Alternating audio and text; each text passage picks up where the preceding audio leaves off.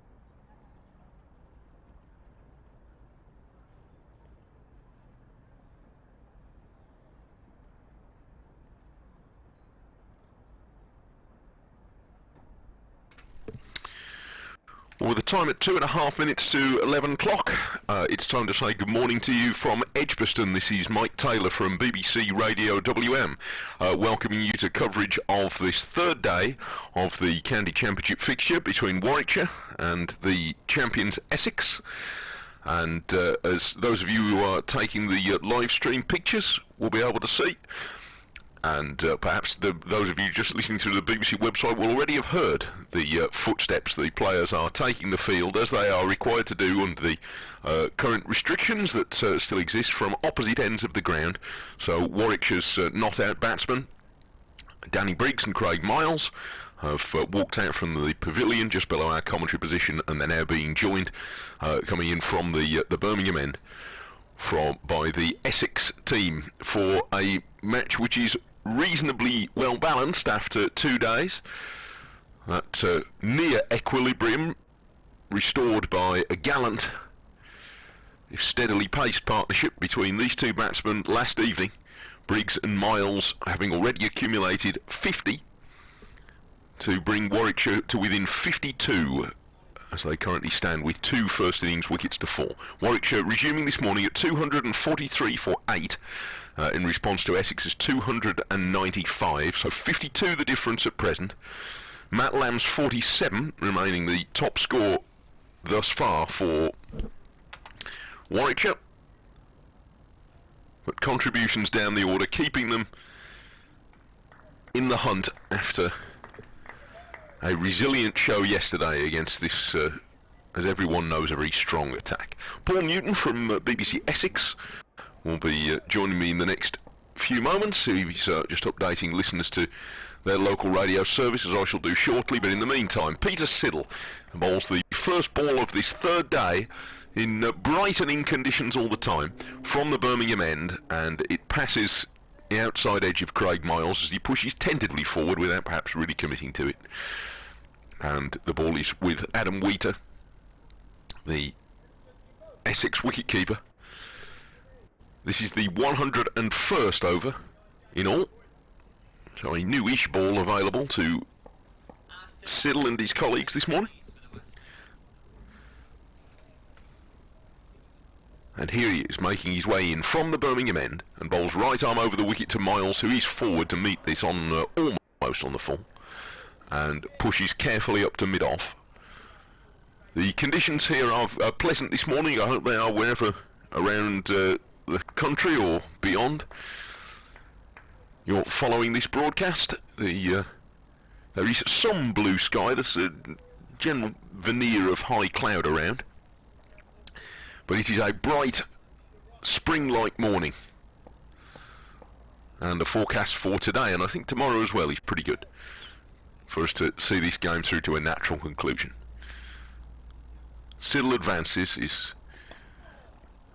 third delivery today to Miles. He's guided carefully for the first run today down to third man. Walter throws the ball in left-handed, and Miles advances his score by 1 to 23,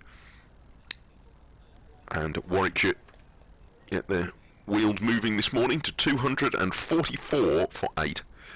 That is 51 runs behind. It's Jamie Porter, I think I've misidentified, as indeed the scoreboard did, but I suspect you watching it probably didn't, who is in fact in possession for this first over. And here he is, Porter, bowling for the first time today to Danny Briggs, who is forward guiding this to the gully, and Dan Lawrence moves easily across to his left to haul that in. There are 2 slips, but otherwise a fairly orthodox field, not overly attacking.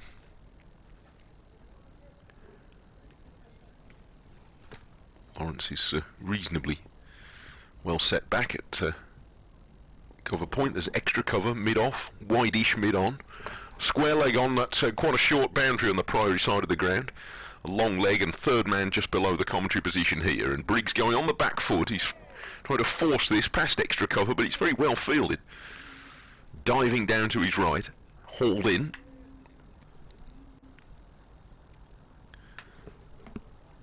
So in just a few moments be Also providing a local radio update, as Paulie's doing next door. You'll be familiar with us breaking off at the odd interval during these services to do that. Keep our local radio listeners informed. Here comes Porter to complete today's first over and drifts onto the pads of Briggs, who picks up one, guiding this comfortably to deep square leg. It's only going to be 1 or 4 on that side of the ground, most likely. And so 2 singles from the first over, 2:45 for 8. On the third morning of Warwickshire's county championship match against the champions Essex here at Edgbaston, they've added 2 runs to move to 245 for 8. Danny Briggs and Craig Miles batted carefully and with great resilience yesterday evening to add 50, and if they can take Warwickshire any closer in the first hour today, then they might bring them back to more or less to an even state in this very competitive game. 2 added from the first over, so Warwickshire trail by 50 at 245 for 8.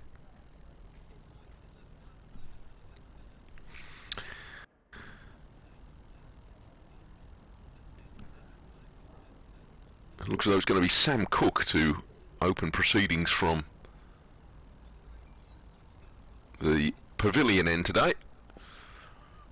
It's a modest length run, but it works up a fair pace, as we know, and he's right on target with his first delivery, just eased to mid-on by Briggs, who has retained the strike.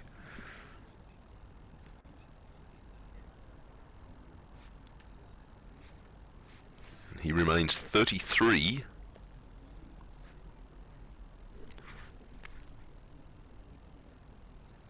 No doubt have an important role to play later today with his bowling, but he'll be hoping to make it quite a bit later. Do a good service for his side if he does. There's a run for him here, possibly 2. She's guided wide enough of long leg as Cook just drifted to the leg side, and they're back quite easily for 2 in the end, because just as there's a short boundary on the Priory side of the ground, over towards the Holly stand side, and on this occasion where Paul Walters guarding the boundary, over towards the Thwaite scoreboard, it is quite a big acreage, even with the rope well in from the fence. 2 to Briggs, 2:47 for 8, and he defends the next delivery outside the line of off stump with one hand withdrawn from the bat, but nevertheless guides it carefully into the pitch with a slightly distrustful air. He comes to tap down the spot where it lands. 48 the difference. 2:47 for 8. And Briggs, who was only twice past 50 in first-class cricket previously, he's chipped up to 35, and again he takes one hand off the bat here, but he will find a run because it's just eased the ball into a gap between mid-wicket and mid-on. And by the time that Siddle has moved round to his right to gather that in, he's gone through for a single, so 2:48 for 8. And Briggs is up to 36. Paul Newton's arriving. He's given first greetings to the listeners of BBC Essex, and will be in position shortly with all the plugs in all the right holes. The next one from Cook is guided off his pads for no run by Miles.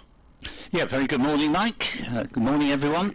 We've got a rather more cloudy morning than yesterday, which was an absolutely brilliant day. Scarcely a cloud in the sky. I think it's going to be plenty of sun today, but at the moment it's largely hidden behind high white cloud. Yes, I'm optimistic that we shall burn that off. Things get going. It's Cook to complete his over, and this is busily turned to mid-wicket by Miles, and on the bounce fielded comfortably, so there's no run. 2:48 for 8. Warwickshire have added 5 in the first 2 overs this morning without any great alarm. Briggs has gone to 36, Miles is 23, and the difference in this increasingly evenly balanced match, certainly while this pair is together, the difference is now only 47. Indeed, Mike, easily the highest partnership of the innings, this one, and very good from a Warwickshire point of view, because when they came together, Warwickshire was still 100 behind, and now they've got it down to just 47, and no real alarms in the 2 overs that we've seen so far. A little bit of sunshine now bursts out, and from the city end, here comes Jamie Porter running in, and bowls, and this ball's nicely worked into the covers. They can get a quick single, and this pair look to be very keen to take any runs going, quite rightly. Nick Brown is the fieldsman there in the covers, but an easy single completed, a well-spotted single, because it was easy as long as they went straight away and had their communications well worked out. 248 for 8. Briggs thus moves on to 36, and no mug with the bat, Danny Briggs, in his Hampshire and Sussex days. He scored useful runs, including against Essex, and Craig Miles, once at Gloucestershire, is doing well here on 25. And Briggs it is who plays this one back down the pitch to the bowler, and he is Jamie Porter, bowling from the city end here as we look out down towards the city end. It's a fair array of skyscrapers there in the sort of middle distance, and Warwickshire continue to thrive with this 9th wicket pair. Porter so far 24.2 overs, 8 maidens, 1 for 52, and sun disappears. Porter's back in, past umpire Mike Burns, and this ball's run down to third man Paul Walter for Giant. It's fielding at third man, single, 250 for 8, second batting bonus point for Warwickshire. Essex already have 2 for bowling and need 1 more wicket to get a third. He's a big fella, isn't he, Walter? I'm not sure I can recall having seen him in the flesh before. No, when we last met at Chelmsford, he hadn't really burst into the team other than sort of 12-man duties sort of thing. That was 3 or 4 years ago now when we last met. But he's about 6'7". Porter's in again. Sun's returned, albeit rather easy. Bowls, and Miles taps the ball into the offside. Briggs, I should say, taps the ball into the offside. Dan Lawrence, who's been very enthusiastic in the field at backward point, prevents a single. 250 for 8, replying to Essex's 295 all out.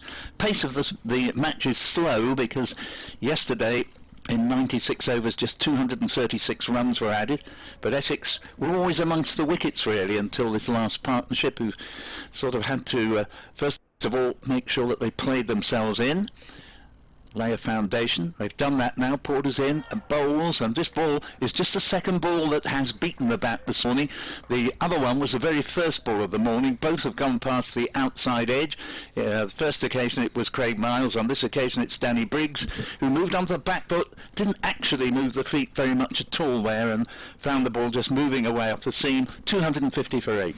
He's ended up with one hand off the bat quite a few times already, Danny Briggs.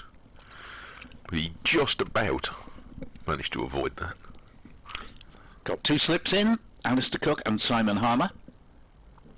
Porter bowls. That's ball fading onto leg stump, and an easy single here. Briggs can just let the ball come onto him and steer it away to Ryan Tenduscarter at mid-wicket. The over ends at 251 for 8, with Briggs on 38, Miles on 24, and the lead now down to 1 of 44. Very welcome to email us. The Essex address is bbcessexcricket@gmail.com. Yes. Mike, I don't know if you can, I'm going to suggest today you can get me at wm.sport@bbc.co.uk. I know Clive Eakin's been here for the first couple of days and may well have given you another email, but just repeat that if you would. wm.sport@bbc.co.uk. Thank you. Probably the most straightforward one. We can gossip about Clive because he's not here. Cook's on his way, running away from us, and bowls full and straight to Briggs, who is pushing this firmly to Siddle at mid-on. I'm going to call this a sunny day now, Paul. It's April. We've been waiting for long enough. My goodness, it's been long enough winter. So it's but by August I might be a bit more choosy. But by now, for now, it feels like Barbados. Well, we can't grumble because yesterday I was out in the Severn Valley, and it really was the most beautiful day on the Severn Valley Railway. Yes, I read that. They've got the railway going again, haven't they? Yep, they had a special day yesterday. New build engine. Good. Mid-wicket's gone back towards quite a long boundary, but he won't be employed here because Cook is fallen outside off stump, and Briggs inspects that carefully, but doesn't feel drawn into a stroke at it. Severn Valley's always been a pleasant pleasant ride out. It is, and obviously lovely countryside when you get a really nice day for it. There's a wonderful spot at Arley where you can get a coffee and sit right by the River Severn, basking in the sunshine. It's about 18 degrees yesterday, which is, was nice, mid-60s. Can't be bad. Cook ball short, and this is pulled by Briggs. I'm not sure what it hit. I think it might have hit him on the shoulder or something. I think you're right. Yeah, it's looped down towards long leg. Let's see what signal there is. There isn't one. Maybe it's taking the glove.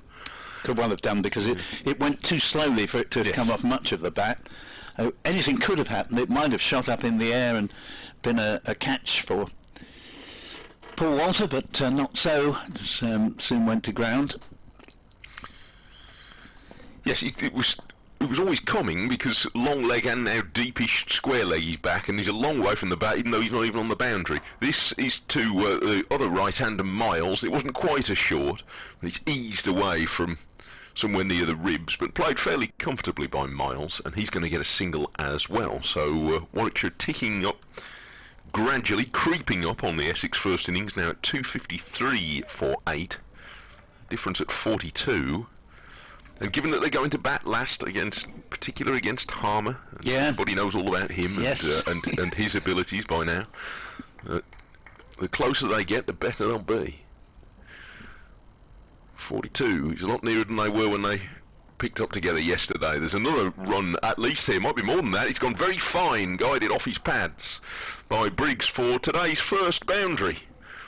Walter is a big fella and covers quite a lot of ground in just 2 or 3 strides, but he had no price for that. And now he's got to go and retrieve it underneath the electronic sight screen. Yeah, I'm afraid it's not often that Sam Cook strays down to the leg side, but that was a poor ball and got what it deserved. Just helped on its way down to fine leg. And the batsman always likes to get a boundary down there, because so often all you have to do is just make sure some part of the bat makes contact with the ball, and it's 4 all the way. That's all he needed. Cook tries again. That's straight up. He's pinched a single here, Briggs, and I suspect he knew his man there, because he just dropped it very gently into the onside, and he was away as soon as he spotted Siddle was the man. And although Siddle moved towards it well enough, he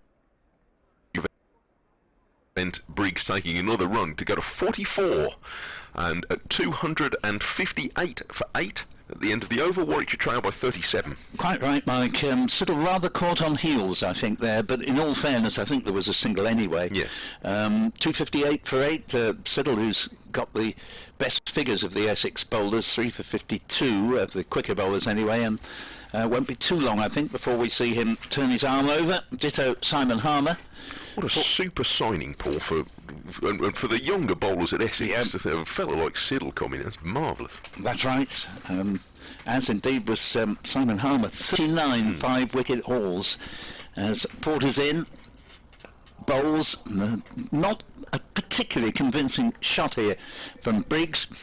He wasn't too sure where that had gone, but the answer is it goes out to Tenduscarter on the sort of just in front of square leg boundary. 259 for 8, and Briggs up to 45. Miles into strike has 25, but certainly to say that Harmer only joined Essex in 2017, so he had 3 full seasons. Last year you might describe as about a third of a season, beginning only in August, and here we are in only game 3 of this season. He's already got 39 5-wicket hauls.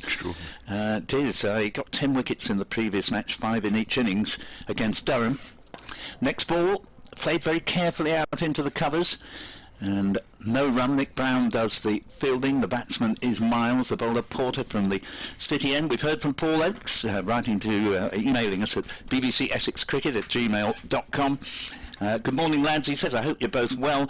Looks like a draw here. Also, just one thing, I hope Sam Cook gets into the England team one day. What do you lads think? Well, he won't do in the immediate future. Come back to that point after this ball from Porter, which is going to bowl to Craig Miles. Harmer now at a sort of short gully appeal for LBW, and he's out, and the partnership at last from an Essex point of view is finally broken, and it's put on 66 and made a lot of difference to the match here. But Miles is LBW to Porter. If anything, it kept a little bit low, not a great deal of foot movement, and 259 for 9 leaves Essex at the moment still leading by 36, but an excellent effort from these two Warwickshire lower order batsmen who've belied their lowly status with a thoroughly good partnership, by a long way the highest partnership of the innings. Miles is departing the arena with that gesture which you can't be done for dissent, but everybody knows exactly what it means. It's when a batsman walks off holding the bat by the blade rather than the handle, and literally if it were a cartoon the caption would read, "That was never out, umpire."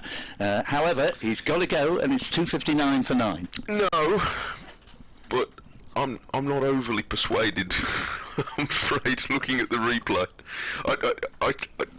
It is coming from a little bit of an angle from Porter, but he hasn't gone anywhere. And maybe it's as much in disappointment because he put a lot of endeavour and they've been together for, I think, great partnership. Over 30 overs. Yeah, no, they did splendidly.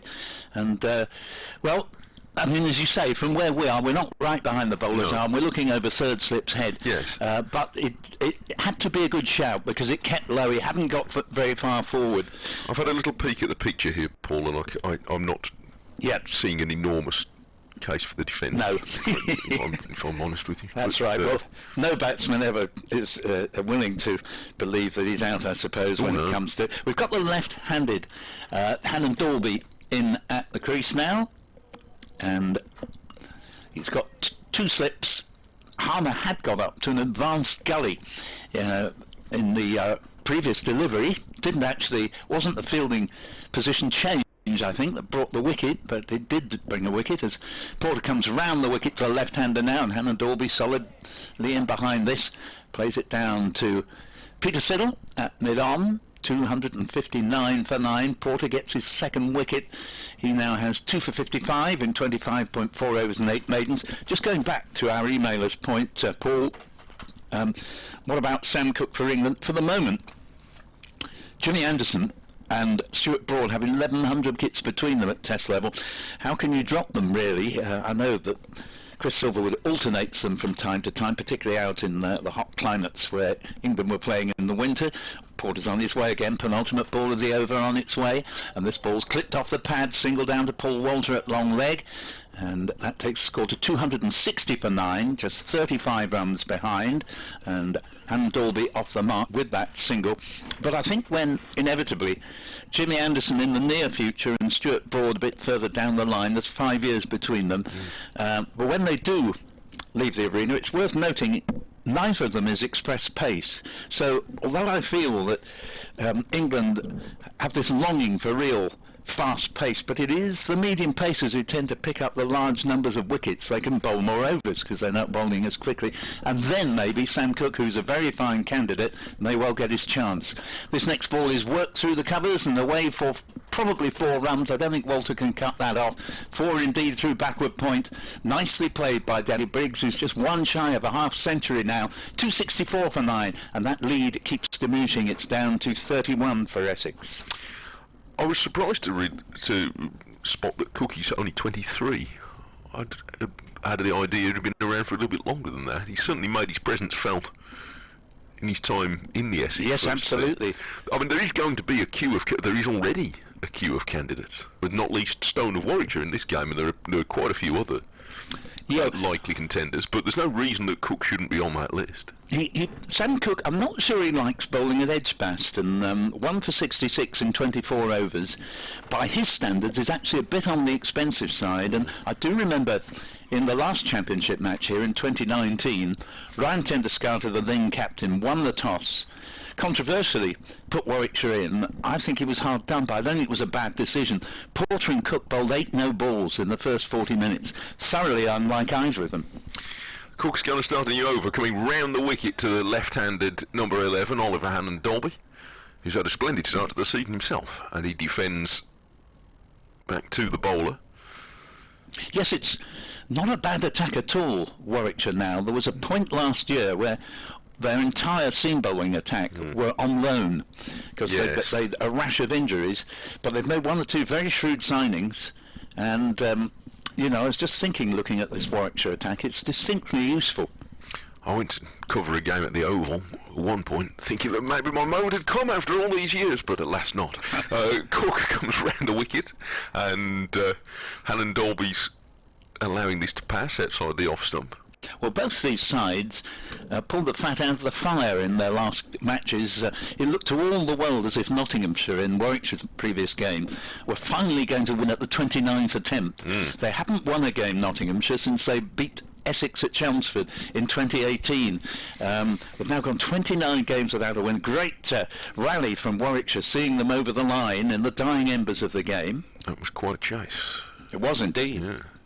2 slips waiting, but Hannon Dolby, you're not going to give them anything to be interested about here, allowing a ball that's comfortably wide of the off stump to pass. And not only quite a chase, but without Dominic Sibley, who, you would normally think was the man who, when the innings started, the idea would have been to try and save the game, but actually won it. Now, I just wonder in the end if not having Sibley actually just got them towards that target a little bit more quickly than might otherwise have been the case. Perhaps it would. It's going to be missing a couple of games now with the damaged finger. Round the wicket comes Cook, and he does have Hannon Dolby pushing at this, just running the ball along the ground off the outside half of the bat to Gully. And of course, Essex are 163 behind Durham on first innings. You don't see many sides win after trailing by that larger a score on first innings, but Essex in the end got back and eventually won by 44 runs. Simon Harmer, 5 wickets in each innings, doing the bulk of the damage. Champions do stuff like that. Round the wicket comes Cook, and Hannon Dolby's pressing his foot forward rather than really stepping forward to this, but he's guiding it comfortably into the offside. And there's no run. 264 for 9. Warwickshire have reduced the deficit. They've sort of sanded it down rather than carved lumps off it, but they've gone down to 31 now. Yeah, 22 added on the morning. Yes. A decent clip by the standards of this innings. Round the wicket comes Cook, a little bit wider of the crease, and he does beat Hannon Dolby with a ball that probably didn't deviate very much, but the angle that it was coming in from nonplussed Hannon Dolby, who manages to keep out of the way of it. It goes through to Adam Wheater. Another over passes. 6 overs have gone by today. 264 for 9. With Briggs now 49. Going to have strike next in conversation, looking up to Oliver Hannon Dolby, as most of us do. Yes, indeed. There's a lot of tall players on the circuit now, and Alistair Cook himself is good 6'3" or 4. Paul Walter dwarfs him at 6'7". Don't have any problem changing the light balls at Chelmsford. Yeah, we've even got a very tall umpire out there at the moment, Alex Wharf. He'd be well over 6 feet. And Jamie Porter going to continue from the city end. Essex trying to get this last wicket. It's going to be the right-handed Danny Briggs on strike. Oliver Hannon Dolby left-handed at the striker's end. And Porter races in. Bowls to Briggs, and Briggs very nicely just lets the ball come onto the bat, runs it down to Walter at third man. Nice piece of fielding, but no hope of stopping the single. 265 for 9, exactly 30 behind. And applause for Danny Briggs's 50. That's an excellent effort, and made from 108 deliveries with 5 fours and 1 6. He has spent 2 hours and 16 minutes at the crease. Well, he will have many useful contributions to make with Warwickshire, he will hope, and so will they. And they signed him for what he does with the ball. But his record with the bat, as you were alluding earlier, is steady. But this is only, surprisingly, the 3rd time he's reached a first-class 50. Porter's in. Bowls to Hannon Dolby. Steers it to mid-off. The left-hander, no run there. 265 for 9. Let's have a look how things are going elsewhere. Durham 475 all out. Derbyshire 166 for 6 at Chesterless Street. Worcestershire, 436 all out, Notts 115 for 1. That game really does look a draw. This one may not be, because we almost got through the first 2 innings in the first 2 days. Porter is around the wicket and bowls to Hannah Dalby. Plays this very pleasantly indeed. Square drive, goes to backward point Dan Lawrence, and there is no run. No, I think there's a result here. Yeah, I think the weather is favourable. I think there's a result here. Particularly if Harmer gets more turns second innings. Hampshire 470 all out. Goodness me, they've scored a fantastic number of runs. The absolute shed load already this season. But Gloucester also going well. It's the top 2 in that conference. Gloucester 128 for 2. And Leicester 233 all out, 60 for 4. Somerset 318, so Leicestershire still 25 behind. Porter's in again to bowl to Hannah Dalby. And he's hit this in the air, but it's gone to ground. He didn't get over that, and for much of the way down towards Peter Siddle, it was in the air. But Siddle, as mid-ons tend to be nowadays, is behind the bowler, and there was no chance of a catch there. 265 for 9. Middlesex 260, or in fact Surrey 154 all out. Middlesex 268 all out, led by 114. Surrey have almost knocked off the arrears, 112 for 4. Still 2 behind, 6 wickets remaining.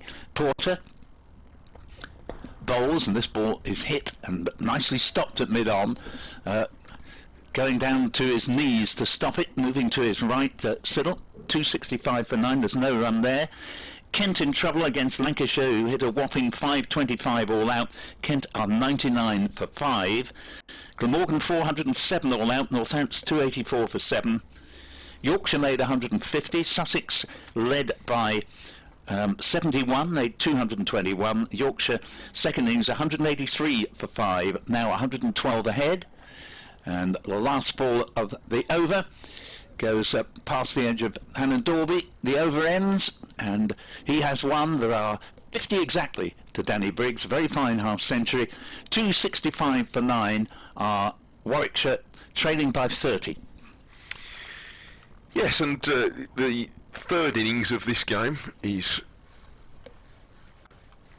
going to be very intriguing, as it was. I mean, the game you talked about last week, the Essex game last week, it all turned on the third innings. So many matches do. But a big day ahead for Warwickshire, and the 2 players currently out there batting. Well, you might immediately think their most important work is going to be what they're doing with the ball later. But this is just as important, because the closer they get, the easier Warwickshire's potential job in the 4th innings is going to be. Well, it'll be hard enough anyway. Yeah, I mean, if they could sneak a first innings lead here, they'll be well made up. They're a lot healthier than they were when the 8th wicket fell last night, certainly. Whatever happens from here, this first ball of a new over from Cook dies a bit as it goes past Briggs. It was on a fullish length, but it still scuttled through to Adam Wheater.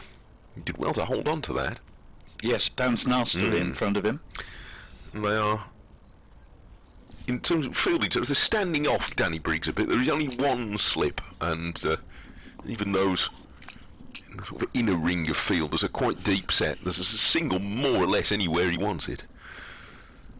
I'd rather have a pop at Ali Hannah Dalby. It's a short ball, and Briggs shapes as if he's going to try and carve it over the offside, but he was never really committing to that and just leaning out of the way, really. Yes, if anything, if you're going to go for that shot, go with everything. And yes, he did rather dangle the bat out there, but it was quite a quick delivery that went through him before bat could meet ball. Nicely taken by Wheater. The third man boundary, on with the pitch being where it is short enough for you to think you might have a go if you were feeling particularly cavalier. Cook runs in and bowls another short ball. Briggs has had a go at this, and he's hoiked it in the direction of long leg, and it is not caught by the fieldsman running in, Walter, at some pace. He got there just in time but couldn't cling on, and Briggs is going to benefit with 2 runs instead. Yep, well described. Decent effort from Walter, but having got to it, I'm afraid you're always condemned by saying, well, if you got to it, you should catch it. And it spilled out, and Briggs moves along to 52, a let off there, top edge pull. 267 for 9. Is Cook going to try another short one? He does, but he took all the pace off it. And Briggs this time did shape as if he was going to try and scoop it over the slips, but was able to poke it about 3 times on the way past. New tactic in this over from Sam Cook. He doesn't often repeatedly dig it in short, but maybe Essex are onto something here, because that's 3 successive, not bouncers, but short balls in a row, and Briggs, first and third occasion, has dangled the bat outside off stump looking for the uppercut and missed, and the middle occasion, top edge pull, rather fortunate to survive. Did he not put him over long leg for 6 last evening? Well, he may have done. I wasn't here. Oh, yeah, no, I days. believe he did, Briggs. So, well, we'll see if you take him on again. Cook bowls another short ball. Well, short, actually not shortish. It didn't really climb anywhere like the previous ones, and Briggs is right on top of that. He guides it down to third man and has 1, leaving Hannon Dolby only 1 delivery to face in this over. And if Cook's going to bowl short at him, he'll have to recalibrate his length a bit. I'm a little bit surprised that Peter Siddle hasn't emerged into the attack this morning. I think he could be, with all his wealth of experience, the man to see off this partnership between... I don't like to call Danny Briggs a tail-ender, actually. He's rather better than that, but you've got Hannon Dolby in there, who is, not to say that he can't hold an end up for quite a while. No, he's certainly done that on a few occasions. Cook bowls well outside of the off stump, and it passes. It's the end of the over. I was going to ask you as to what sort of role they see Siddle as doing. I mean, he's obviously got enormous experience. I'm sure I don't insult him by saying that he's nearer the end of his career than the start of it. In that, he's into the second half of his 30s, but he's clearly still fit and firing. So have they signed him as, eminence grease to guide the youngsters through, or have they signed him still as serious international level strike bowler? Both. Ah, well, if he can do both jobs, then great. Yeah, I mean, Peter Siddle, being the man he is, he's a wonderful chap, full of enthusiasm. Oh, no, I don't doubt it. He'll do whatever's asked of him, and he will have agreed that, with Essex having already 2 very fine young bowlers from the academy in Porter and Cook, as Porter steams in again from the city end, bowls, and Briggs drives firmly into the offside for a single. He moves along to 53, 268, 269 for 9, and now only 26 behind. And with some overseas players, I think they would be miffed if they didn't get the new ball. Yeah. But Peter Siddle's not like that, and happily accepts he's going to be first change bowler. And as we've seen, he's got 3 vital wickets in this innings. Those of Will Rhodes for 26, Matt Lamb for 47. Lamb got a big 100 against Essex in the match in 2019, and Stone for 16. As this next one has, well, Porter thinks he's got his man, but not so, as Hannon Dolby fished at that, and the hands went up for a catch behind, but not out. 269 for 9. Yeah, he was... It was a sort of a shortish delivery, and Hannon always tried to hoik it down towards long leg, help her its way a bit, but perhaps there was a noise of some kind if it flicked his jumper or something. Porter comes in again around the wicket to the left-handed Hannon Dolby. Cook and Harmer, the 2 slips, and that is another short pitch delivery. And Essex, who don't normally resort to the short stuff, but they obviously have a theory here that this will get them the final wicket, and indeed it very nearly did when in the previous over there was a chance to pull Waltreed. A lot of ground to make, around about 25 to 30 yards, running round from backward square leg towards long leg. Did get hands to the ball as he tumbled forward to try and catch it, but the ball slipped out. 269 for 9, 54 to Briggs, under Hannon Dolby, and the man to go this morning, Craig Miles, LBW to Jamie Porter for 25. Porter it is. Comes in, bowls to Hannon Dolby, drives confidently down to mid-off. And Tom Wesley, there's no run there, score remaining at 269 for 9. And when that 8th wicket fell, it really did look as if Essex were on for what could have been a decisive first innings lead. 193 for 8 it was, but the 9th wicket had already put on 50 overnight and ended up reaching 66 before the partnership was broken. Porter, the man who broke it, comes in, bowls to Hannah Dorby, forces off the back foot into the covers. There's no run, but played confidently again by Hannah Dorby, and you do tend to find now that every member of a team Sure. can at least hold an end up for quite a bit. Yes, there are very few rabbits around, as we used to say. Hardly any now. No, that's right. Porter again from the city end, bowls to Hannah Dorby, and a fairly innocuous delivery. That one didn't threaten Hannah Dorby for a moment, plays it down to Siddle at mid-on with all the time in the world to play it. The over ends 26 behind. Warwickshire resuming at 243 for 8, 269 for 9. Briggs a fine half century, very patient, just what the situation demanded. 54 not out. Hannah Dorby just with a single.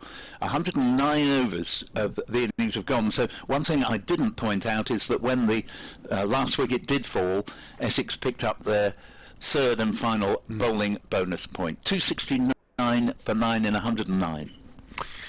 Yes, there's a brief pause here while a bit of extra padding is coming out by the look of it.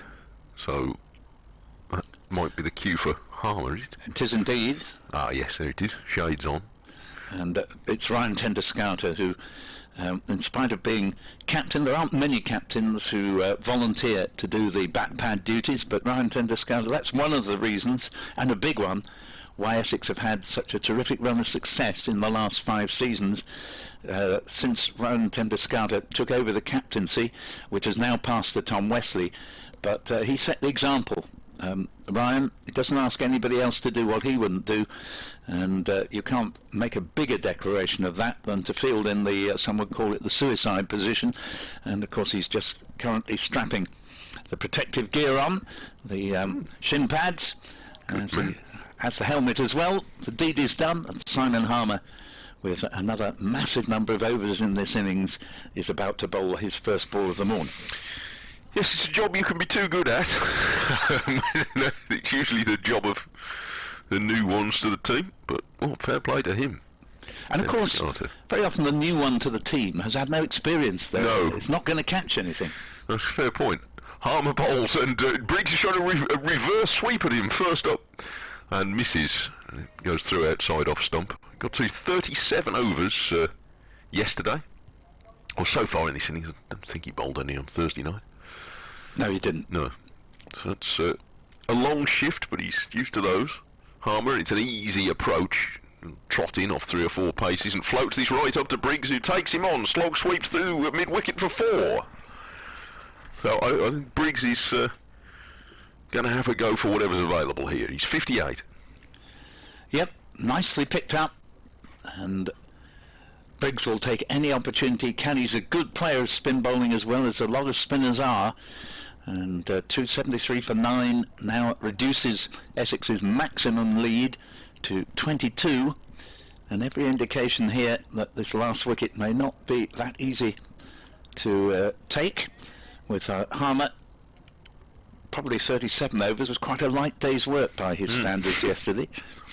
Peculiar field now, a slip and a short leg, and then a huge acreage behind them on the leg side until you get to 3 men dotted in different postcode regions of the long boundary. And Briggs is going to reverse sweep. It bounces through a puff of dust on an old wicket end, an old practice pitch, and rattles out to deep backward point for 1 run, taking Briggs to 59. Jamie Porter down there, and certainly it's difficult to see how Briggs is going to get himself out. He has had 1 life this morning, and he is chancing his arm a little bit, but he's made a very invaluable contribution here to the Warwickshire cause. Still, the sun taking its while to burn the high cloud away at the moment. Round the wicket comes Harmer to the left-handed Hannah Dorby, who is stretching forward to guide this out into the covers, and there's a rather different feel for the number 11 on strike, as you can imagine. Rather closer in. He's forward guiding the next one. For a moment I thought he was going to draw the bat away, but he's ended up steering it down backward of square on the offside, and there's no run. It was a slightly involuntary stroke.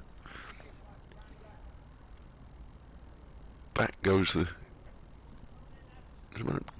just behind square leg, and he's pushed back to the boundary for the final ball of Harmer's over. 274 for 9, and forward comes Hannon Dolby, runs off the outside edge, and Briggs calls him through for a single, which is going to leave Hannon Dolby on strike.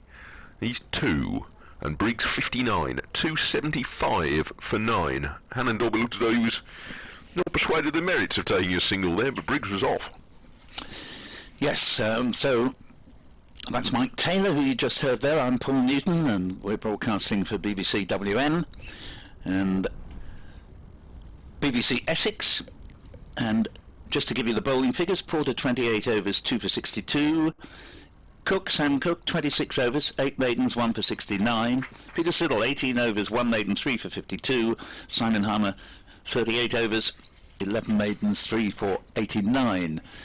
Simon Harmer had a remarkable innings when Essex were last here in 2019. He bowled 60 overs and had a 6-wicket haul, and I think it was for 100 and not all that many, but obviously when you bowl 60 overs you're probably going to go for over 100. But what was remarkable, not only did he take 6 wickets, he took 2 catches, one of them an absolute stunner. He effected a run out, so he was involved in every dismissal but one. Porter comes around the wicket, bowls to Hannon Dolby, and that was quite a good bouncer actually. Didn't pick it up at first, Hannon Dolby, but cleverly just averts the head so as to avoid the ball taken by Wheater. 275 for 9. Lead now for Essex is down to 20. And Harmer also on that occasion involved in every dismissal but one, but he also ran out, or seemed to have done, Lamb at one point, but Lamb was only out of his ground because he thought it was over when it wasn't, and eventually he was reprieved, and Essex were invited to rescind the appeal, which they did. This ball's played down to mid-on. There's no run there. It's still 275 for 9. But even in a match where Essex didn't get the better of it, really, Warwickshire got 500 and odd, and Essex got just over 300. But by that time, there was very little time left in the game, which finished in a draw. I thought you were going to tell me that he washed everybody's kit and drove the boss home. Well, he did that. He doesn't like me to mention that, actually. Any of you folks playing as well, or is it just me? It's Porter in. Bowls to Hannon Dolby, edgy, but it's going down towards the third-man boundary. It won't go over it. Sam Cook keeps the scoring down to a single.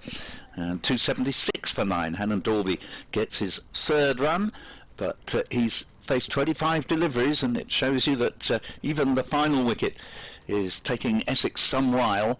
And certainly, had Essex been able to take the last 2 wickets last night, I think you could have been fairly confident there would eventually be a result in the game. But now it does, if this last wicket stand lasts much longer, begin to look as if it might be a draw. The ball certainly doesn't seem to be misbehaving very much or turning much for the spinner, and this boy's crashed over mid-wicket. That's a terrific pickup from Danny Briggs. He took one look at that delivery from Jamie Porter, and without any great foot movement, but it didn't need it, he picked it up straight out of the meat of the bat and deposited it somewhere in the outer regions of mid-wicket. On the full, 282 for 9, and Briggs is on to 65, the lead down to 13, and well, first innings lead could either way here. In fact, it could even be a tie. Well, it is a shortish boundary, but I don't think you can put it entirely down to that. No, beautiful pickup. Porter bowls to him very cleverly, having got a full 6. Pennyworth just guides the next ball to backward point for a single down Lawrence Fields, and 284 for 9. Briggs moves along to 66. The field changes over as the left-handed Hannon Dolby will come into strike, and we have as strong a little burst of sunshine as we've seen so far today. I'll be cracking out pina coladas in King's Heath at this rate. Yeah. Well, this is teeing the game up very nicely. Porter again around the wicket. Hannon Dolby just off the pad, I think. We'll wait and see if there's a signal from Mike Burns. They get one of something. Yes, that up goes the signal for the leg by. And the score to 284 for 9. Now only 11 runs behind. And that is the end of the Porter over as Simon Harmer prepares to hand his cap to the sort of 12th man who comes on to take the cap. And it's not handed to the umpire these days. COVID rules. 284 for 9. Whatever the numbers are when they go off, whether Essex still have a small lead or it's the other way around, Warwickshire are going to be feeling pretty good about themselves. They certainly were after winning at Trent Bridge last week. Well, that's right. I mean, the momentum has clearly transferred from 193 for 8. Harmer starts round the wicket to Hannon Dolby, who sweeps, and Essex would like him to the LBW, and he is. After some considerable thought, he is given out LBW. Having tried to hoik it away through the leg side, then almost lost his balance, steadied himself, and after due consideration, he's given out LBW. So there is a small first innings lead for Essex of 11 runs. Hannon Dolby last out, LBW to Harmer for 3, and leaving Briggs unbeaten with 66. His third score of 50 or more in first-class cricket. He's got 1 previous century and 1 half-century. But a splendid contribution from him, and Warwickshire all out for 284 are 11 runs behind and will have about an hour to bowl at Essex until lunchtime. Harmer's 38.1, 11 overs, 4 for 89. I'd just be a little cross with Hannon Dolby there, Mike, because he had an enormous yahoo at that. And he's got a man at the other end on 66. For me, his proper modus operandi had to be either to stay there, which he's well capable of doing. You know, he's no mug with the bat. No, we don't. He's played a lot of hanging around innings. And he should have been doing one of two things: either don't worry about runs at all, or just try and push a single. And there are plenty of gaps in the field to have done that. So, yeah, I'd just be a little bit annoyed with him, because I think if he kept Briggs company, Warwickshire could well have a first innings lead. As it is, Essex lead by 11, and we'll take a quick break, shall we, Mike? We shall, I think. Well, you shall have to speak to the folks at Essex shortly, won't you? Yeah, well, so we'll be back with you in around about 8 minutes' time. Yes.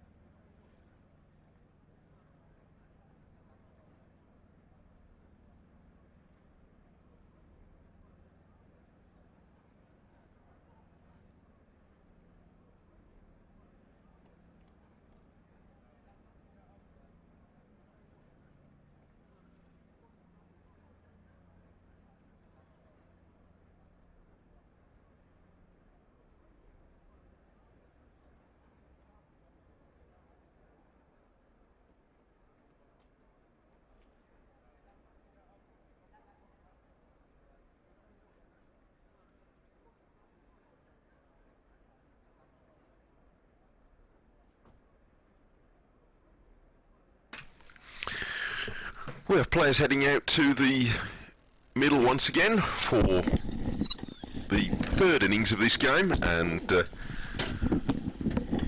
almost precisely balanced, with the first innings lead for Essex reduced to just 11 runs by Warwickshire's lower order, the last two wickets having added 91, and it's going to be more or less an hour for Essex to bat up to lunchtime. So that is going to be, it doesn't quite give Warwickshire two bites with the new ball. It certainly gives them a handy break after an hour's work to be able to come in pretty fresh after lunch. So it's quite a favourable time. It's an extra benefit of the lower order having hung around for an hour this morning. Yeah, absolutely. They did very well indeed. Nick Brown is preparing to take the first ball. He always does. Alistair Cook preferring to have a crafty look at it before he commits to facing himself a little bit later. Brown, who made 68 in the first innings, so taking first ball didn't do him any harm, and it was much needed runs for him. Brown, who had not made an encouraging start to the season, and at one point last season lost his place opening the innings. Paul Walter took it for a while. I do wonder how opening partnerships get on when they're both insistent on the same thing. However, Brown takes the first ball from Ollie Stone and pushes it away into the leg side for no runs. So 11 runs, they start with a lead. Yeah, even a very small lead like that can help. At least all your runs are your own when you go back out. But Ollie Stone, one of the fastest bowlers in the country, and very much out to nudge the selectors. Nudged one or two batsmen in the first innings, by all accounts. Yes, not for the first time recently. Here he is from the Birmingham end, right arm over the wicket down the leg side, and Brown shapes as if he's going to play at this, but it goes through without making any contact, through to Michael Burgess. He has, as everybody knows, injuries have been his greatest enemy over the last few years. But when all the moving parts are working together, yeah, I mean, it has been a formidable side. It is the problem, isn't it, with the really quick bowlers, that it's going to be the same with Jofra Archer. He's got a troublesome elbow. He's on his way, and bowls to Brown, who might well have been beaten there. Maybe he will feel, as the left-handers sometimes do, that he just played inside the line of it, but it was quickish. More or less on the target that Stone wants. Yeah, I think from memory he bowled the first innings of the first game when the Bob Willis Trophy as it then was got started last year, and in that first innings bowled like a hurricane and then wasn't seen again, and it was very sad. But he's a proper contender for all sorts of honours if they can keep him fit. Here he is, running into bowl, again drifts down the leg side though, and that's going away from Brown. It was going away from wicketkeeper Michael Burgess too, but he claimed it well down the leg side. But certainly, Ollie Stone gives this Warwickshire attack a very definite edge, and good backup bowling as well, so they've got a much stronger looking pace bowling attack than has been the case in recent seasons. Yes, obviously Chris Wokes is away on other business for the time being. Quite productively, I gather. But anyway, his Stoney's on his way, and again on the pads of Brown, but he'll get a run here. Oh, no, he won't. They set off as if they are going to take one to Matt Lamb, but they're probably wise not to. Lamb moves well to his left, and both batsmen retreat to barracks. First over of Essex's second innings in a little under 2 minutes. I should briefly update local radio listeners across various parts of the West Midlands. Sun beginning to be a little bit more prominent than it was. We're hopeful it will burn away the high cloud. Be tropical by 2 o'clock, you watch. In comes Stone. It's a straight, quick approach to the crease, and that wasn't far away from the off stump. Whether it was as close to the off stump as Stone's reaction is having Nick Brown believe it is, I don't know, but well, maybe it was. It was left on length by Brown. It turned out to be a good judge, but it was the end of a brisk maiden over from Ollie Stone to open Essex's second innings, and they still lead by 11. Yeah, it was a good delivery, that last one, and Brown left it. He has been bowled on perhaps rather too many occasions over the last few seasons, without playing a shot, that is. And also, even when he has been playing a shot, it's not a good sign if you're bowled, perhaps more often than caught as a batsman. Yes. Forgive me crowbarring this updated in the next 30 seconds or so. Craig Miles is going to bowl from the pavilion end in the meantime, with 2 slips in position, and he has Alistair Cook retreating back to his crease again, having come lurching out of it, as if there might have been a run there, having dropped the ball at his feet, but it never really looked like it was going to be. No, it was a little bit absurd, wasn't it? Because there just wasn't really a run there.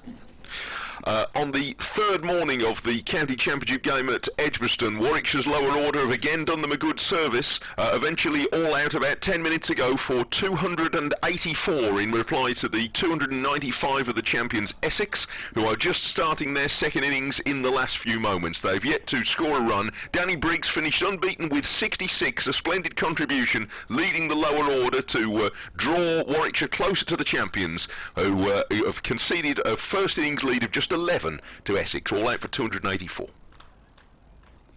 And just one going through outside off stump while Mike was doing his update there. Paul Newton here for BBC Essex and Mike Taylor for BBC WM. And certainly the game very evenly poised here, but the last thing Essex can afford is a run out, and quite what possessed Cook to start down the wicket the way he did. Had to dive back into his ground very quickly. I don't know where he was going there. Off goes Miles, running away from us, and Cookie's fidgeting in the crease a bit, but by the time the ball arrives he's not fidgeting. He's pushing firmly into the offside. Yes, he hasn't made a great start to the season, Sir Alistair. He had low scores in both the first 2 games, then was batting very well, it seemed, here. He was really putting some momentum into the Essex first innings after they won the toss and batted on day 1. Got to 46, and not for the first time this man Craig Miles got him out. Well, he's a springy run, Miles, and he's in again, and caught with bat and pad together. He's squeezing this, possibly more off pad than bat, into the leg side.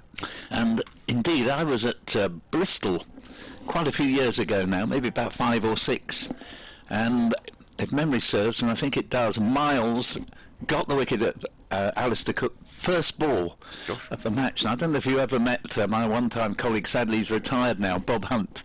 But oh yes, of course. He absolutely hit the ceiling in his excitement. He did a lot.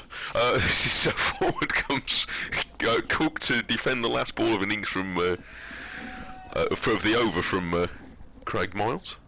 I've miscounted. There's one to come. I beg his pardon. Yes, I was very, very sad to hear that Bob, a wonderful character, great man to commentate with, and yes, a little bit biased, but that doesn't worry me particularly, and he absolutely milked that dismissal of Cook on that occasion when Miles got him first ball of the innings. But sad that Bob, wasn't terribly well and has now retired from the commentating. Indeed. Miles is full down the leg side here, and Cook is having no business with that. It's through to Burgess, another maiden over. I once sat next to dear Bob at Forest Green Rovers. Oh, indeed. Yes, he loved his football. He did, but it was how can I put this? The press box at that ground was not built for people the size of either me or Bob. And I felt like I was in the front row. Next to... Could have been the front row of the scrum. Yes. Quite an evening, I felt like, of course, like I'd been 6 rounds for the end of it. If I remember rightly, I think Forest Green have a scheme where everybody has to eat vegan food, and obviously part of it is to try and make sure that members of the press and anyone involved with the club is not taking up too much room. Shrink down to the size of the press box. Oh, happy days. Stone in, bowls one that goes through outside off stump, and there is no run there. Stone bowling from the city end. Not a run on the board in the first 2 overs, but I won't say any amount of incident, but there's certainly been a ball from Stone that almost cleaned out Brown. He left it, he didn't miss the stumps by much. Then we had Alistair Cook just playing the ball 3 or 4 yards into the offside and intent on coming for a run. And normally he's a brilliant judge of a run, Alistair, but Brown was quite right to send him back as Stone's in. Bowls to Brown, and leaves this one outside off stump, and no run there. And obviously that one didn't come close to hitting the stumps, but the one where Stone clasped his hands to his head, even allowing for a certain amount of exaggeration from a bowler on such occasions, I think it was pretty close actually. Yes, I saw the replay a few seconds afterwards, and he wasn't exaggerating. But my impression was he left it on length, I think. Yeah. But if everything's still standing, he's a good judge, I suppose. Stone's in. Bowls, that's left outside off stump, and the umpires, of course, have changed ends now. The taller figure of Alex Wharf is now at the City end, and Mike Burns at the end from which we're commentating. And at the moment, Essex taking their time to get the second innings underway in terms of the scoreboard, with not a run from the first 15 deliveries. We've got just 2 slips, backward point, cover, third man. Stone's in, bowls to Brown. Brown clips it off the pads and nicely fielded there at short mid-wicket. No run. Interesting that there's a third man posted on the boundary this early in the innings, but clearly Warwickshire anxious not to give Essex any easy runs to extend their lead on first innings of 11. It's no easy job in the corner of the ground where he is as well, because it's not a long distance to that boundary. No, quite right. So you're going to have to hustle if it's come off an edge. Well, before anyway. Stone is in, bowls, Brown tucks it off the pads, and Essex finally get underway with a brace of runs here. Don't think they're going to come back for third as Lamb fields in the deep, running out towards square leg. 2 for no wicket, and just to underline your point there, Mike, had that ball been played to the opposite boundary, it probably would have gone for 4, because the pitch is right over on the left-hand side as we look out toward the City end. And I was just thinking, with that third man on the boundary, even playing schoolboy cricket, which I used to take quite a lot of schoolboy cricket, you'd think that was quite a shortish boundary down there. It can only be about 40 yards, something like that, maybe 45. Stone comes in again, nice rhythmic approach, bowls, Brown plays the ball back to the bowler, and the end of the over from which Brown got the Essex second innings underway. 2 for no wicket equals a lead of 13, and the 2 runs to Brown. Yeah, I wonder how much, from where we are, I'm not good enough at maths to know how much of an illusion it is, because the boundary to our right, which is towards the holly stand, just from our angle, just looks a lot bigger. It probably isn't as much bigger than the other one as it seems from here. However, the rope is still in, for those of you who know this ground very well, as many of you do. The holly stand, which if you're looking at the pictures of the one you can see, you're looking at now, the rope is a good 30 yards short of that on that side of the ground, and still that is bigger boundary. But that's it's such a large square here, so very well maintained. Grange did a tremendous job last year keeping on top of everything in the circumstances. Miles is coming in round the wicket to start the 4th over of Essex's second innings at 2 for none, leading by 13, and Alistair Cook is pushing into the offside. And there's no run. Made 46 at almost won a ball in the first innings. I know George DeBell on Cricket Info compared it to a batter like David Gower. He's been compared to many people in his long career, Alistair Cook, but not often to David Gower.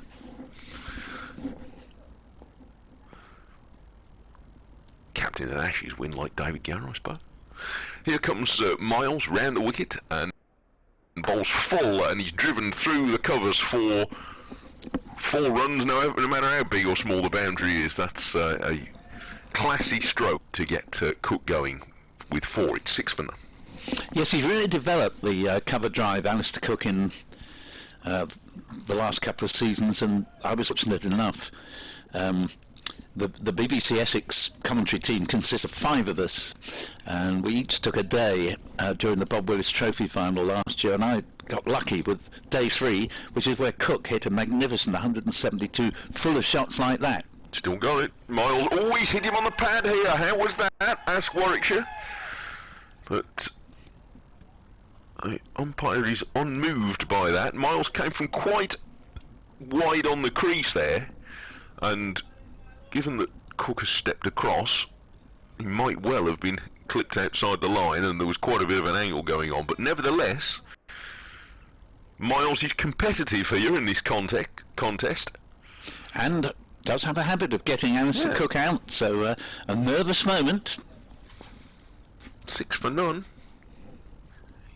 Very important stage of the match. Miles is wide on the crease again, and Cook is very solid defending behind this, sort of turning his body a bit, so that he's looking right up the pitch as he pushes it firmly back.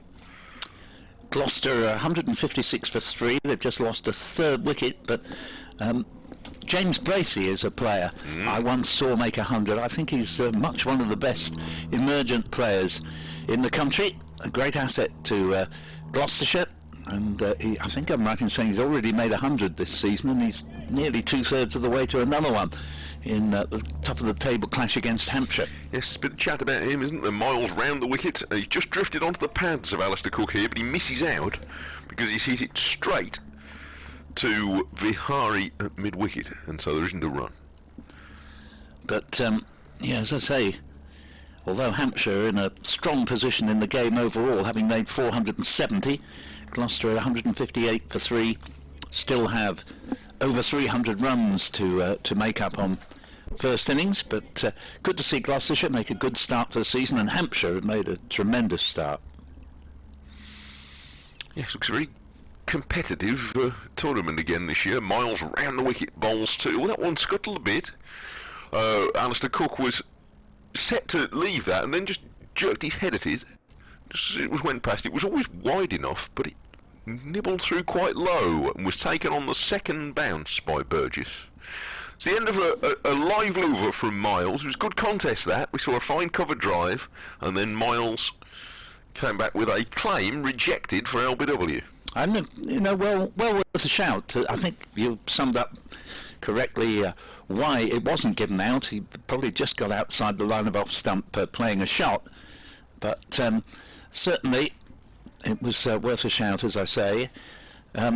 Just looking at that group involving Hampshire and Gloucestershire, it's a really tough group, because Somerset, who of course have with Essex been at the top of the game in the last 2 or 3 years, as we see a new overstart from Ollie Stones, and this time Stone comes around the wicket, and it's left by Brown. Hitherto Stone has come over the wicket, but I was looking at the table, and Somerset have a huge amount of ground even at this early stage to make up on the top 2.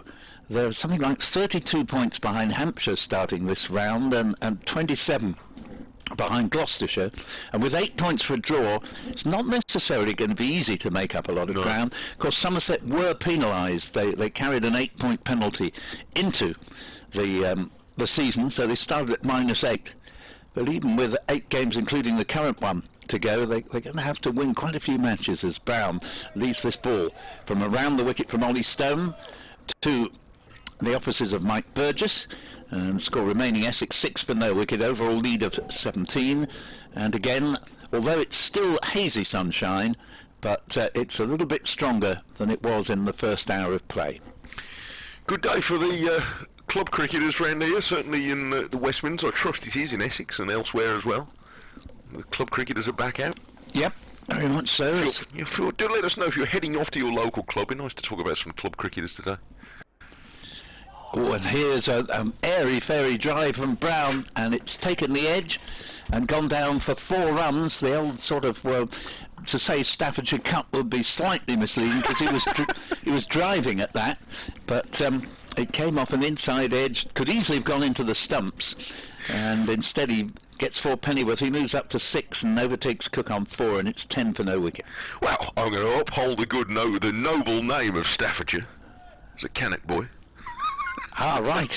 Yes, it's a fine county, said he. It is. Said he diplomatically. But I can't claim to have been its finest batsman, so I would have been quite glad of that. They named it after you. Oh, well. But it's very... My shots had shorter names than that. It's also known as the Surrey Cut, the yes. Chise Cut. Depends where you live. Yeah. Yes, I wasn't fussy enough to complain about which bit of the bat. Exactly. I've paid for all of my bats. I'm going to use it. I always felt, that picking up 4 runs in any circumstance was very, very welcome indeed. As long as you got the runs in the bank, Stone comes in again. 2 slipped Crouch. Bowls to Brown, a leave outside off stump, and 10 for no wicket on the board. Overall lead of 21. Go on the Staffs. Right, if do listen now about you, if you're on your way to your club cricket today, which clubs you're going to play with or watch, or can you? I don't know where you can go and watch at the moment, can you, with all the regulations? But nevertheless, if you're involved with club cricket, if you want to talk up your club, then I'd be very happy to do that. Well, I've talked James Bracey out, I'm afraid. He's been bowled by Abbas for 65, 3 wickets to Abbas. The other, Dawson, Gloucester, 158 for 4. That one is dug in short, and Brown has a little difficulty in limboing under that, and the score remaining at 10 for no wicket. What's the club scene in Essex, Paul? Is it an actual Essex league, or are they part of? Is it a wider scene than that across the? Oh, it's pretty strong. Yes, they have leagues throughout the county, and some teams will put out, as many as 3 or 4 teams. Oh, sure. I just wonder what the sort of setup is, because I know there's various leagues in this part that will change the structure now and then. Oof. That one goes through outside off stump. The over ends, and so leading by 11 on first innings. Essex 10 for none. Brown, with that streaky 4 in the over, has 6. Cook has 4. And as you were saying, this third innings is kind of like the pivot of the match now, with very little on first innings. Essex will be looking to bat carefully here and try and get at least 300 runs ahead of Warwickshire, but if they're going to try and win the game, they may have to do a little bit of skillful manoeuvring. Of course, it may not come to that in terms of whether they might declare at some point, because Warwickshire, they've got a pretty good attack now. Batsmen haven't changed ends in this innings yet, so Miles is going to have another go. Alistair Cook, who is beaten here, leaning back a bit into a drive, and doesn't make contact to a ball that was pitched right up outside off stump. There was a rather unfamiliar stroke. Well, it was just the word. I mean, it was very untypical of Alistair Cook. That it was a bit airy-fairy, and he got in some ways neither forward nor back. Flashed the bat at it, missed, and he doesn't look comfortable against Miles. No, he doesn't. And Miles doesn't need any encouragement. He gets straight to his mark and straight on his way in again. He's got the middle of this one, though, Cook, and he's thumped it through extra. That's what he meant the first time. And it doesn't matter where the feet are with that, when the middle of the bat connects so well, and that rattles away for 4 good runs. It's a fine contest, this. Yes, commentators curse her, saying he doesn't look comfortable, and what does he do in the next ball? He majestically flays the ball away to the point boundary, but it was a poor delivery, that one. Didn't quite get the line right, and Cook was able, more or less, it was a shot to nothing in many ways. He took full advantage of that. Alistair Cook's agent. 14 for none. He's got 8, and Miles again going wide on the crease, but he's angled this too far the other way. It's gone off the hip of Cook. Not literally off the hip, because he's going to claim a run, but he's guided it down to Stone at long leg, as long as leg can be on that side of the ground. I think, I may have got this wrong, but I think this is the first time the 2 batsmen have been at what is now their current ends. It is, that's correct. Yeah, quite right. So Cook hasn't actually faced Ollie Stone yet, and Brown hasn't faced Bracey, not Bracey, I do beg his pardon, Miles until now. Well, he will now. And Miles again is wide on the crease and bowls outside Brown, because both left-handers, off stump, carries through. There's one member of the Essex team who's been perched outside their dressing room for a bit. The away dressing room at the moment, because they've got to be at opposite ends of the ground or at different parts of the ground under the current regulations, is at the Birmingham end, the old city end, in what used to be, or would otherwise be, a hospitality box, that sort of area. This is guided off the back foot by Brown. Next one into the offside, and fielded by Rob Yates. That's no run.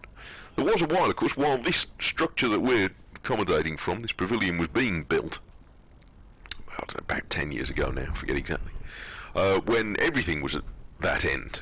We were commentated from that end, all the players were at that end, the whole lot, for about a year, maybe it was a little bit more than a year. So there are some facilities over there. It's very well appointed of grounds. Miles is in again to bowl to Brown, who's forward, defends that into the offside. The bowler picks up and polishes the ball furiously as he's trying to unscrew it to look at the workings in the middle of it. It's 15-0 in 6 overs. Brown is 6 and Cook is 9, and Essex lead by, it's ought to be simple math, 26. Mike Taylor there, Paul Newton here, and for BBC in the West Midlands and BBC Essex, with the game in pretty even kilter here. Essex are effectively 26 for no wicket because they led on first innings by 11. Last 2 wickets for Warwickshire put on a very significant number of runs, 91 to be precise, between them, before Craig Miles was LBW to Porter at 25. That was a 66-run partnership for the 9th wicket, and even the final wicket put on 25, chiefly down to Danny Briggs, who finished 66 not out. As Stone comes in, bowls for the first time in this innings to Alistair Cook, plays the ball a little bit hurriedly to short mid-wicket. There's no run there. And Oliver Hannon Dalby, having dug in nicely, he'd faced something like 25 deliveries for his 3, but then suddenly launched out at Harmer, missed, and was LBW. And the innings closed at 284 all out, with the bowling figures: Porter 2 for 70, Cook 1 for 69, Siddle 3 for 52, Siddle the only bowler who didn't bowl this morning, Harmer 4 for 89. Stones in, bowls to Cook. Again a shade uncomfortably, Cook plays the ball down to mid-on, and Craig Miles, who's I think the only Warwickshire fieldsman in a sun hat, 15 for no wicket on the board, constitutes a lead of 26. There's always one, isn't there? Yes, regardless of the weather. One of the Sun Hat Brigade. Yes, if I remember, I think Craig Miles always favoured a sun hat in his Gloucestershire days. And why shouldn't he? Here's the next delivery to Cook, who plays it back down to the aforesaid Miles. And fields it a very straight mid-on. Almost picking the ball next to the non-striking batsman, who is Nick Brown. Brown has 6, Cook currently on strike 9, 15 for no wicket. That looks like last season's sun hat to me, Paul, because it's only April, and if it was a new season sun hat, then it would still be stiff of brim, I would suggest. Right, good call. We've just been through the wash 2 or 3 times. Got a bit floppy. Stone to Cook. Cook plays it back down the pitch. It's interesting, Stone bowled his first sort of couple of overs over the wicket. He's now coming round the wicket to both these left-handers who open the Essex innings. Actually, I sort of, on limited evidence, just preferred the look of him coming over the wicket. Yeah, he drifted a couple down the leg side, didn't he, in the first 2 overs? But whereas Miles, he's coming not only from round the wicket, but quite wide on the crease as well. Stone, not so much. Stone again. Bowls to Cook. Runs it into the offside. Shapes as though to take a single. Sees it isn't there. And Danny Briggs in that position. He's made his own in many ways at backward point or gully. In this case it's more of a backward point, as the fielding positions, just the 2 slips, indicate that saving runs is as important as going for wickets, and it's still 15 for no wicket. He's looking sharp though, Stone. He is. Which is good for Warwickshire. It's potentially good for England. I'm sure they're taking note. Yeah, he looks in a good rhythm. Comes in, bowls to Cook, and Cook has turned one that was just sufficiently fading onto leg stump to make it easy for Cook, an absolute expert in that region, to play the ball to deep square leg for a single. 16 for no wicket as another over ends, and Essex overall lead by 27 with Cook on 10 and Brown on 6. He bowled, off the top of my head, 40 overs just over in last week's game, Stone, having not played in the first round. So that's 60 plus overs in about 9 days, which is good contribution for a player who has not been able to sustain huge workloads in recent years. That's a good start. Surrey have collapsed, wait for it, from 105 for 3 to 130 all out. Ooh. The last 7 wickets have gone down for just 25 runs, and even Middlesex, who've become experts in managing to lose from winning positions, as they showed in the opening game against Somerset, and a similar incident in there, or similar outcome in the most recent game, but they surely cannot fail to get the 17 they need to win and beat their London rivals. And I think there'll be plenty of crowing from the Middlesex direction and plenty of weeping and wailing from Surrey. I'll say. That was looking like quite a tricky chase as well, that, potentially. Well, a change of bowling at the Pavilion end. Oliver Hannon-Dolby, who's had a splendid start to the season, has taken over from Craig Miles, who had just 3 overs. So we'll see. They'll work it round a bit. But his first ball from round the wicket to the left-handed Cook is guided into the leg side. I wonder if they can try and operate them in quite short spells here. We'll see. But Hannon-Dolby has been has had the new ball quite a bit so far this season and done well with it. The sun's gone in just a tad as Hannon-Dolby hustling up to the crease, and Cook is back, and he's caught by Yates. Yates is claiming a catch low down at point, and Cook is out. Hannon-Dolby in his first over has removed the former England captain to a low catch by Yates at point. Cook again was climbing into that quite flamboyant stroke without a great deal of foot movement, but really going hard after a ball of fullish length. And Yates has claimed it low down. Cook couldn't quite steer it into the ground, and an important wicket with Essex 16 for 1, leading by 27. Cook caught Yates, bowled Hannon-Dolby for 10. Well, wonderful catch there. That was absolutely travelling and only just above the ground. So very well done there to Yates, and a great bowling change from Will Rhodes there as Cook departs disconsolately for 10. He just can't get his season going at the moment.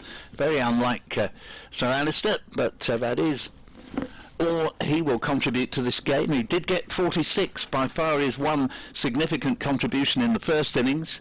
Looked very happy to go for his shots there today, but it hasn't worked out for him, and he did say before the season started that while ever he was enjoying playing his cricket for Essex, and while ever he was getting enough runs to justify himself, he would continue even beyond this final year of his 3-year contract, but very much to be hoped from an Essex point of view that he will continue beyond this season. But obviously it is just slightly concerning that he's made probably his poorest start in county cricket for many a long year.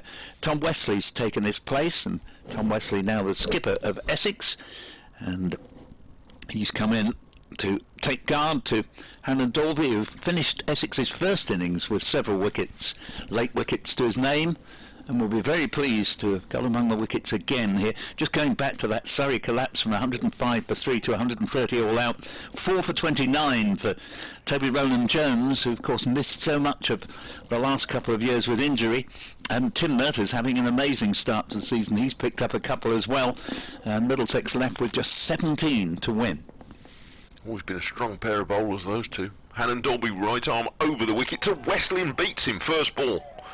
The right-hander, the first we've seen in this innings, just nibbling forward outside off stump. Well, we're in the final stages of the Warwickshire innings this morning. The ball didn't really seem to be doing much, but at the moment it's nipping about a bit, and having looked at those, the length of time it took Essex to get the last 2 Warwickshire wickets, yes, perhaps a draw looked the most obvious result. On the evidence of the Essex innings so far, second innings, it may well be a result. Hannon Dolby bowls, and Wesley, he's found the middle of the bat this time, coming carefully forward, defending into the leg side. 27, the Essex lead, but Warwickshire very much in the game and coming out to field with something of a bounce in their step, no doubt, after the lower orders contribution. Very much so. I mean, to get Alistair Cook out, who even at this late stage of his career is still Essex's most reliable batsman. The prime wicket, no doubt. Hannon Dolby bowls full and straight, and Wesley defends from the crease, slightly walking forward as he plays it, but sturdily up to mid-on. I don't want to labour what would seem a very obvious and simple point, but that was a most un-Cook-like innings. It was. Wasn't look, a yard either way, and he's of either side of Robbie Yates, and he creamed that for another 4, and we're sitting here talking about what a marvellous flamboyant stroke it was. But it was not a typical Cook innings. We've all seen enough of them to know. Hannon Dolby bowls full but slightly on the leg side, and Wesley works this in the air, I think, between square leg and mid-wicket for 4 runs. Having avoided the fielders, it was always going to race away to the boundary, but the reaction of Will Rhodes at mid-wicket just gave me a feeling they might have been in the air for a while. Anyway, it's 4 runs to Wesley, and it's 20 for 1 at the end of the over.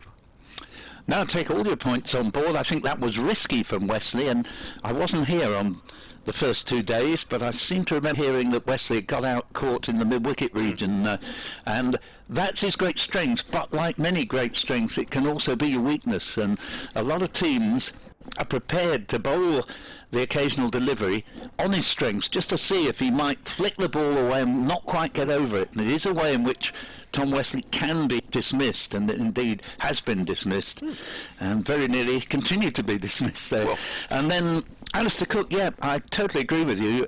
He's sort of renowned for his defensive qualities, but he was really going after anything that he felt was hittable today, and in the end has paid the price, thanks to that marvellous catch from Yates. As this ball is played down to mid-on, it's the start of a new over from the City end. Brown is the batsman. The fielder was Craig Miles, fielding at mid-on, and the bowler coming round the wicket is Ollie Stone from the City end, with Cook gone. Brilliantly caught there by Yates at sort of backward point off Hannon Dolby for 10, and 20 for 1 on the board. Add 11 and you've got the overall lead of 31, and Stone's on his way again. Gets through his overs commendably quickly for one bowling so quickly, and this ball is played to mid-on, and again Miles with a great deal of the fielding to do at the moment, and there's no run. 20 for 1. Yes, because it's not a short run for Ollie Stone, but there's something very businesslike about Warwickshire in the field just at the moment. Craig Miles was the same when he was coming back to the start of his run. There was no mucking about, he was straight into his work. And cricket matches do have ebbs and flows, and it does feel as though, my impression is that Warwickshire feel as though the force is with them at the moment. Stone bowls, and that's bouncer, which Brown has no difficulty ducking the head underneath, and goes through to wicketkeeper Mike Burgess. 20 for 1 up on the board, with Brown on 6, Wesley 4, and Cook the man to go for 10. They're under new management, Warwickshire, this season, with Mark Robinson now installed. He's a coach of great experience, as everybody knows. Absolutely, yes. Took the England ladies team, didn't he, for quite a while, as Stones in bowls to Brown. Good delivery, well kept out by Brown, returns it whence it came, and 20 for 1, still having threatened as though we might finally get full-blown sunshine here. It's got rather cloudier, if anything, just at the moment, but we're assured a dry day, and pleasant conditions, but just not quite as good as were forecast. I heard Mark Robinson talking after the game at Trent Bridge last week. Come back to that. Because Stone's already on his way past umpire Alex Wharf. City End bowls, and for the umpteenth time it seems, even in this short amount of cricket there's been, the result is that the ball ends up in the hands of mid-on, who is Craig Miles, as Brown just plays the ball along the ground, having got solidly behind the line. Brown has 6, 4 of which came from a rather fortunate, as he was on the drive, inside edge that just didn't go into the stumps but easily could have done.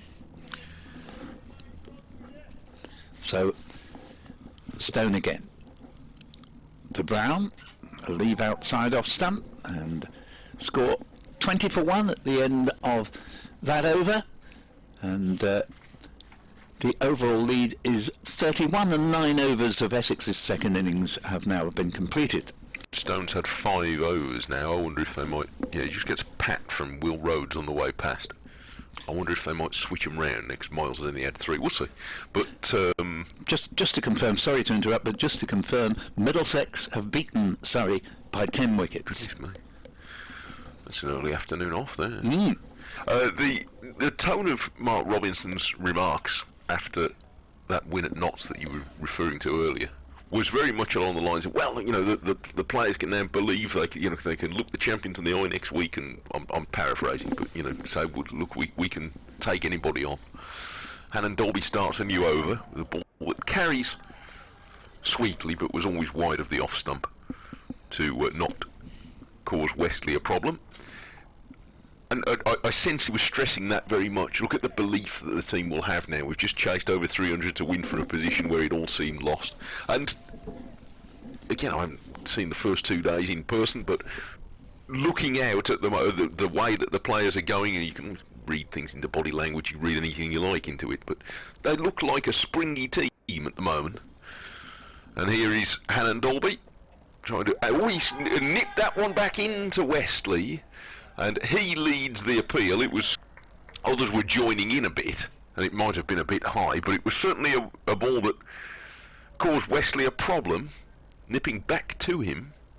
Yeah, caught him high, as you say, so that would probably be why there wasn't much hope of an LBW, but certainly Wesley discomforted by that. And as you say, they look nice and lively in the field, Warwickshire. And I was struck when I looked at their bowling attack this year by what a good attack they have now assembled. Well, Hannon Dolby has started the season with great control. Here he is now to bowl a ball that's a little bit wider off stump and doesn't carry all that well. And it's gathered up. Took 7 wickets in the match in the first game here against Derbyshire. 5 in the second innings. And had a profitable season last year in the short first-class campaign. Had one of his stronger runs then. So just starting to have a new surge in his career, Ollie Hannon Dolby, having done a large amount of white ball bowling rather than red in the last few seasons until last year. This is guided down the leg side, and there will be a run here. Flick down to long leg for Wesley, goes to 5. Scoreboard was very swift there. I like scoreboarders. Very rapid by the time it looks up. 21 for 1. No, it is very quick, that's right. Not hanging about. Kent are in all sorts of trouble against Lancashire. Lancashire made 525 at Canterbury. Kent 140 for 9, 385 behind. Dear. That is a lot. Hannon Dolby just waves Vihari round the boundary, a little bit squarer on that deep long leg. Oh, and he bowls a ball which pops a little bit there on Brown as he pushes forward. It looked on a decent length to do so, but he just nibbled a bit, that, and went near to the shoulder of the bat. And Brown is not the first player in this innings to come forward as batsmen do and prod the pitch accusingly. Yes, in that Kent demise, Zach Crawley got 60, but nobody else more than 21.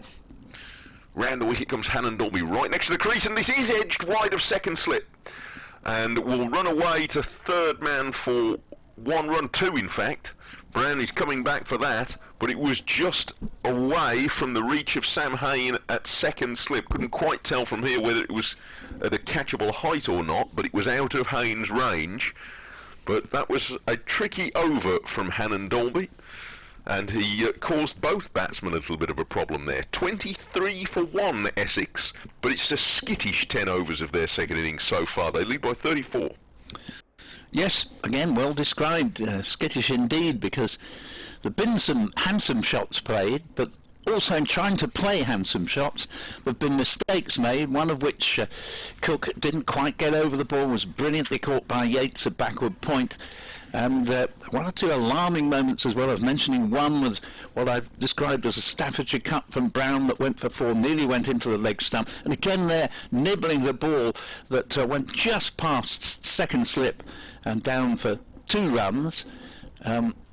So 23 for 1, and there have been nervy moments for both the not-out batsmen, for all the fact that Wesley's fairly new to the crease, but he had one that nipped back sharply from Hannon Dolby, wrapped him on the pad, and it has to be said probably the medium pace bowlers of Miles and Hannon Dolby so far, for all the fact Stone's bowled well, but I feel the wicket has looked more likely to come from the slower pace bowlers. Well, Miles is. We have now got a switch. Miles is going to the Birmingham end. He had 3 from the pavilion. So here comes Miles now, ground in shade, bowls, and Wesley plays the ball tentatively down to mid-off, and there's no run there, and 23 for 1. Hannon Dolby clearly is just moving the ball around a little bit, varying his deliveries nicely, keeping the batsman guessing, and he's made a very impressive start with the wicket of Alistair Cook and troubling both the other batsmen that we've seen so far, Wesley and Brown. 23 for 1. Going out for BBC WM and BBC Essex. I'm Paul Newton, with me Mike Taylor, and this is a leave outside off stump from Miles bowling to Wesley. Essex led by 11 on first innings. They got the final 2 wickets eventually, I think is the word today. 243 for 8 became 284 all out, with the bulk of the extra runs this morning going to the very impressive Danny Briggs, who finished with 66 not out. Harmer took 4 for 89.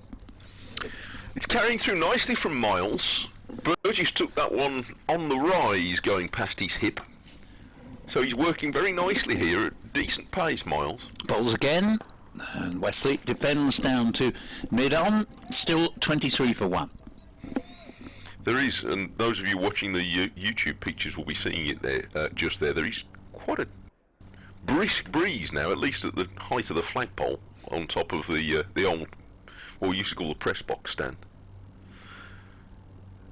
Yeah, across from the scoreboard. Often the way when the sun goes in that the breeze gets up, and vice versa. As Miles turns at the top of his run-up and charges in to bowl to Tom Wesley, and Wesley has been brilliantly caught at short mid-wicket as he flipped the ball off the pads and makes his way, as Cook did, disconsolately, because there's a great similarity in the 2 dismissals.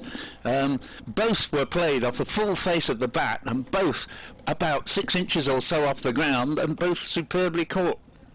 What a fine catch, Will Rhodes. That really was sharply taken, and as you say, it came off the middle, but it was a very good lane down low to the left hand. Well, now the game is in the hazard at 23 for 2, a lead of 34, and a really awkward spell for a new batsman to come in now with 15 minutes or so to go to lunch, and Warwickshire full of it.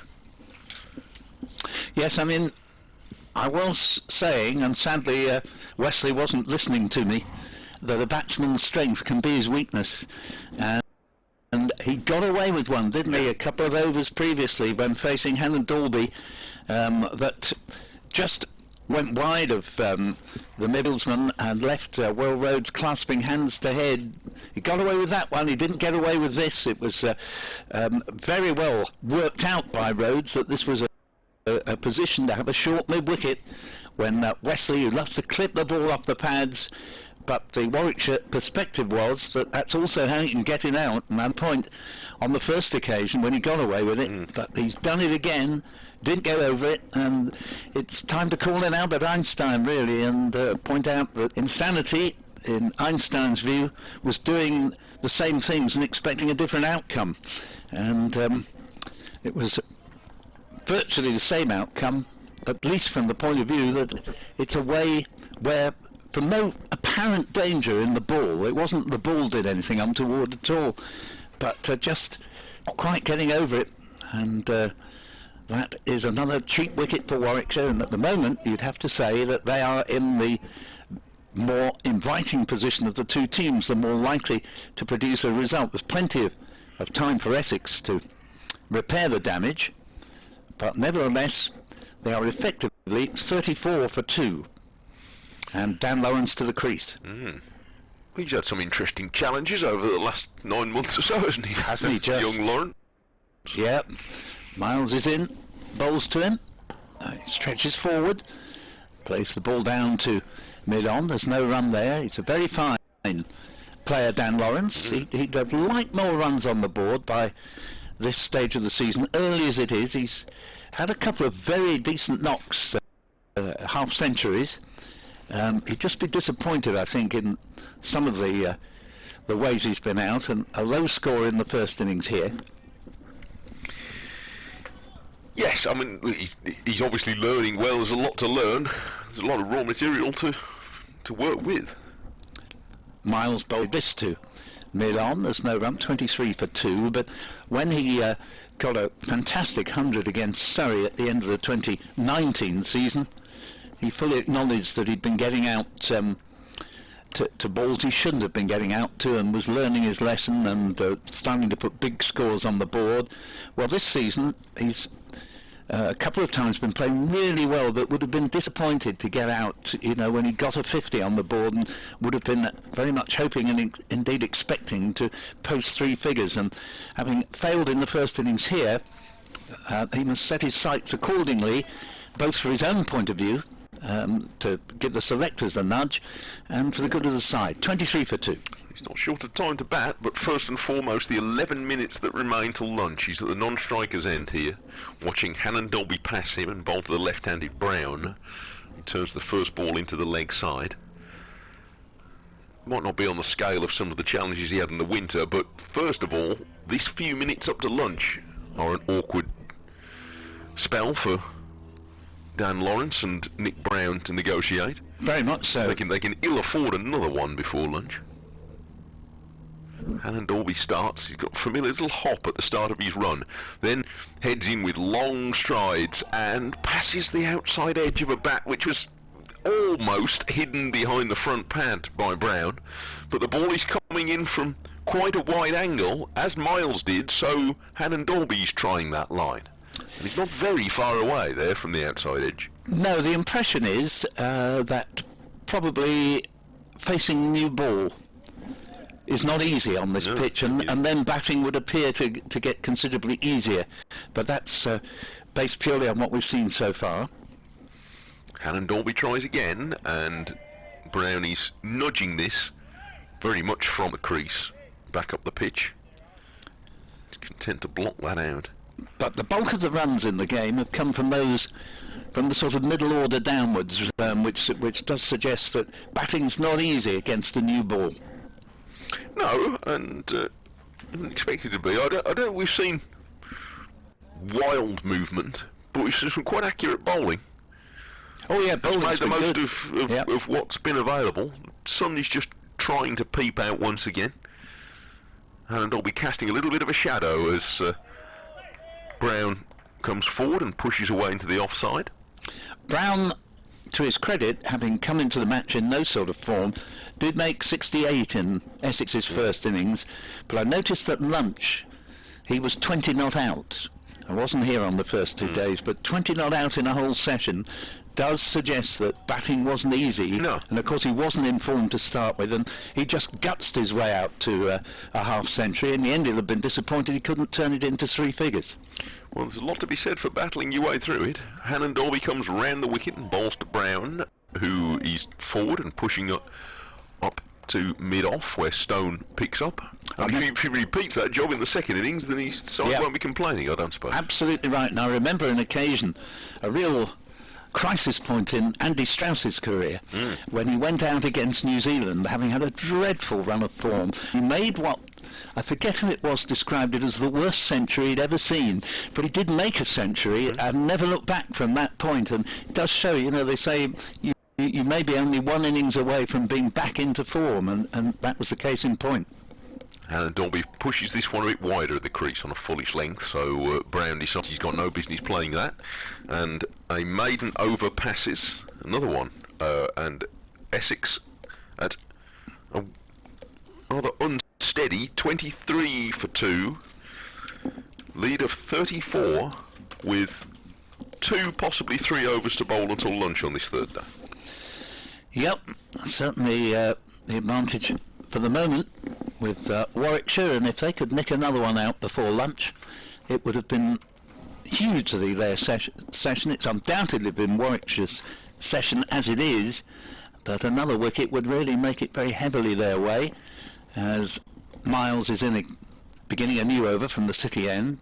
Bowls to Lawrence, who's off the mark here, plays it away to deep backward square leg, and it's a short boundary there, so unlikely to be a second run as long as there's a fieldsman in fairly close attendance, which there was, and the score goes to 24 for 2 as Vihari fields, and Brown comes into strike on 8, Lawrence underway with a single. The batting to come for Essex, well, none of them will want to be involved this side of lunch. They'll be quite happy to let Brown and Lawrence get on with it. Miles around the wicket to the left-hander Brown, leaves outside off stump, 24 for 2, leading by just 35. Neither are they short of good players to come, of course. Paul Walter and Ryan Tenduscarter both made half centuries in the first innings. Heard from Kevin Briggs, BBC Essex Cricket at gmail.com. Says, morning all, hope you're all well. Here are today's cricket questions, which are rather similar. Warwickshire, which former England player currently holds the highest 5th and 6th wicket partnerships for the county? As Miles bowls and Brown guides this one away, nicely fielded on the tumble at backward point by Briggs. There's no run there. Lamb rather, not Briggs, and the score 24 for 2. Essex, which former England player currently holds the highest 5th and 6th wicket partnerships for the county?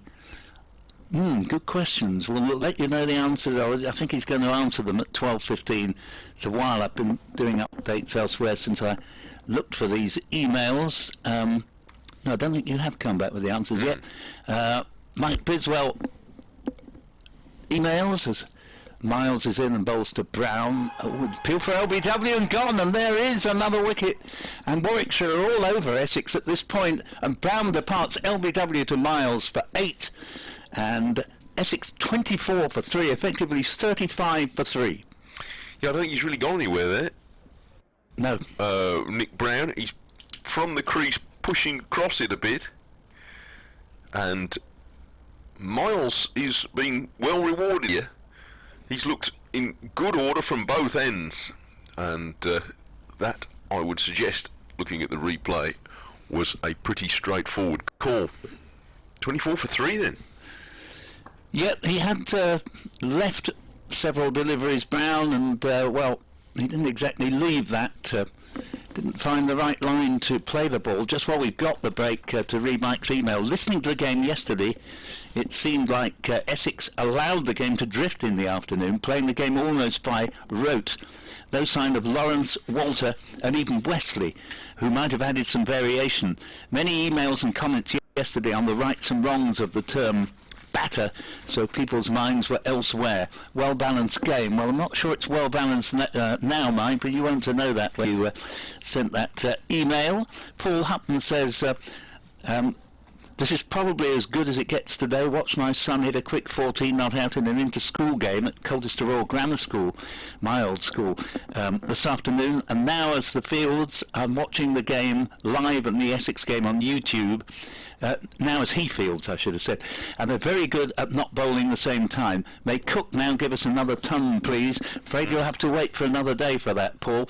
Enjoyed the game in Brum. Was the last time Essex played there the T20 Blast final? Indeed it was. What a day at Edgbaston that was. It was a superb day, not just because Essex won their first ever T20 trophy, but the hospitality and arrangement from those here at Edgbaston was absolutely monumental.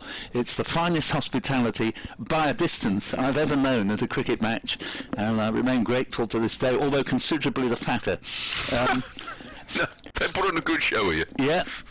Just got one more email to get through after this ball, as the new batsman is Paul Walter, and Essex are going to rely on him to try and dig them out of this trough in which they find themselves. In his last two innings, Walter has made 77 and 66, and Essex will be desperately hoping he can provide a little bit of a block on this rampant Warwickshire attack, as Miles is about to bowl to Walter with two slips and a bat pad in now. And Walter drops a calm bat on the ball, plays it down to mid-on. Steve Everett says, Paul and Mike, greetings from Istanbul. Steve, always great to hear from you, Steve. Thanks for entertaining commentary as ever. A good tight match with ebbs and flows. Every hour seems to have another mini twist. Good tail-end action from Warwickshire. I felt that those dropped chances and turned down LBW appeals added at least another 100 runs.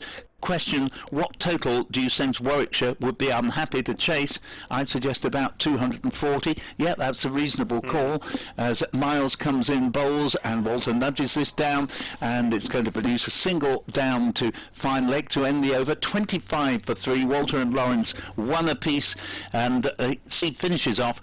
Essex's fourth innings bowling normally is their best, especially with Cook, Putter and Siddle bowling so straight and economically as a rule. Thanks again for cheerful chattiness. And I must leave you now, Mike, to do my update for BBC Essex. So over to you to take it up to lunch. Yes, about an over or so to go. Thank you, Paul. And thank you for those emailers. Gosh, Istanbul, marvellous play. I covered football there, covered a football match there about 18 months ago. And it was the most astonishingly compelling place. I'd happily go back and go and see a bit more of it. Tremendous, interesting place.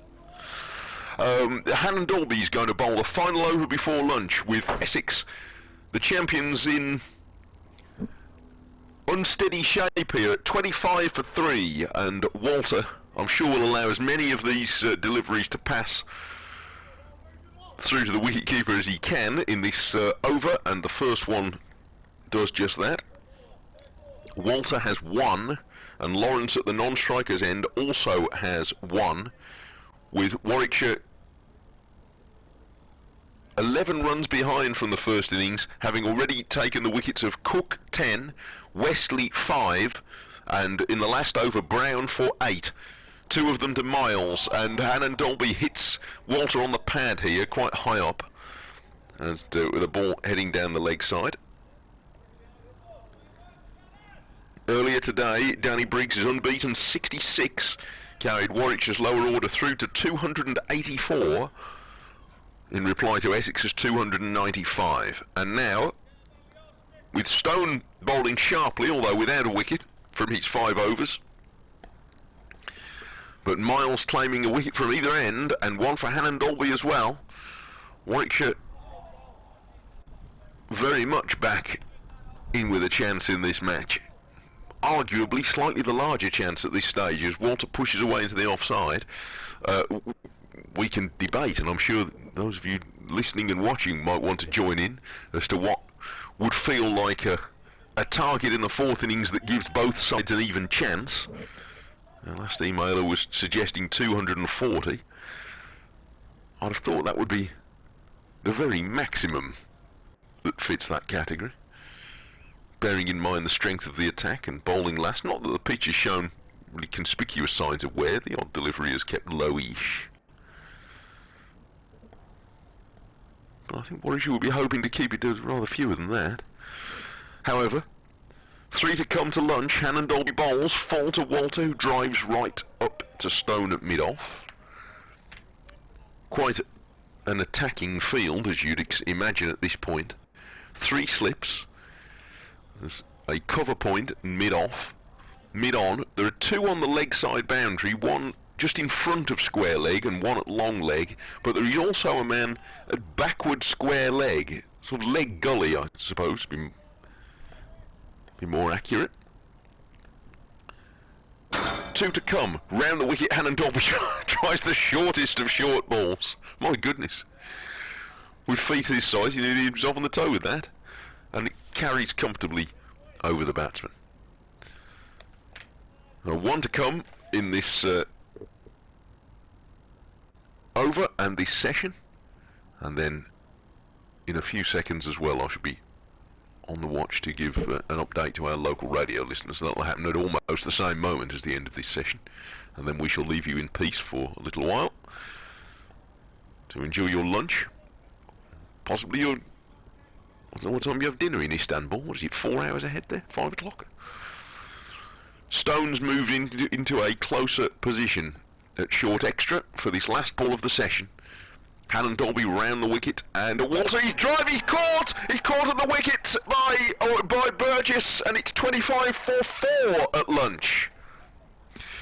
Well, on the 3rd day of the championship game here, Warwickshire have taken charge of the match against the champions Essex, and just now on the stroke of lunch have claimed a 4th Essex wicket. Paul Walter caught behind off Oliver Hannon Dolby for 1. Hannon Dolby had already removed the former England captain Alistair Cook, caught well by Robbie Yates for 10, and 2 wickets also for Craig Miles. Essex, the champions, in some peril here.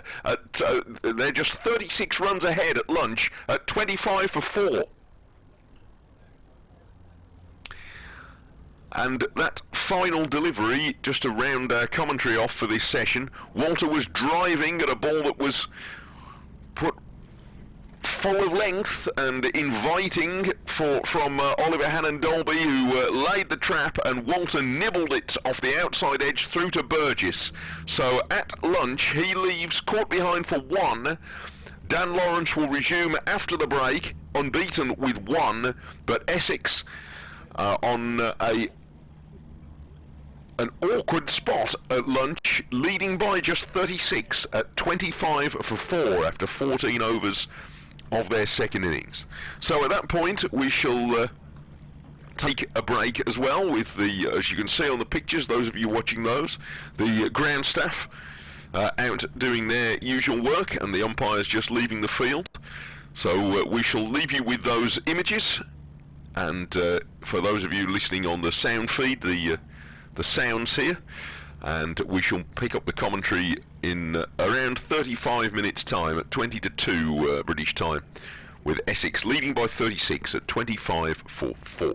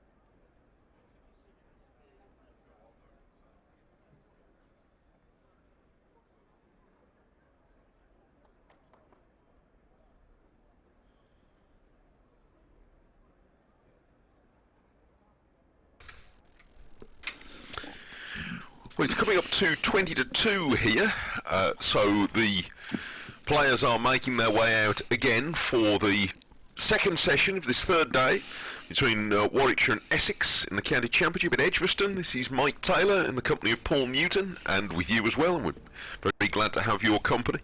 It'd be great to hear from some more of you as well as we go through this afternoon. We'll give you our contact reminders in just a few moments. Not only your thoughts about this game, what's happened so far, especially today, and where it might go to. I'd certainly like to hear what cricket plans you've got for this weekend, if you're involved in league cricket or if you're following local clubs, things like that, then do please give us a shout. As far as this game is concerned, just before they resume, the situation is that Essex are in a somewhat perilous 25 for 4 in their second innings, with a first innings lead of only 11. That makes an advantage of 36 at the moment, with 6 wickets to fall. They lost Paul Walter to the final delivery of the first session today, so Dan Lawrence will have, I'm assuming, Ryan Tendescarter coming out with him at That's the correct. 6 ball. Yeah.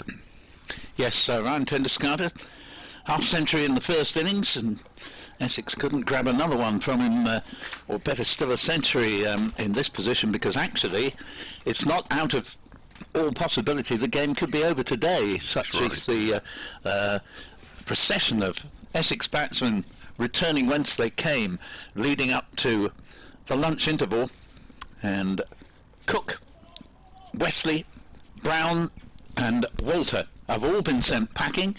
So Essex lead by only 36 now, and Warwickshire really turned this game round since tea yesterday as Stone comes in, returning at the city end, and this ball's been played to deep mid-on by Dan Lawrence, and there is no run there.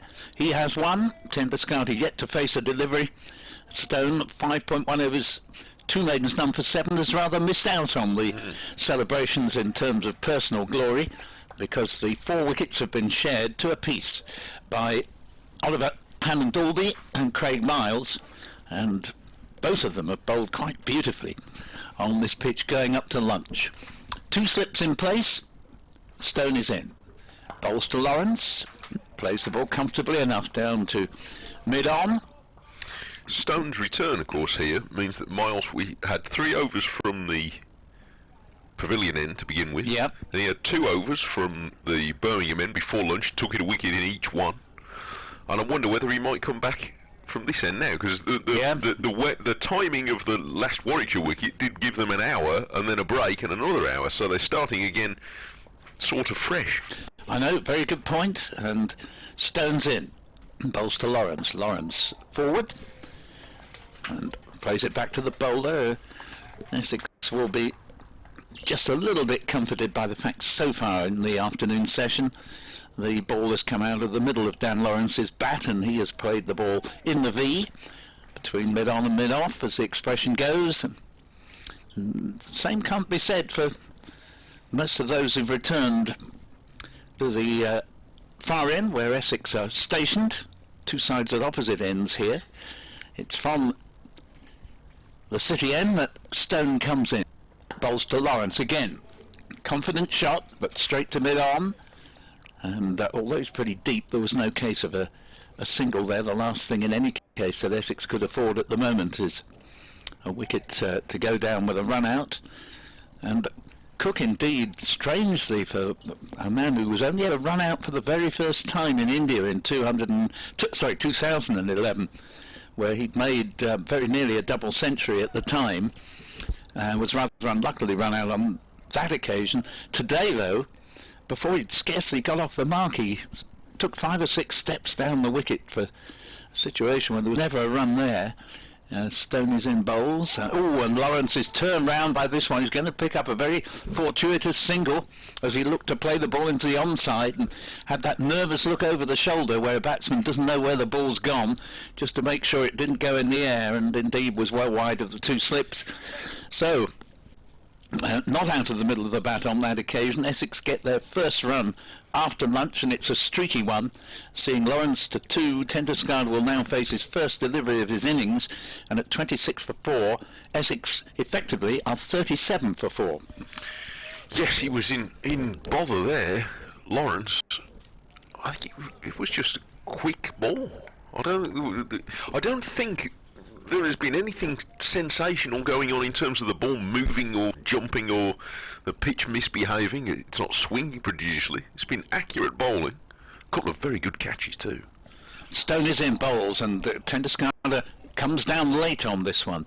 Returns it to the bowler. He does generally play the ball late, but Stone, of course, is above average pace.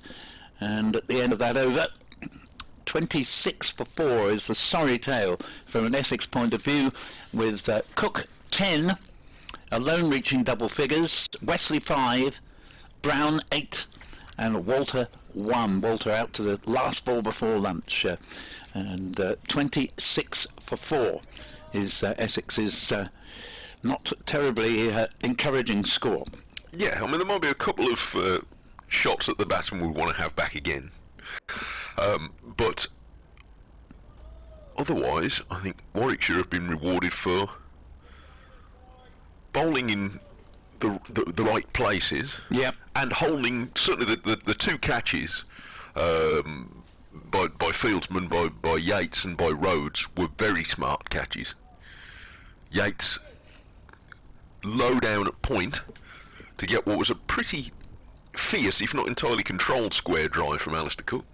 Hannon Dolby is going to keep possession from the pavilion end, so Miles is being held back just for the moment, and Hannon Dolby's first ball, having taken one with his last ball before lunch, has Lawrence nudging to Rhodes at mid-wicket. Yes, I mean, you could put... obviously, bowling's been excellent. You can also put Essex's general performance, not just the 4 wickets to fall, but there have been other close shaves as well. You could put it down to a little bit of careless batting all round, I would say. They looked oddly nervous, really. Yes. Hannon Dolby bowls, and Lawrence is very cautious here. He's pressing forward, turns steadfast up the pitch to bring his back pad around and pushes firmly up to mid-off. There's Miles, his chief shiner, isn't he? He works furiously on the ball. Yes, and Lawrence immediately follows that delivery with a fair spot of gardening. As you say, they do seem to be rather nervous. Yeah, I've looked at some of the replays as well. I've not seen the ball doing wild things. Hannon Dolby bowls, and Lawrence plays a forward defensive straight out of the coaching book.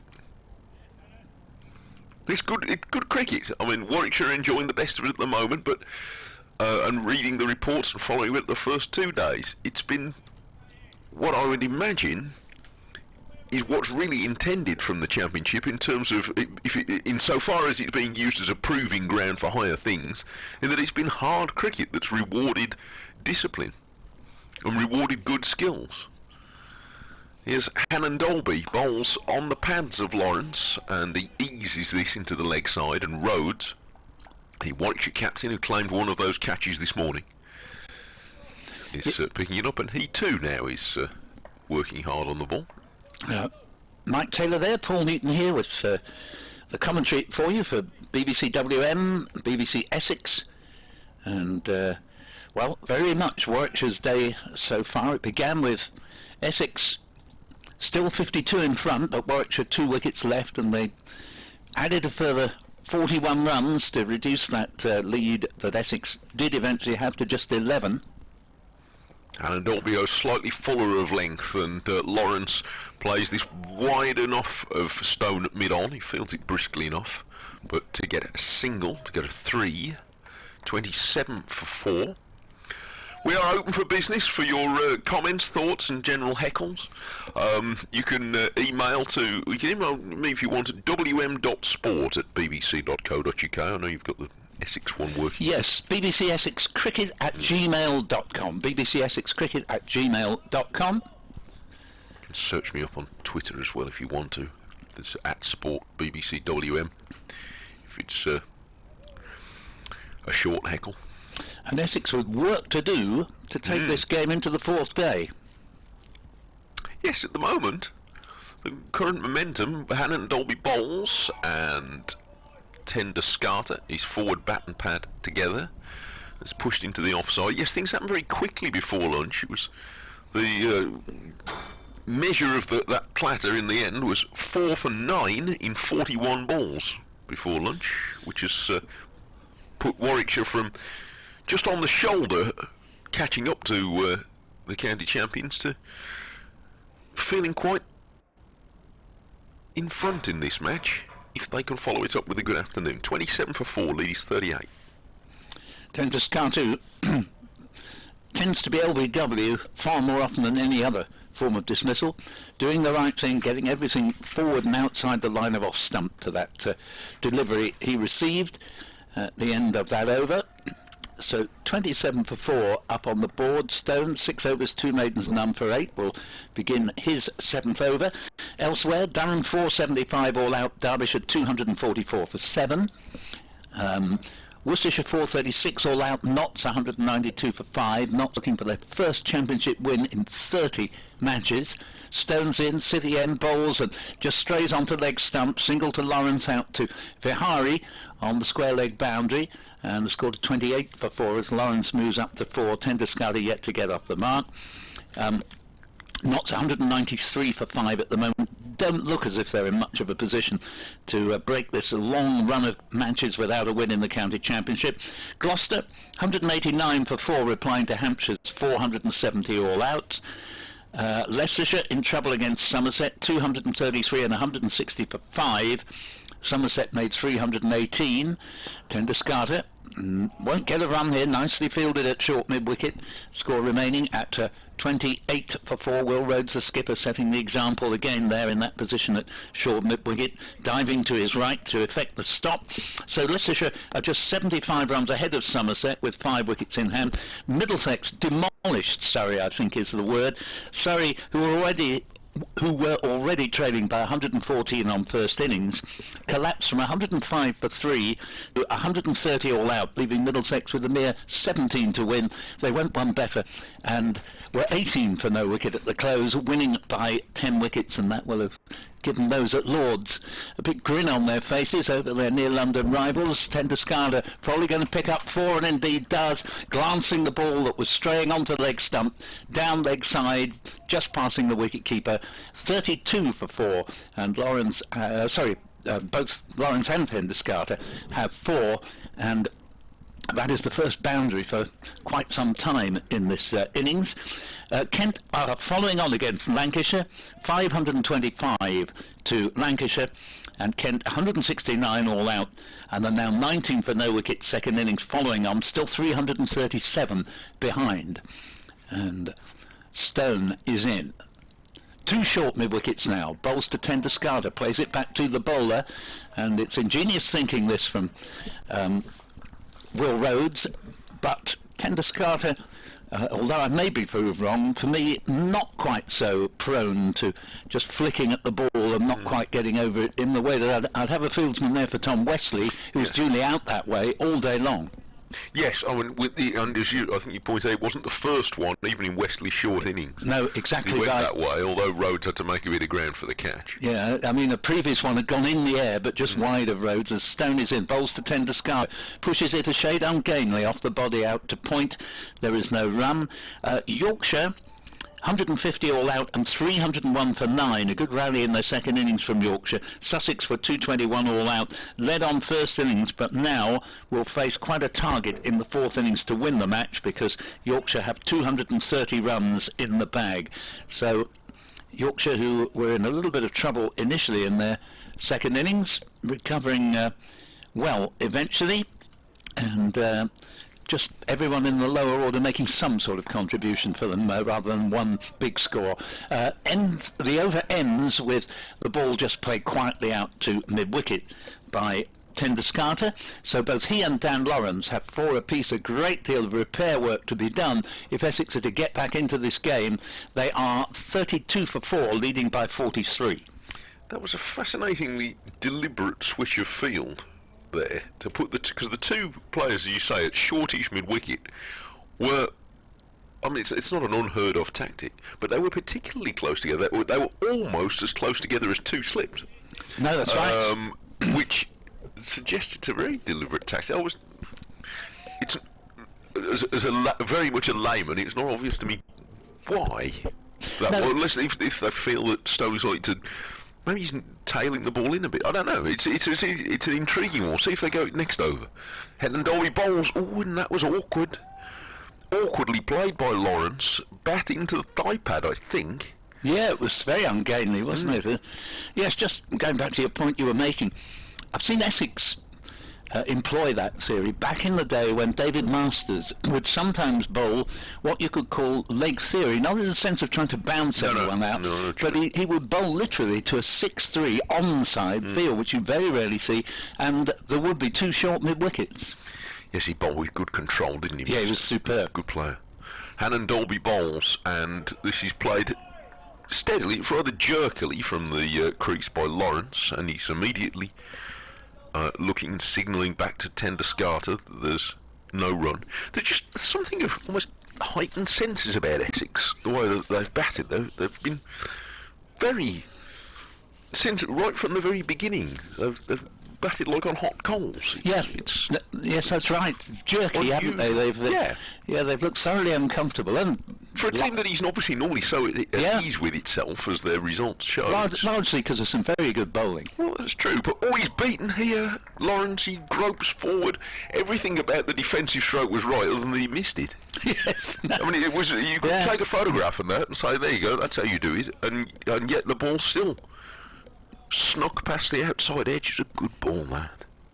Yes, the ball not moving a great deal, but probably just enough to keep the batsman 2 minds, and maybe moving a little bit each way on alternating occasions, so that it sows the seeds of doubt. Gradually we're getting more blue sky around. We're still waiting for the sun really to shine in all its glory today. And Dolby bowls, and Lawrence tucks this into the leg side. They all liked it behind the stumps. I got terribly excited, but it sounded as though it thumped the middle of the bat, but there it is. Yeah, they all enjoyed it. Certainly looking hard going for Essex here, and maybe if this pair could still be there 3/4 of an hour down the line, maybe things would become a little bit more easily and the batsman could relax a bit more. They certainly can't at the moment. Of course, Hannon Dolby running in to bowl to Lawrence. That's just drifting towards middle and leg, and Lawrence plays this comfortably out to deep mid-wicket, where Vihari fields. They have won 33 for 4. I think I can see the figure of Graham Welch, Pop Welch, out on the boundary, who's done such a tremendous service to this club, first as player, and then since returning as a bowling coach. And what a first-class job he's done. Yes, he's a very popular man, and rightly so. Dolby, 5.5 overs, 2 maidens, 2 for 9. How well he's bowled. And he's challenged Lawrence in this over. This final delivery to Tenduscarter is a little bit fuller, and Tenduscarter gets behind the line, then guides it down to long leg, and again did it perfectly competently and gained a run. But they liked it behind the stumps, and I may be extrapolating this too far, but I wonder if that's something of what they think they've seen in Tenduscarter, that was behind that fielding position, sort of looking and coming behind the line and then trying to flick away to the leg side. I don't know, but I'm intrigued by the thinking that's going on here. Warwickshire being creative, 34 for 4. Yep. They're going to do it again. Look, here they come, those two. Yes, absolutely. 45 is the slender lead of Essex here. Of course, what one side can do, maybe the other can, and maybe with a new ball, however few Warwickshire might need, it could still take some doing against the good Essex attack for sure. But here's Stone in the meantime, in bowls to Tenduscarter. This gets up on him, but he plays it really well into the ground, just square on the offside, and score remaining at 34 for 4 with 5 to each batsman. And Cook made 10, Wesley 5, 2 brilliant catches, Brown 8 and Walter 1, 2 wickets each for Hannon Dolby and Miles, and Warwickshire just at the most tremendous spell of 4 wickets for only 9 runs going up to lunch, with a wicket going down to the very last ball before lunch, as Stone is in again and bowls, and Tender Scarter steers this one into the onside, and just to give you notice that I'll take one more ball, Mike, and if you'd excuse me for a few minutes as I have an update for BBC Essex. Yes, I shall be doing much the same at various intervals this afternoon. Commentating for BBC Essex and BBC West Midlands, Mike Taylor and myself, Paul Newton.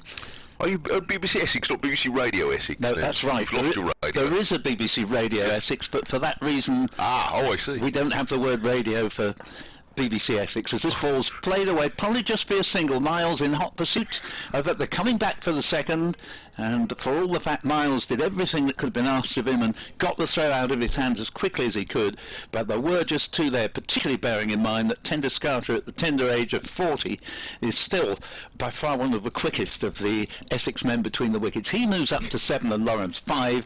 I'll leave you for now, but Essex 36 for 4. He's not 40, is he? Is he 40? I'm afraid he is. Good heavens. 41 on the 30th of June. Oh gosh, well that shouldn't be allowed. Makes me feel old. Dear, Ryan Tender Scarter's 4, I didn't know that.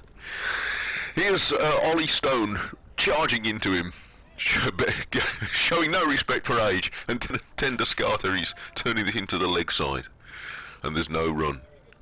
40, my goodness, only been around it a while. Well, he looks well on it, Tender Scarter, good for him.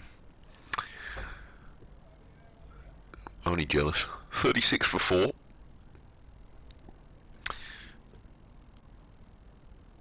Pleasant spring-like day here in Birmingham. Hope it is wherever you are as well. Do let us know, give us a shout. Heard from Istanbul before. Oh, Istanbulers. Where else are you listening today? Always a delight to hear from you. Stone bowls and Tender Scarter is pushing into the leg side. Rhodes picks up. And there's no run. You can get me on the email at wm.sport@bbc.co.uk. Send me a tweet at Mike Taylor Sport if you want. Is Rhodes coming back to his position? How close is he coming with Vihari this time? Short mid-wicket. Yeah, about 3 yards apart. Tender Scarter is forward and he's hit on the front pad, I think. Just flexes forward, but he kept everything out. Solidly in defence, the Essex captain. The over ends 36 for 4, 7 to Tender Scarter and 5 to Lawrence. Essex having earlier lost the wickets of Cook, or I should say Cook A for 10, Wesley 5, Brown 8 and Walter 1, all falling in the space of just over half an hour in the run up to lunch. Warwickshire's last 2 wickets having earlier extended their first innings to 284, a deficit of just 11. Hannon Dolby starts a new over and bowls a ball that's fractionally short of a good length and rises nicely. Outside the line of off stump though, and Lawrence of Essex and England is not drawn into a stroke. Fine young cricketer Dan Lawrence has proved himself, just 23 still of course, but a fascinating winter he had, and I'm sure it was must have made his head spin at the time, but so much he'll have gained out of it and did well. He's forward again here with another picture perfect forward defence. Hannon Dolby picks the ball up, bending down from a great height and flicks it away to his captain, Will Rhodes, who's wearing what is either a very big jumper or the outside layer of several jumpers. It's hard to tell.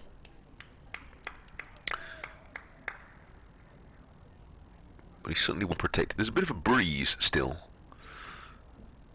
as Hannon Dolby bowls. Oh, and now Lawrence definitely played at that. He fenced at it. It was he looked from the way he played it as though it was offering to move away from Dan Lawrence, and he jerked the bat at it outside the line of off stump and then withdrew. But fortunately for him, without catching the edge on the way. But Hannon Dolby is bowling a competitive length and a probing line. Heads back to the start of his approach again. Long-legged, slender-built man runs in to bowl slightly fuller and straighter to Lawrence, who's forward, playing a little bit around his front pad, but securely to Rhodes at mid-wicket.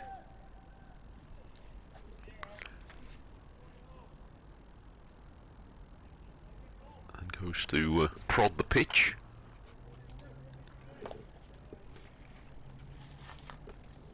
As several batsmen have done, but there's been not much evidence to suggest there's anything incriminating going on.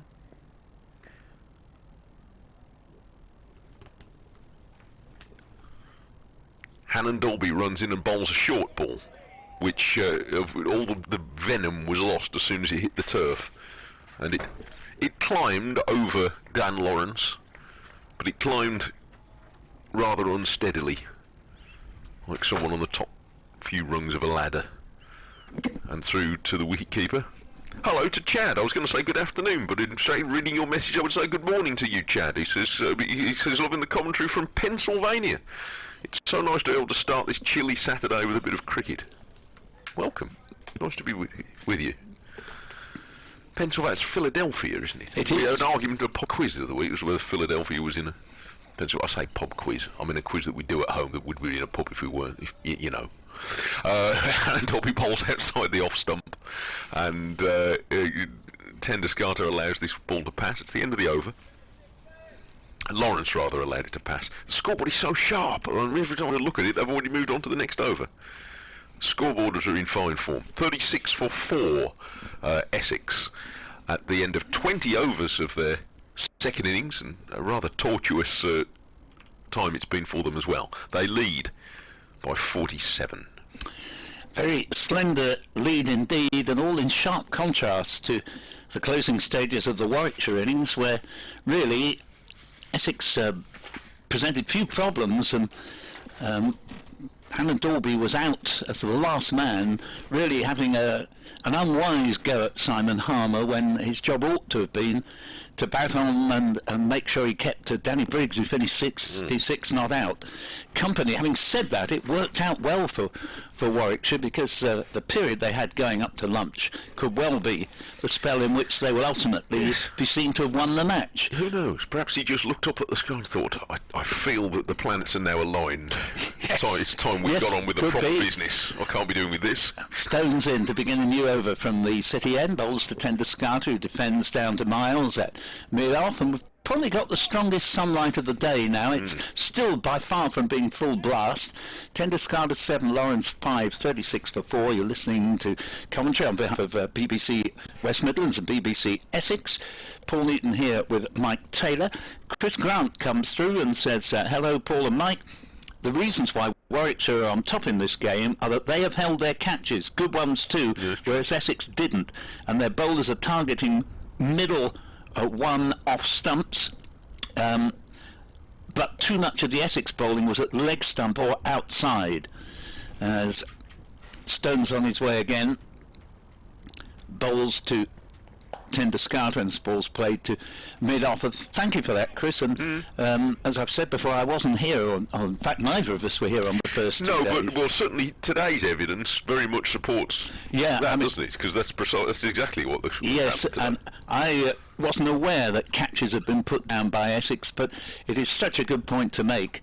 If you hold your catches, you're certainly helping your cause enormously. If you put them down, you're damaging your cause, and it sounds as though Essex dropped at least 3 from what Chris is saying there. Here's the next delivery, and it's a leave outside off stump by Ryan Tenduscarter, and score remaining at 36 for 4, but 2 wonderful catches to produce the first 2 wickets for Warwickshire in this second innings. There's a new fielding tweak now. Rhodes has moved away from keeping Vihari company at short mid-wicket, and he's moved to that it's an increasingly fashionable position at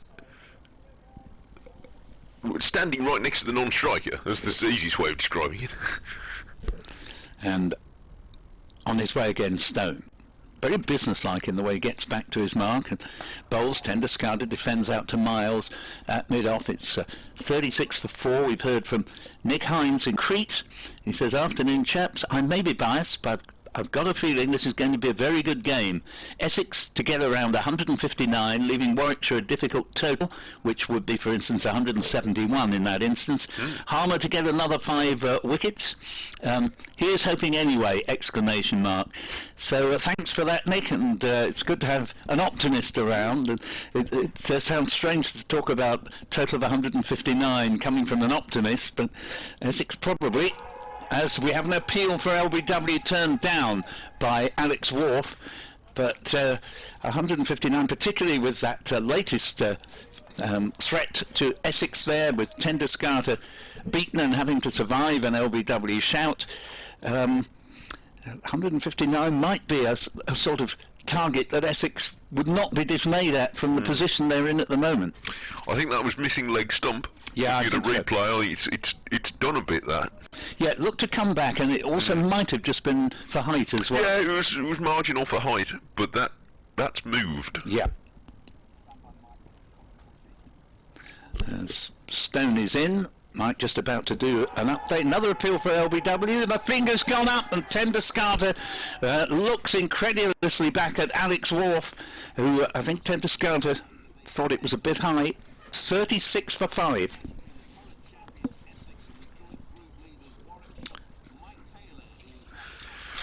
Well, Warwickshire started the day trying to catch up on Essex after falling a little bit behind in the first 2 days. They are now undoubtedly well in front because the 5th Essex wicket has just fallen. The champions 36 for 5, and a first wicket for Ollie Stone, the first one this afternoon, has removed the Essex captain Ryan Tenduscarter. LBW pushing to the leg side and dismissed now for 7. Warwickshire took 4 wickets in half an hour before lunch, chaired by Craig Miles and Oliver Hannon-Dolby, and featuring 2 splendid catches.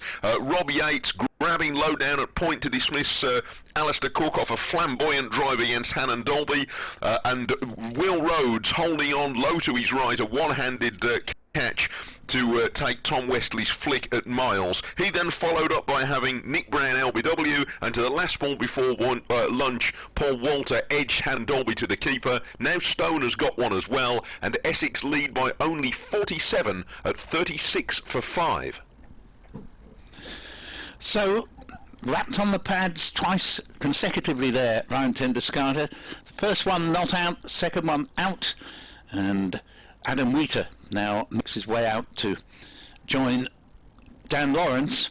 Dan Lawrence has seen very little of the strike since lunch, but he's made 5 of 25 deliveries. Adam Wheater comes out to join him, with Essex in a heap of trouble, and that's putting it mildly. Just 47 runs in front. That was the last ball of Ollie Stone's over, and well, it really does look a mess, this Essex second innings, to say the least. And Nick, our most recent emailer, saying that he got a feeling that it'd be a good game yet, and Essex might make a score just over 150. Well, they'd be very pleased to make a score over 150 now that Tenduscarter's gone. Obviously, if you'd offered it to them from scratch, they'd say, oh no, we'll surely get more than that, but surely not is the look of it at the moment. Hannon-Dolby starts a new over at 36 for 5 and bowls wide of Lawrence's off stump, a ball that again he's going through nicely and from a good length, and Hannon-Dolby is finding a pleasing carry, bowling at a decent enough clip. Well, both these teams only last week won games from what would widely have been considered losing positions more often than not. Yes, it looks as if Essex were sufficiently encouraged by coming back to win after trailing by 163 against Durham. They thought they'd take an even bigger risk here. Well, they're in peril now, as Lawrence go to a lot of trouble to play no stroke here, twisting right back to make sure that he's not feathering a catch. Yes, we have a follow-up email from Nick in Crete. Not so optimistic now! Exclamation mark. He's already taken on board that dismissal of Ryan Tenduscarter. No, well, I don't blame you, Nick. It's from an Essex point of view looking distinctly dodgy. Quite. 2 slips are waiting, still not overly attacking in the field, and Lawrence plays a sturdy stroke, a bit more than a defensive push this, hit it firmly to mid-off. Hello to Taiwan. So what time of the evening are we talking about there? About 9:10 in the evening. Listening intently and nervously, says Mike from Taiwan, as a lifelong Bears fan, all the way from Taipei. Great to be able to follow the county championship live, and a pleasure to be with you, Mike. It is terrific, this. My goodness, if we'd have had this when I was a kid, I'd never got out of the house. Been able to flick around all the county championship games. Hannon Dolby is bringing Lawrence forward and pushing out on the offside.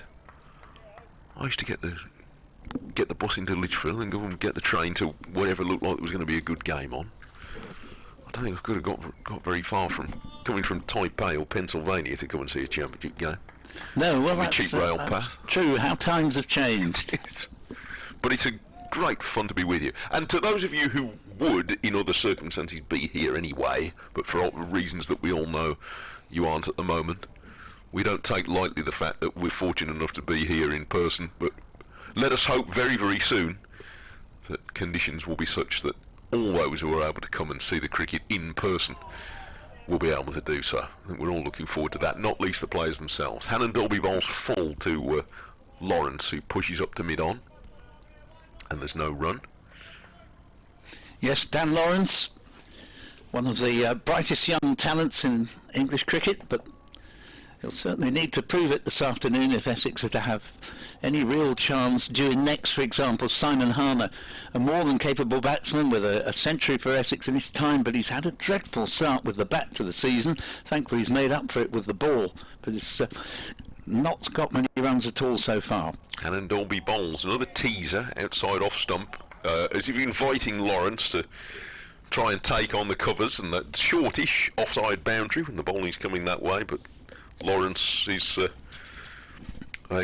paragon of virtue and allows that to pass outside off stump. 36 for 5 in 22 overs, the Essex second innings, and it has been something of a procession of late, but Wheater and Lawrence currently in possession and holding the fort.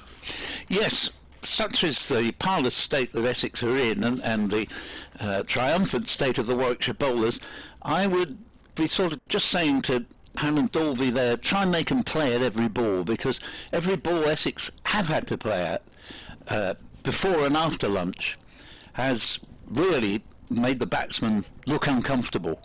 And about 3 in that over which the batsman could leave, I'd try and strike while the iron is hot, as we see a new over start from the City end, and now we've got a third slip posted as well as Stone comes in and bowls to Wheater, who's off the mark with a boundary, and he gets a ball that was up in his half, just a little over pitched and on middle and leg, and just flicks it away off the pads to get his innings underway with a nice boundary there. First ball he received, and Essex 40 for 5 lead by 51. Yes, if you get anything on that and it's gone past the inner fieldsman, you're probably in business. Stone is in again. Bowls to Adam Wheater. Wheater plays into the offside, and there'll be no run there as Craig Miles fields enthusiastically, as he always does, under his sun hat there at mid-off. It is fun when you've got a fielding team, whoever it is, whether on top, and no matter what happens, I think every ball's nearly a wicket. You're that was right. Perfectly straightforward. Yeah. Reaching a little bit away from his body, but he hit it perfectly securely up to mid-off, and they're all up behind the stumps and the ends going on. Tremendous cabaret at the moment. Warwickshire are clearly on the front foot here, expecting a wicket with nearly every... Getting it as well as Stone comes in. Bowls to Wheater. Wheater defends to short mid-wicket. Now, I'm sorry to leave you again so quickly, but I have another update I don't take it personally. to do. It's all right. So I'll be back with you shortly. God, he's been in there. He's training to be a cuckoo clock. Every 15 minutes he opens the door and out he goes. 3 slips are waiting. Bresnan at first, freshly capped by Warwickshire this week. Number 547. You'll have a list, Bears fans, perhaps. Hayne at second slip. Yates has come into third. Stone bowls, and Wheater is barely moving a muscle as he just positions himself to defend that into the offside.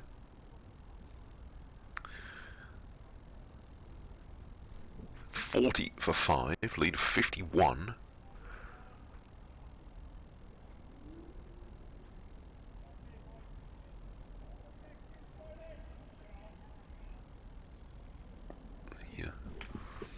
Warwickshire flag, the bare and ragged staff, is still being ruffled by the breeze on top of the old press box stand. Still about, not quite as strong as it was this morning, as Wheater pushes the next one out to Miles. Breeze isn't strong enough to disturb his sun hat, which looks like it's seen a bit of service already. There it is, for those of you watching on the screen. There's the flag. Flag should be back. I don't know whether it's something that's gone in the with all the restrictions at the moment, but visiting sides flags. Bring the flag. I want to see those. Bare flagpole next to it. Wheater's driving well here. He's just missed the stump. Stone tumbled in his follow through to try and stop it, but it was a very firm strike down the ground for 4 runs. Good shot from Wheater.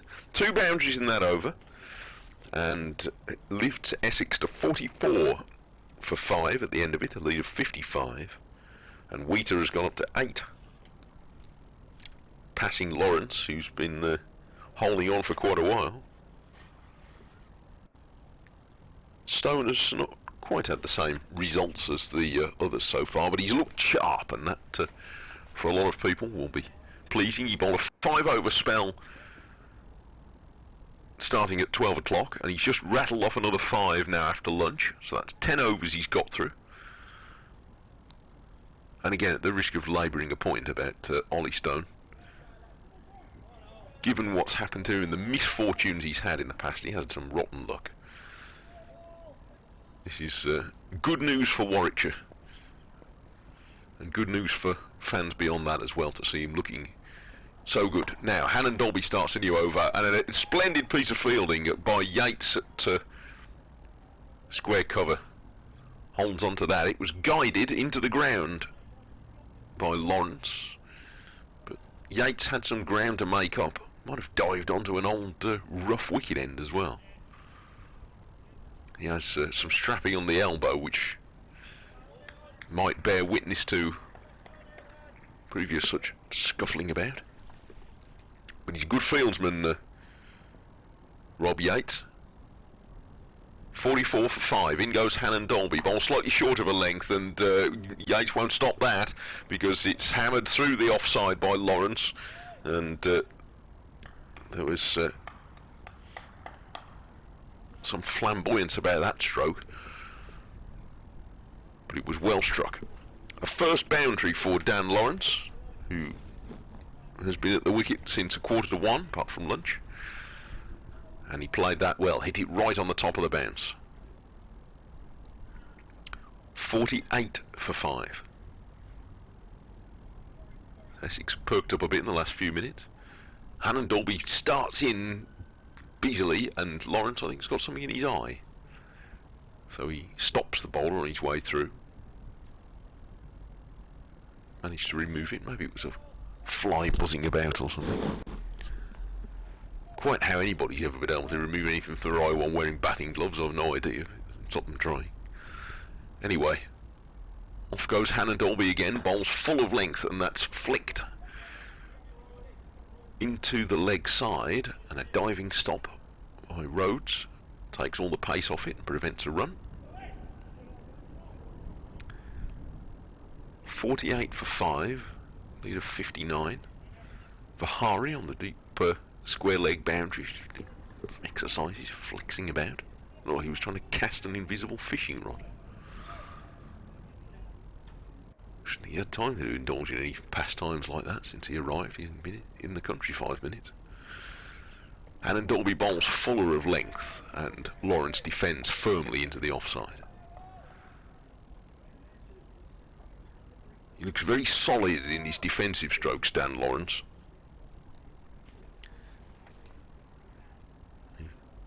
Well nurtured technique.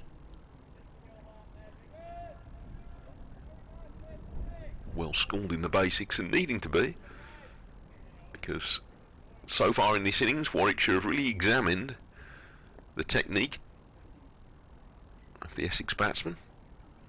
Found it wanting in 1 or 2 cases. Forward comes comes Lawrence to meet the next ball from Hannon Dolby. Pushes it back up to the pitch, to the tall Yorkshireman. He's now probably spent the larger part of his playing career here at Edgbaston.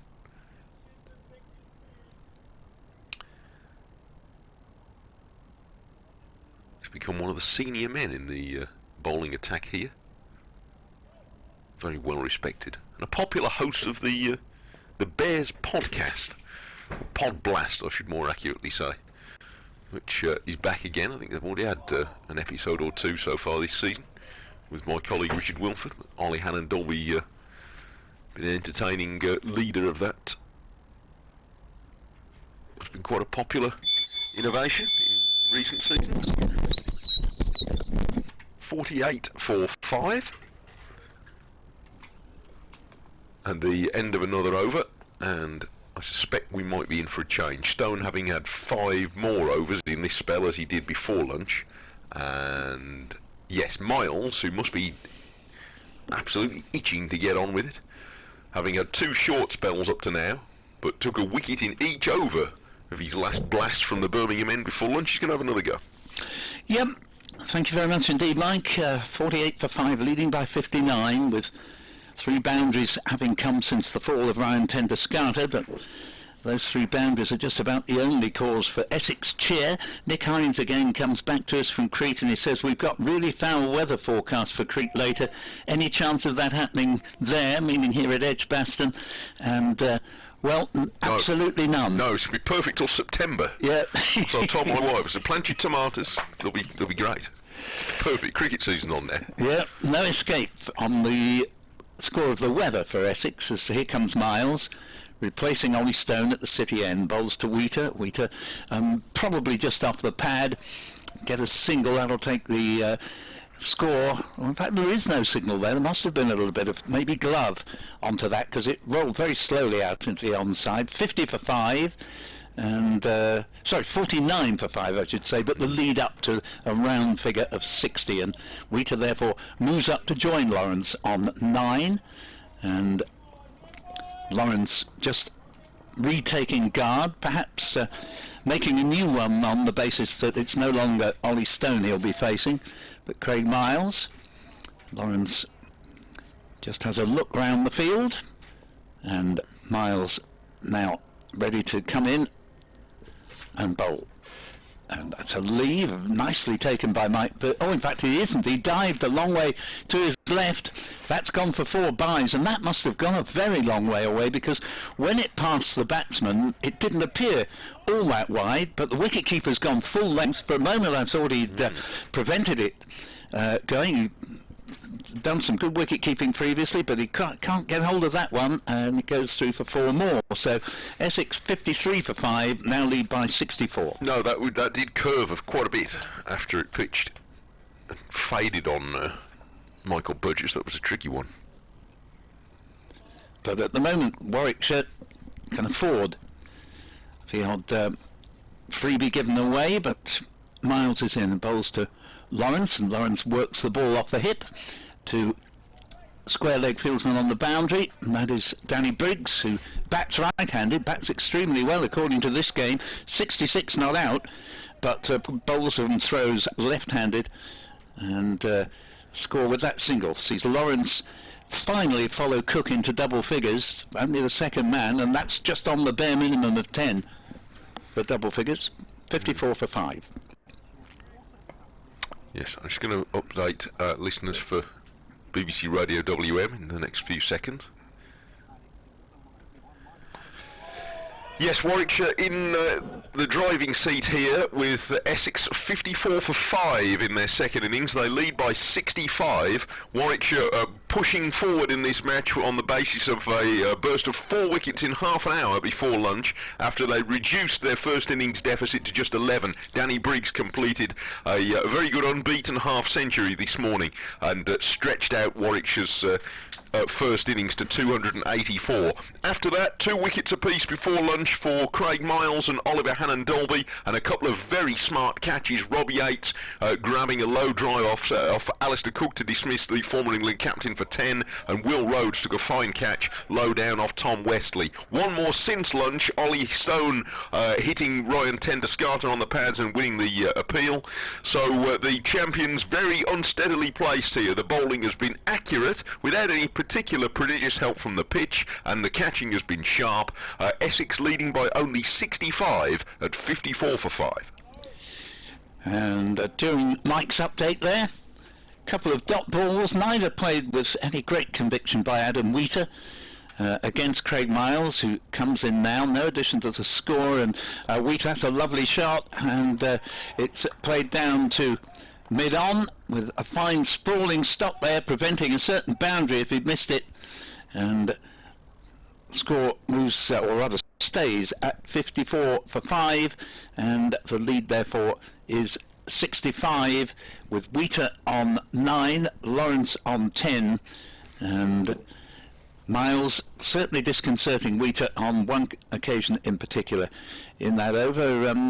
Was that Matt Lamb with that sprawling stop there? I think it was, yeah. Yeah, did well to save another boundary. It's like Tim Bresnan coming into bowl for the first time, the former England and Yorkshire bowler, or all-rounder.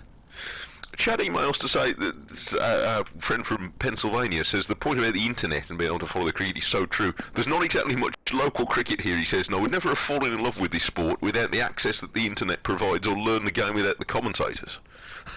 You're a brave man to take my word for anything, Chad, but thank you.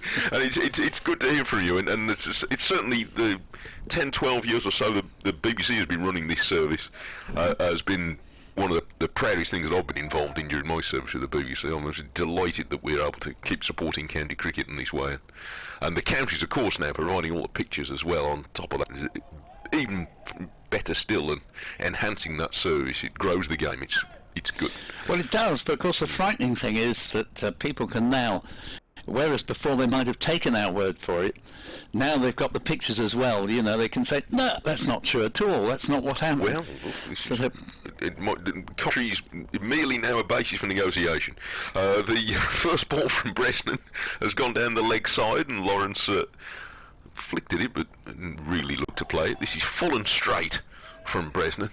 I'm thinking, and it's defended up to mid-on. I'm thinking particularly, Mike, of Cheltenham, where the commentary positions are exactly side on to cricket, yes. And of course with the pictures people will be able to see what in fact the ball has done, whereas in fact from up there in the balcony at 90 degrees to the pitch, it's really anybody's guess.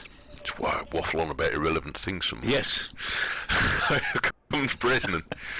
Bright orange soles to his shoes catching the eye as he runs into ball on the leg stump for Lawrence, and he's placed it probably too well out of the middle of the bat down to Lamb at long legs. It scuttles along the ground quickly, and Lamb gets his throw on the way. It means there's only time for one run for Lawrence. Goes up to 11. Chad, I am having much the same experience in reverse along with my youngest son trying to learn baseball. I suspect we are at the same level with that. Probably not quite as far along the line as you are with learning this game. Fascinating in its own entirely different way. Breston's next ball is taken or turned off his pads by Wheater for one run to Rhodes. 56 for 5. We went to America a couple of years ago. First time we'd ever been that far. Remotely that far in my life. I felt like I was going to Mars. And we took in baseball at Seattle, which is the first place we ended up.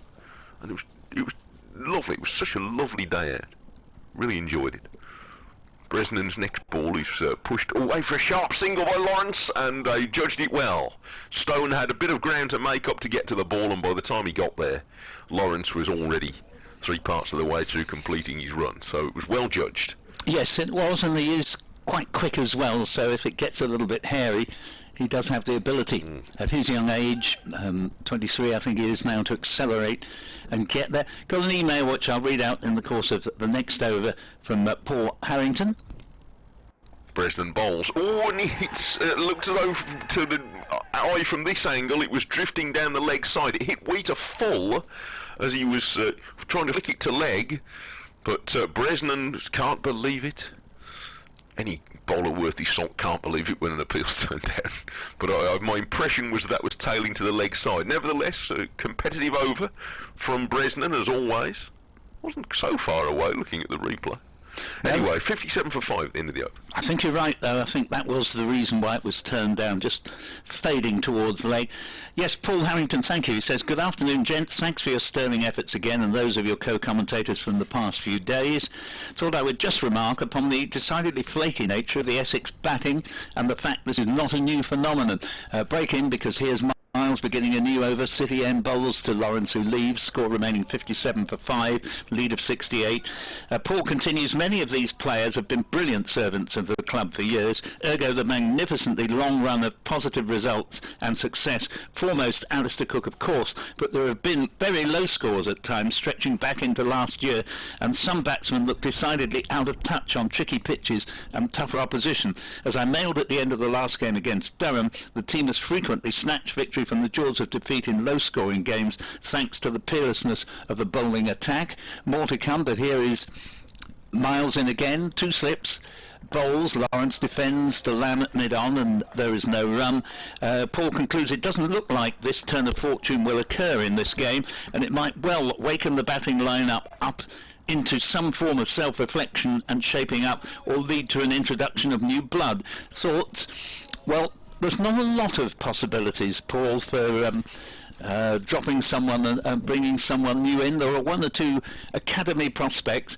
It's fairly true to say that since Dan Lawrence, the batsmen to come to the academy have had chances here and there without quite being able to nail down a place. As Miles is in, bowls to Lawrence, lovely shot off the pads, and it's a short boundary out there on the onside, and that's a handsome boundary for Lawrence to mid-wicket for 4, and he moves along to 16, the score to 61 for 5, the lead to 72. But this is a tricky balance, isn't it, for any winning team in any sport, and this is not unique to cricket.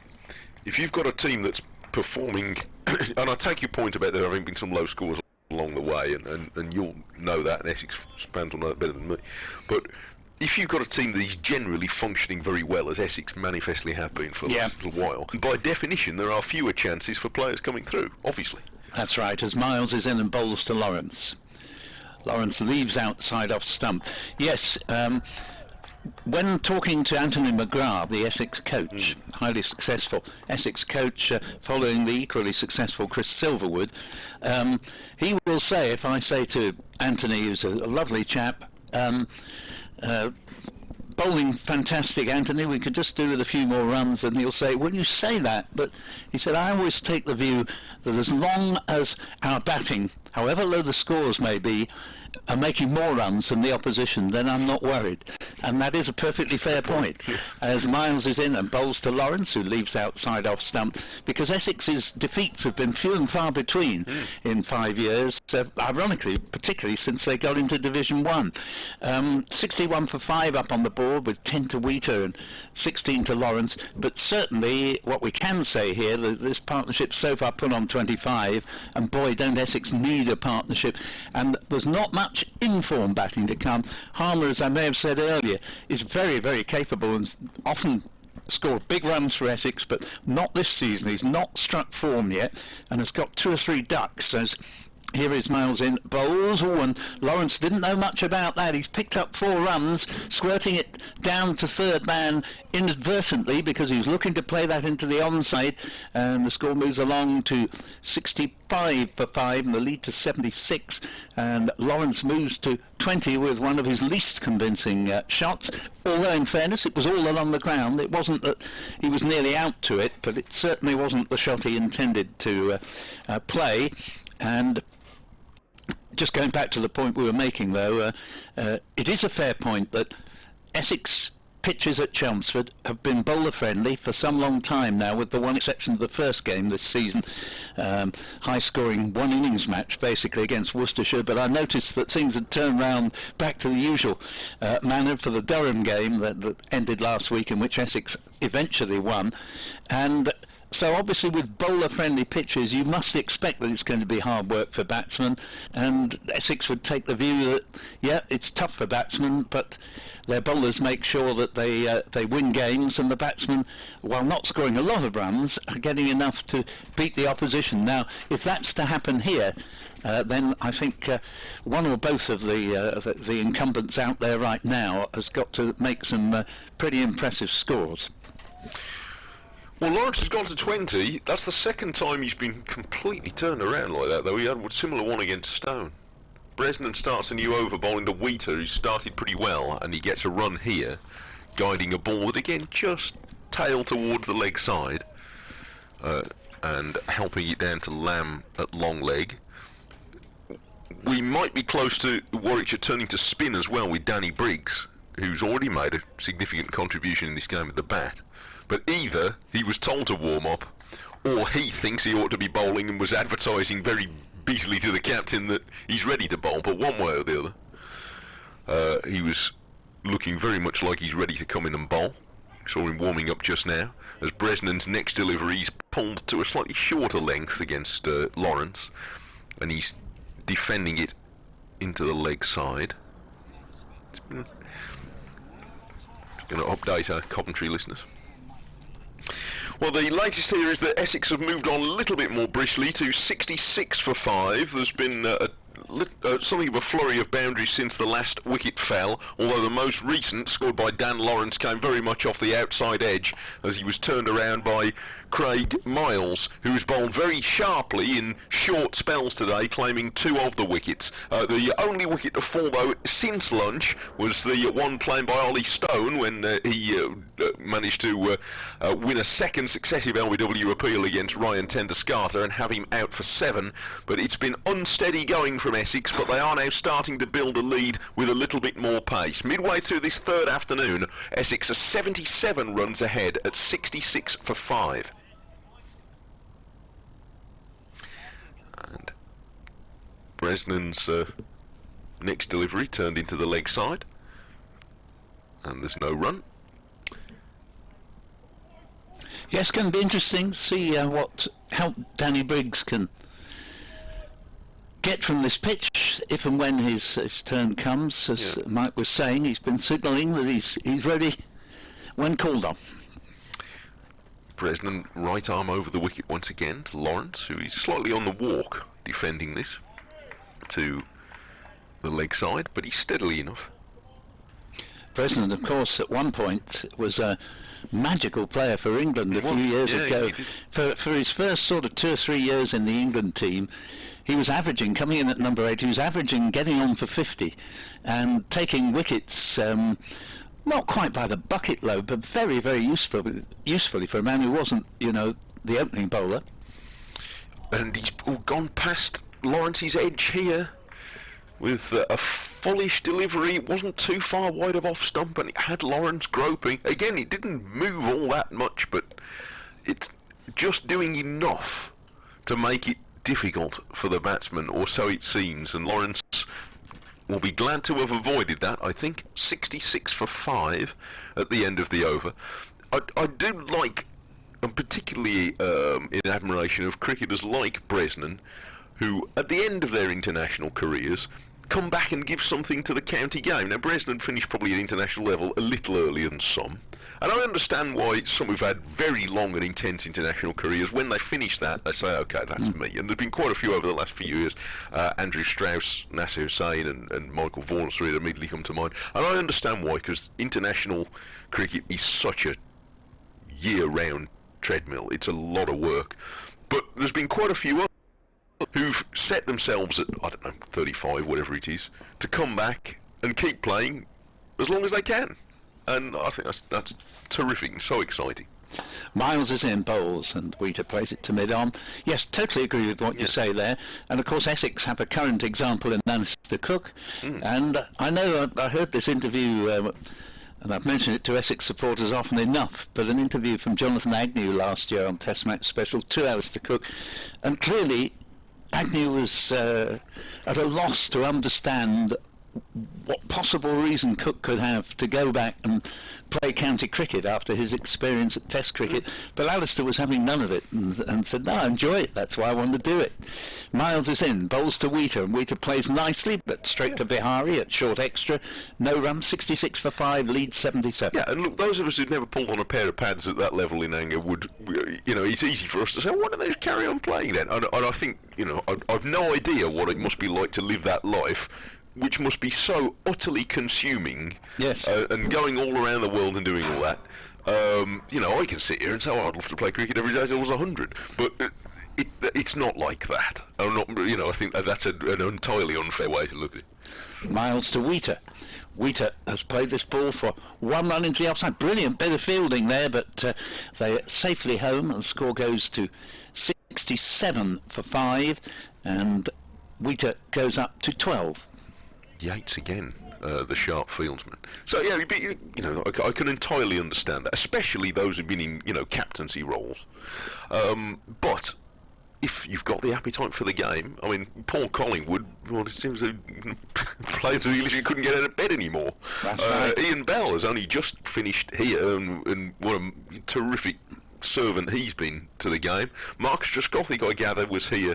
He may indeed be here today, I don't know, but was here for a part of this match, and I thought he was never going to stop playing. That's terrific. And Darren Stevens still playing. I don't think he'll ever stop. 45, still playing.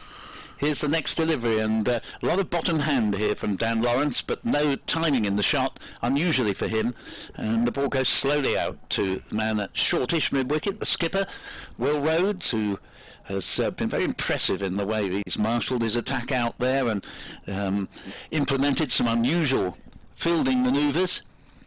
And 67 for 5 is the score on the board.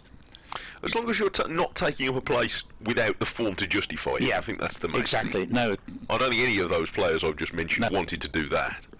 Here is Miles again, bowls to Lawrence. Lawrence flicks at this down leg side, just kicks the ground in annoyance that he feels he missed out on a potential boundary there. He has 20 and Wheater 12, and the pair of them have not far off now from doubling the score when they came together with Essex at a disastrous 36 for 5, and I don't think anybody quite saw that coming. A lot of very good bowling from Warwickshire, but some rather weak batting from the top orders. Here's the next ball, which Lawrence plays back to Miles to complete that over.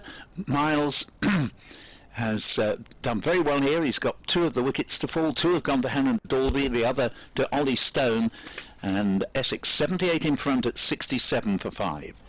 Yeah, I think Miles has bowled very well in short spells here. And not one of the bowlers has let the pressure off, but it does feel as just at the moment as though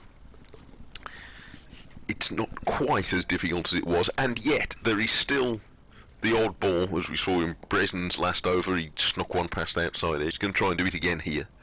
2 slips are waiting, and Bresnan comes and bowls just slightly too short, and a good stroke forced off the back foot, backward of point by Wheater for 4 runs. Yeah, now, one possibility actually here, Mike, it may be that the cloudier conditions this morning has just enabled the bowling side to get the ball to do a little bit more. At the moment, the sun's not shining, but there is far more blue sky around now than any other point in the day, and Essex would dearly like the sun to come out full beam for a good hour to 2 hours now. Bresnan off a slightly shorter run, and has Wheater reaching forward just a tad into his defensive stroke, but it's a good one. Yes, we were talking about Tim Bresnan's Test career that shone so brightly, and it all unfolded sort of overnight in that, he suddenly went from being someone that you'd have thought he surely will be around for another 5 years yet, and sadly he just didn't quite maintain those standards. So, had a fine career, and still clearly intent on showing he's got plenty left at the age of 36. He's turned into the leg side, and there's no run.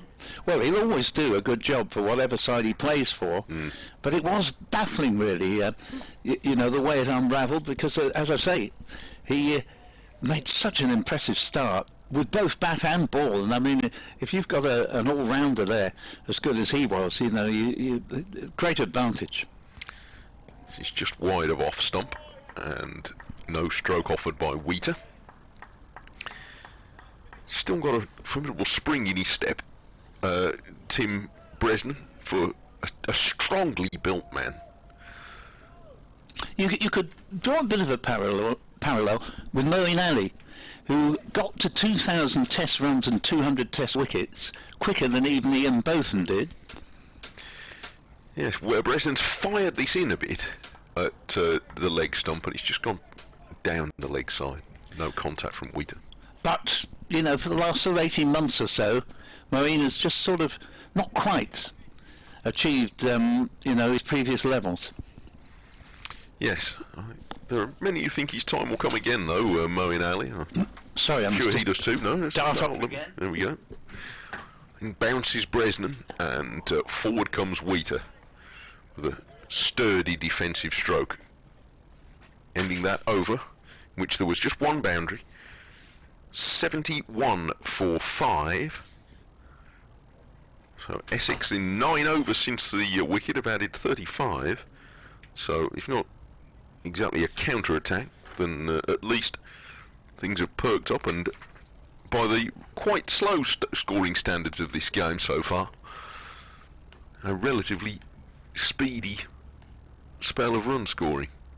And now I think we may be in for the change, not just of bowling, but entirely of mode of bowling, because Danny Briggs is going to try the first bit of spin in this Essex second innings. They seem as having made substantial inroads. An intriguing set of circumstances for Briggs to come left arm from the Birmingham end, so a short boundary to the leg side as he bowls to the right-handers here, which may or may not tempt them. But Briggs is firing this first ball in from round the wicket at Lawrence's pads, and he guides it along the ground to deep backward square leg for 1 run. Briggs has made a significant contribution already in this game with the bat, in reaching 66. Only the third time in his first-class career that he's passed 50. And a contribution of enormous importance, reviving Warwickshire's first innings and bringing them close to parity on the first innings score, just 11 runs behind in the end. He really does push this one through flat, and Wheater defends into the offside.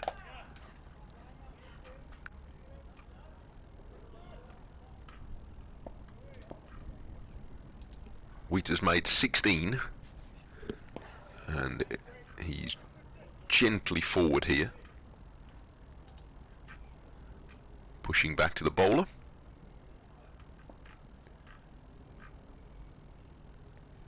Round the wicket comes Briggs, and this one is just held back a fraction, and he gets away from the cover point fielder. They hesitated to see whether there would be a single, and in the end decided they would have time for one as the ball goes past Will Rhodes. Briggs took 4 wickets in the second innings as Warwickshire turned around that match against Notts last week.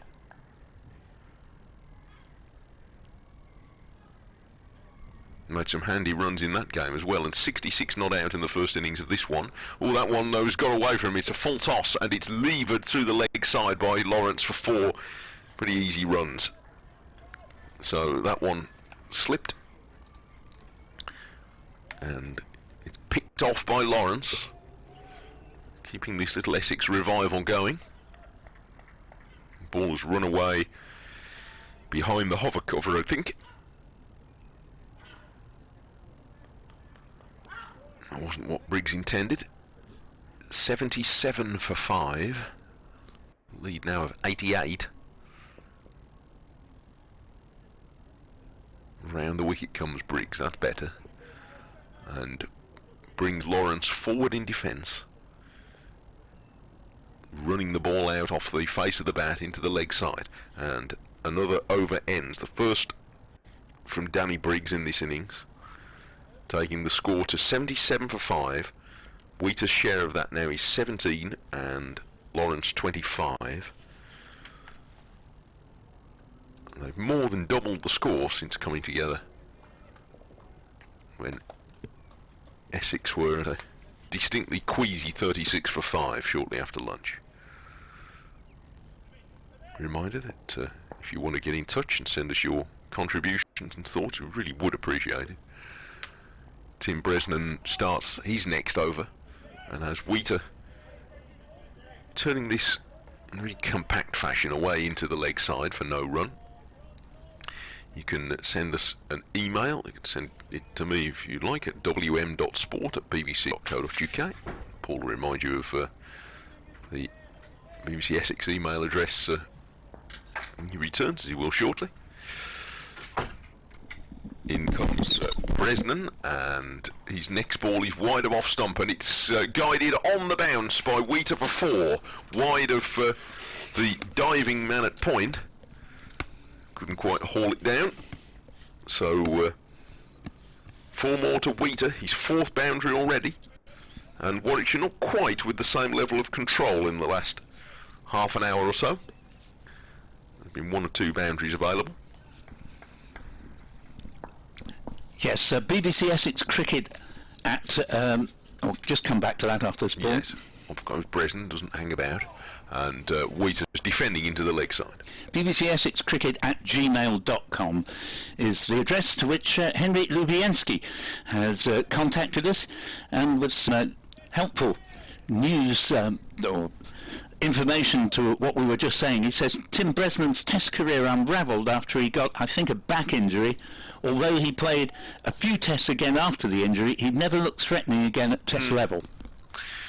Well, still got a lot to offer at this level for sure, as Bresnan's next delivery is pushed firmly into the offside by Wheater. There's no run. Yes, that's a good point made there.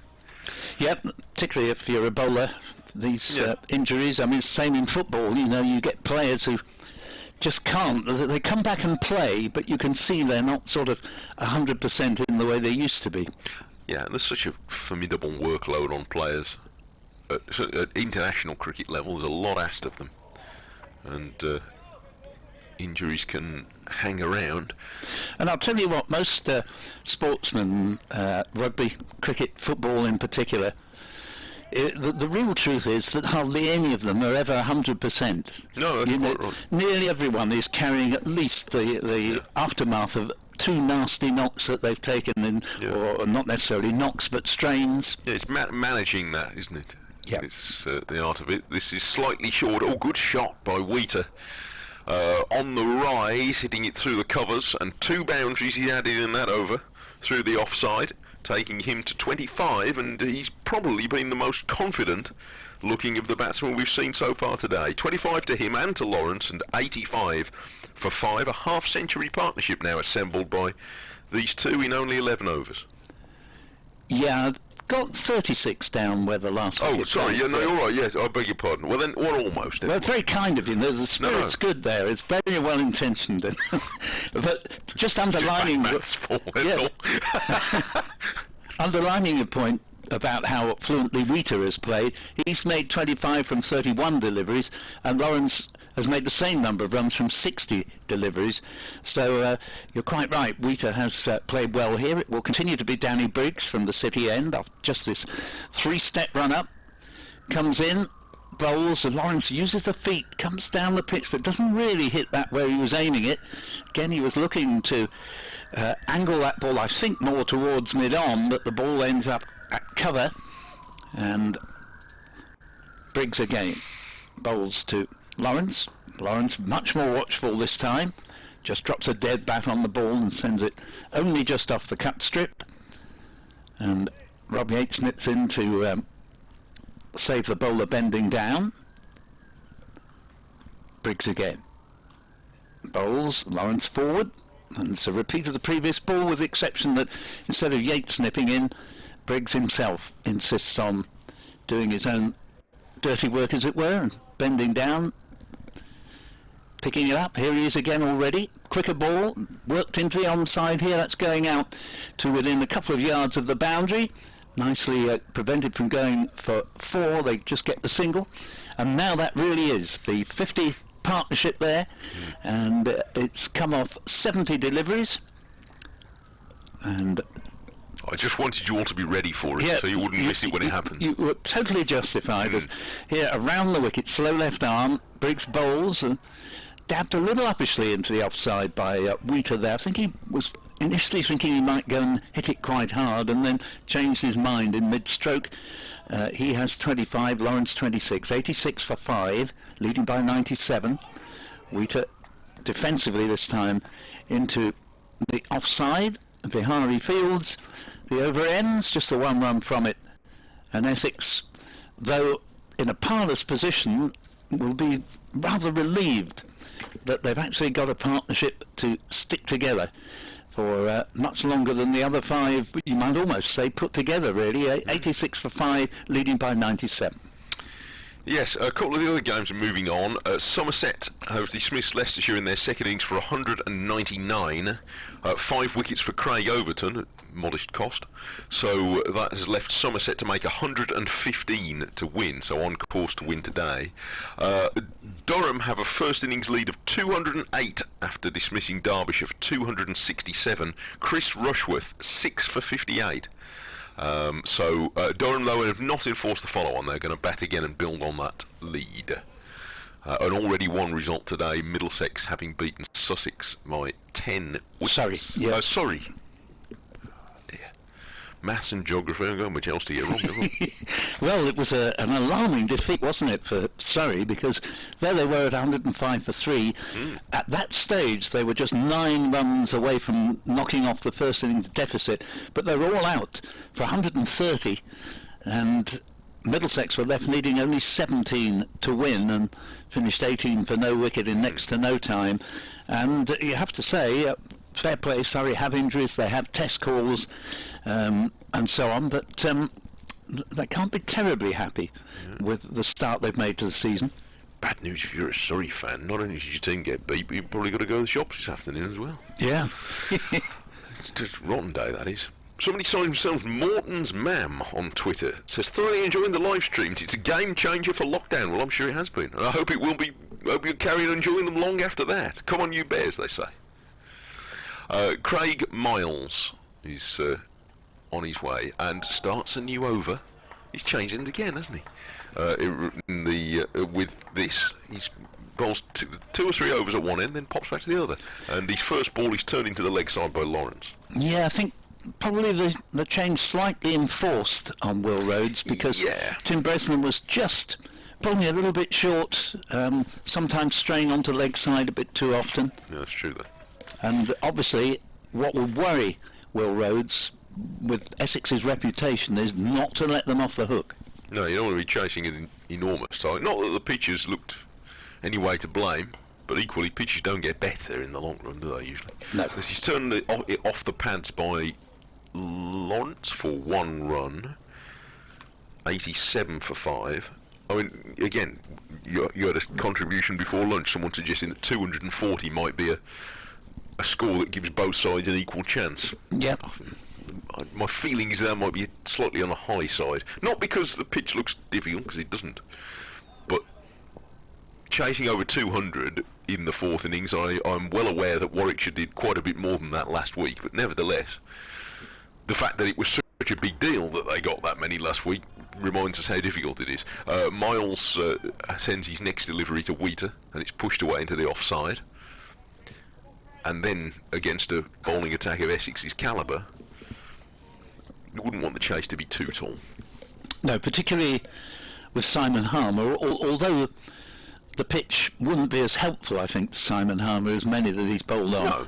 But even so, he, as I say, did get a 6-wicket haul here in 2019, the previous match here between the sides. Oh, he can bowl, no doubt about that. He's Miles bowls, and Wheater is very sound in defence. He looks very well organised in this innings, Adam Wheater, and pushes away on the leg size, no run, but he's looked equally, whether he's been defending or trying to score runs, he's looked solid so far, the most solid batsman we've seen in this innings. Yes, and of course when he started his career with Essex, although he wanted to wicket keep, a certain James Foster was very much keeping in his way, and so Wheater had to prove himself as a frontline batsman, which he did. He's always been a good player.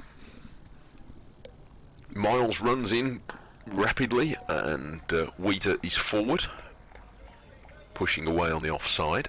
One of the things about Wheater is he's a man of conviction. Whether you're talking to him or watching him play cricket, he makes his mind up and says whatever he's got to say, or plays in a way that suggests that he's got faith in himself, and you really need to have to succeed in professional sport. But he is particularly a conviction player. Well, certainly not like that today. In bright sunlight now, Miles bowls to him full and straight, and a slight miscue, I think, here. Yes, I agree. It came off a thickish inside edge, but safely enough, it runs away for one for Wheater, but not his most convincing stroke of all things. But anyway, 88 for 5 at the end of the over, and the players change round. Kev in Devon, whose Twitter handle is Joys and Sorrows, which I suggest indicates that your attention may be at least half wandering from us now towards Birmingham City. Good luck this afternoon to them and all their fans. Big day at Derby. But Kev says we're definitely improving, we being Warwickshire. Last season we'd have slumped to 160 all out. It's nice to have a wagging tail and an attack with bite. A win against a top Essex side will underline that improvement. Well, it would. It would. Very much so. Danny Briggs in bright sunshine now. Slow left arm around the wicket, City end, bowls. Wheater stretches right forward, plays it quietly out into the offside. Will Rhodes does the mopping up, and had a brief spell with Essex a few seasons ago, Will Rhodes. Here is Briggs, bowls slightly quicker delivery, played back to the bowler. I think he's a promising young captain, Will Rhodes. I like him. Yep. He's a good guy. Here is Briggs again. Wheater, just a check drive back to the bowler. Briggs in his third over here, 7 runs from 15 deliveries. Bowls again. Tosses this one up. Wheater clips it off the pads, nicely stopped at short mid wicket, and again there will be no run, and Yates does the fielding. 88 for 5, one shy of a 100 run lead in overall terms, as Briggs goes past umpire Alex Wharf. Wheater steps away to leg to carve it into the offside, but Bihari at backward point can easily save any sort of a single. So Wheater stays on 26, Lawrence 27, and whipping through his over in no time, Briggs is about to bowl the last ball thereof, and it's a maiden as Wheater just defends the ball out to the Warwickshire skipper. So 88 for 5 at the end of that over leaves Essex still 1 run shy of a 100 run lead. Let me send greetings to Martin in Maryland. Thank you for your message. It says, hi Mike, question mark. It's alright, listen, I answer to all sorts of names. Most of them have one syllable. It says, hopefully I've got the correct email address. You have. It says, I'm really enjoying the video stream. Are your mics plugged in correctly? The sound's not quite as good quality. I don't know. I'll give it a kick, Martin. I'm glad you get it. It says, nearly time to stream the Blues game in parallel to the cricket. Subtitles for Essex supporters at Birmingham City. Isn't the internet wonderful? Agreed, and thank you for being with us. Miles starts a new over, and it's guided off the pads down to long leg by Lawrence for 1 run, 89 for 5. I hope you're hearing us clearly. It comes through a variety of wiring systems. If you're watching it through the pictures, then it also comes through some of Warwickshire's wiring system, and I'm looking at it now. Some of our equipment, quite frankly, was fetched off the ark, but I hope it's all right. Maybe it was just a gurgle in the internet. But well, you heard it well enough to get the email address down, so hopefully it's not too bad. But thank you for bearing with it, and good to be with you. This is Miles bowling outside the line of off stump, and it's gone through to the wicket keeper by Wheater allowing it to pass. The Birmingham City fans are in good voice then, they're all in action. They've perked up lately. They're all right. All's well with the world in that part of Birmingham. They needed to, didn't they? Yeah. They were at one point dicing with they were all over the place. Relegation, yeah. Good to see them pull clear. It's a sort of an annual thing, all of late. And every year they say, never again next year, and here they are. This is down the leg side, and it's got away from Burgess again, but it was on the move again from Miles. But Burgess diving down to his left couldn't quite haul that in, and that's gone away for another 4. I didn't see the signal. I don't think there was a signal of bowling. No, I think you're right. I think it's just tickled it, which explains probably why that has been Yeah, Wheater's gone up to 30. So, I don't think it was quite in Burgess's reach to call that a chance. Lead to 104, yeah. Wasn't too far away. Just on that football theme, there's great weeping and wailing in Essex. Southend, if they don't win today, will be relegated from the Football League. It's not nice. This is it's in the air, and underneath it Vihari, and he's caught it at deep square leg. And Rhodes leading the celebration. My goodness, the Warwickshire captain is pumped up. 93 for 6. Wheater with a pull which he couldn't control, and it was in the air a long time. But Vihari, who caught a terrific catch in the deep the other last week at Notts, taken quite a simple one in the end. Looking at the replay, Wheater fetched that a bit from well outside off stump. It was shortish, but he had to hoik it round, and Vihari always looked in control of that. So Wheater, having made a very well organised 30, departs. Caught Vihari bowled Miles, 3 wickets for him now, and it's 93 for 6 and the lead of 104. Well, that's a wicket rather given away by Wheater there. He played so well, and really hadn't hit the ball in the air at all previously. He got 3 or 4 boundaries with handsome shots, timing it well, keeping it on the carpet, and bearing in mind he just got 4 slightly streaky runs from just flicking the ball round past the wicket-keeper, previous delivery, but having played the Briggs over previously so carefully, he just decided that he'd have a go at that one, and has perished in consequence. Top edge pull, and Essex really, you feel, after that partnership which partially redeemed an alarming situation at 36 for 5, partnership ends up putting on 57. Warwickshire were just beginning to wonder where the next wicket was coming from, and Wheater has voluntarily, it would seem, provided them with the answer, and it's another avoidable dismissal from an Essex point of view, particularly galling for Essex after Wheater, as Mike has been saying, had played really well, looked the pick of the Essex batsmen so far, or certainly looked to have had the least trouble of any of the Essex batsmen, and that's a big loss, bearing in mind 5 wickets had already gone down. You never, as a batting side, want to lose anyone, but that certainly has stalled Essex's mini revival before it could become rather more than a mini revival. Those of you looking at the pictures will have your own view, but my view of that is that ball was quite a bit outside off stump. It's fetched it a bit. Yeah, you're right. And it's a long boundary to take on. Yes, that's another reason. It didn't add up, that shot, and he rather out of character with what had been a very tidy innings to that point. Yes, it was a fetch. And had he been batting at the other end, it probably might even have gone for 6. For 6, yeah.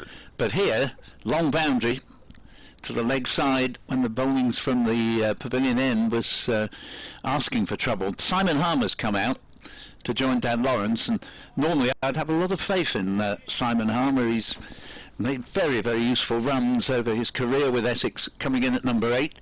But this season, he'd really be very pleased if he could make a sort of 20 or 30 here, because he's got several scores in single figures. Well, that would make quite a big difference, to be fair, in a game with a lead of 104. Miles has got 3 wickets. He's rushing in to bowl to him, and Harmer's first ball is turned into the leg side. Seen, of course, Edgbaston, of one of Harmer's major triumphs, and there have been many in his career with Essex, but I'm thinking particularly of T20 Finals Day in 2019, when he was the Essex captain in that form of the game, and he had an absolutely brilliant Finals Day, coming in with Essex needing, I think it was 18 off the last 7 deliveries, and getting about 15 of them himself, winning off the last ball. Leading from the front, bouncer from Miles, but it's heading down the leg side, and Harmer just flinches out of the way of it, no problem. 93 for 6 at the end of the over. A partnership of 57 in 14 overs ended there, and Essex lead by 104. There's another good finishing prospect, another one that might finish today, or it could go into tomorrow. Sussex, I notice, been set a target of 235 at Hove by Yorkshire at 45 for 1. Yorkshire recovered a bit in that game to set them a competitive target. Yorkshire's second innings amounted in the end to 305, so that looks like a good game. But the Sussex man out is Aaron Thomason, who's on loan from Warwickshire. Briggs begins a new over, and single to Dan Lawrence, punching into the offside, and retrieved in the deep by Lamb, and the score to 94 for 6, the lead to 105, and Lawrence goes up to 29. He's kept his head. He hasn't always found it easy out there, but so far has played very sensibly, just taken the runs that have been on offer. Briggs bowls, left by Simon Harmer, and no run. We've got a slip and a bat pad. The close company for Harmer here, facing Danny Briggs from City End. A little bit short there later in his innings. If there is a later, Harmer might have been looking to punch that one away into the deeper offside regions, but on this occasion he keeps a watching brief. Briggs bowls again, and Harmer has flicked this away, nicely stopped by Yates at mid-wicket, or otherwise that would probably have gone to the boundary. We see more and more clear blue sky developing. It's taken a long while for it to break through the sun today, as Briggs is in, bowls to Harmer. Harmer defensively to the skipper at cover.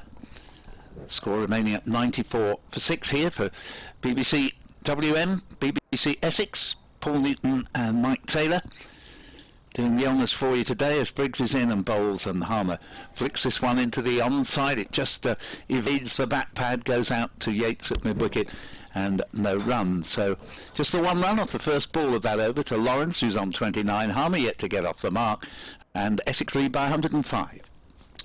Warwickshire supporters and indeed Essex supporters will cheer on Chris Wright. He was yes, one of your parishes. Splendid fellow. Indeed, taken an early wicket for Leicestershire as Somerset chase 115 are 14 for 1.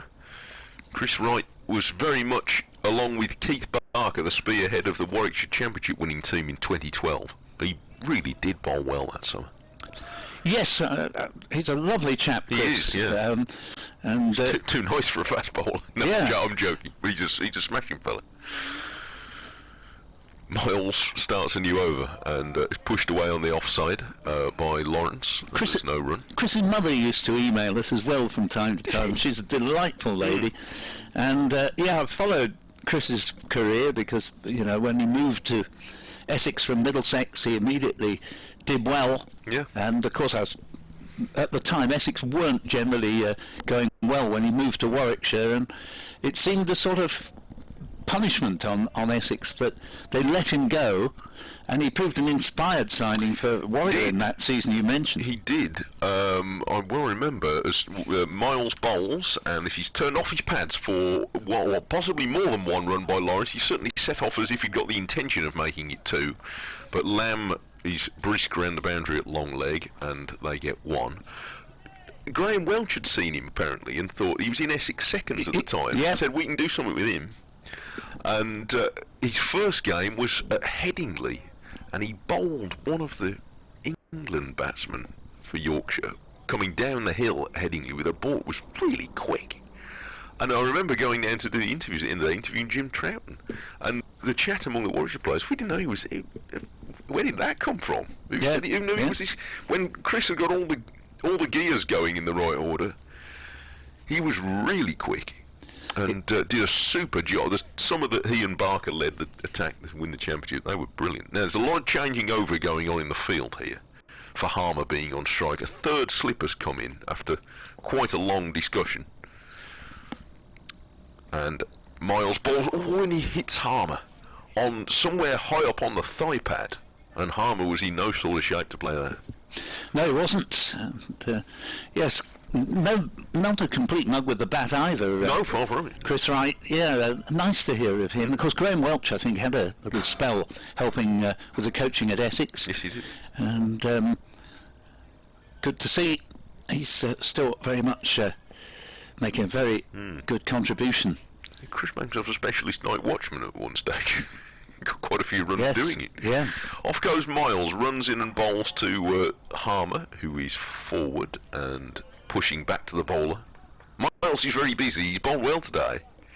In short but lively spells, he's doing a good job, and he's got 3 of the 6 wickets to fall, 3 for 30. And there's a look nippy. Formerly of Gloucestershire, where he first broke through.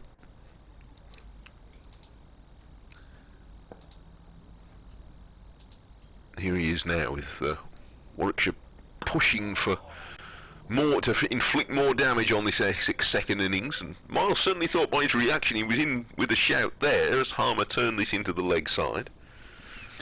Well, when Essex lost 10 discarders straight after lunch, 36 for 5, leading by only 47, the game was more than likely at that stage to have ended today. It's a little bit in the balance now.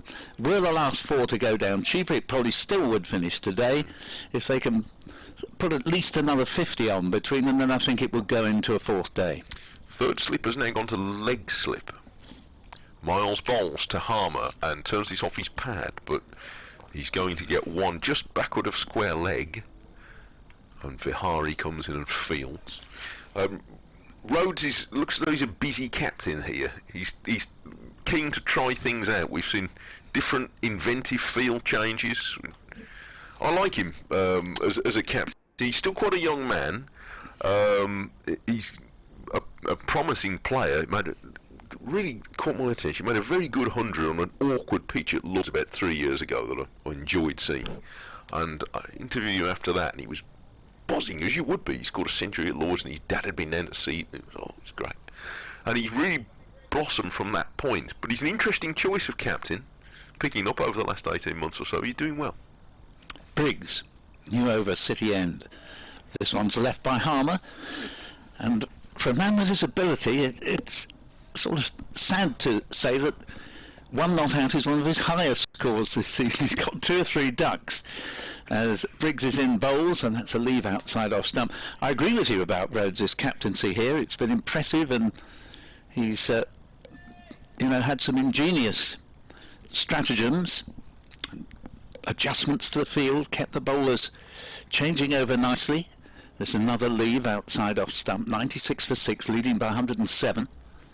Wheater the last man to go for 30. Dan Lawrence is currently on 30, but at the non-striker's end as he watches Harmer, who just underlines what a struggle Harmer is finding in batting so far this season, because I've seen him hit a ball like that for 4 on many an occasion, but he just doesn't time it at all, and it almost apologetically rolls slowly out into the covers for no run. Briggs tosses the next one up, plays back to the bowler, and already Briggs within 1 delivery of completing another over very rapidly, and I think probably we will go to tea pretty much bang on the 340 with the rate at which Briggs has speeded up the bowling of the overs, as this is a dot ball to complete a maiden over. And you don't get much of a breather if you bowl the other end to him, do you? No. 96 for 6. That is a very good point, because of course the Essex bowlers know that Harmer is through his over in next to no time. So whichever of the quicker bowlers is on knows what to expect. Yes, I suppose they do. Rather hard work. But nevertheless, if things are going your way at the moment, I think you probably want the ball in your hand. I'm sure Miles does. And Very much so. Yeah. Well, if it's look, this is a hard enough game. There's enough days where it's you're on the wrong end of it. So when it's your day, you've got to make the most of it. And Miles intending to do exactly that. But his first ball, he's on Lawrence's pads, and there's a fair bit of responsibility on Lawrence now. He's 31 after taking a single here. Yeah, the sort of problem, I don't know if it's a problem from Lawrence's point of view necessarily, but he's tended to get a single off the first ball, and that means that he's probably not going to see the strike again for the rest of the over. No, he's faced only 6 balls in the last 6 overs, and he's got a single off the first ball again in this one. Yeah, good stat from you that, and it just underlines the point. It's all happening at the other end. Miles bowls to Harmer, and he's right in behind this one and guides this into the leg side. I'm a compulsive scorer, Paul. I always have been. You know, one of the, those used to bet once in a second they'd linger on some oik in the ground. Well, the kid in shorts in the crowd with his scorebook and his stubby pencil. That was me, that, and it still is. Not the shorts, but the rest. Here's Miles. 3 slips waiting, and it's none of them are in business here because it's wide of the off stump and Harmer doesn't play a stroke. Yes, I did plenty of scoring the day when I took a lot of junior cricket because really, if you're taking the sides, you more or less have to, unless you leave the task with one of the lads. Got an email from Trevor Beaton, and we'll come round to it. I think we'll just take the next delivery before we read your email. Thanks very much, Trevor. Off goes Craig Miles, and he beats Harmer. They're claiming a catch, but it wasn't the most convincing of appeals. I'm not sure Miles was totally persuaded by that. They liked it behind the stumps, but it was a good ball. It had Harmer in all kinds of bother. I wonder for a moment if it might have just flicked the top of the pad on its way. Could well be. I think it probably did hit something. Trevor says, with reference to the Essex Academy, I was surprised that the club encouraged the very talented Rishi Patel to go to Leicestershire last season. I was interested to see that he entered the present game against Somerset in the second innings on the concussion rule. Off goes Miles. Second slip was gone to leg slip again, but this is outside off stump and allowed to pass. And scored what was described by Cricinfo as a gutsy 27. I fear we may have let one go there. We haven't heard the estimable Dick Davis this season. I trust that he is well. Dick will be back for your pleasure, evidently, Trevor.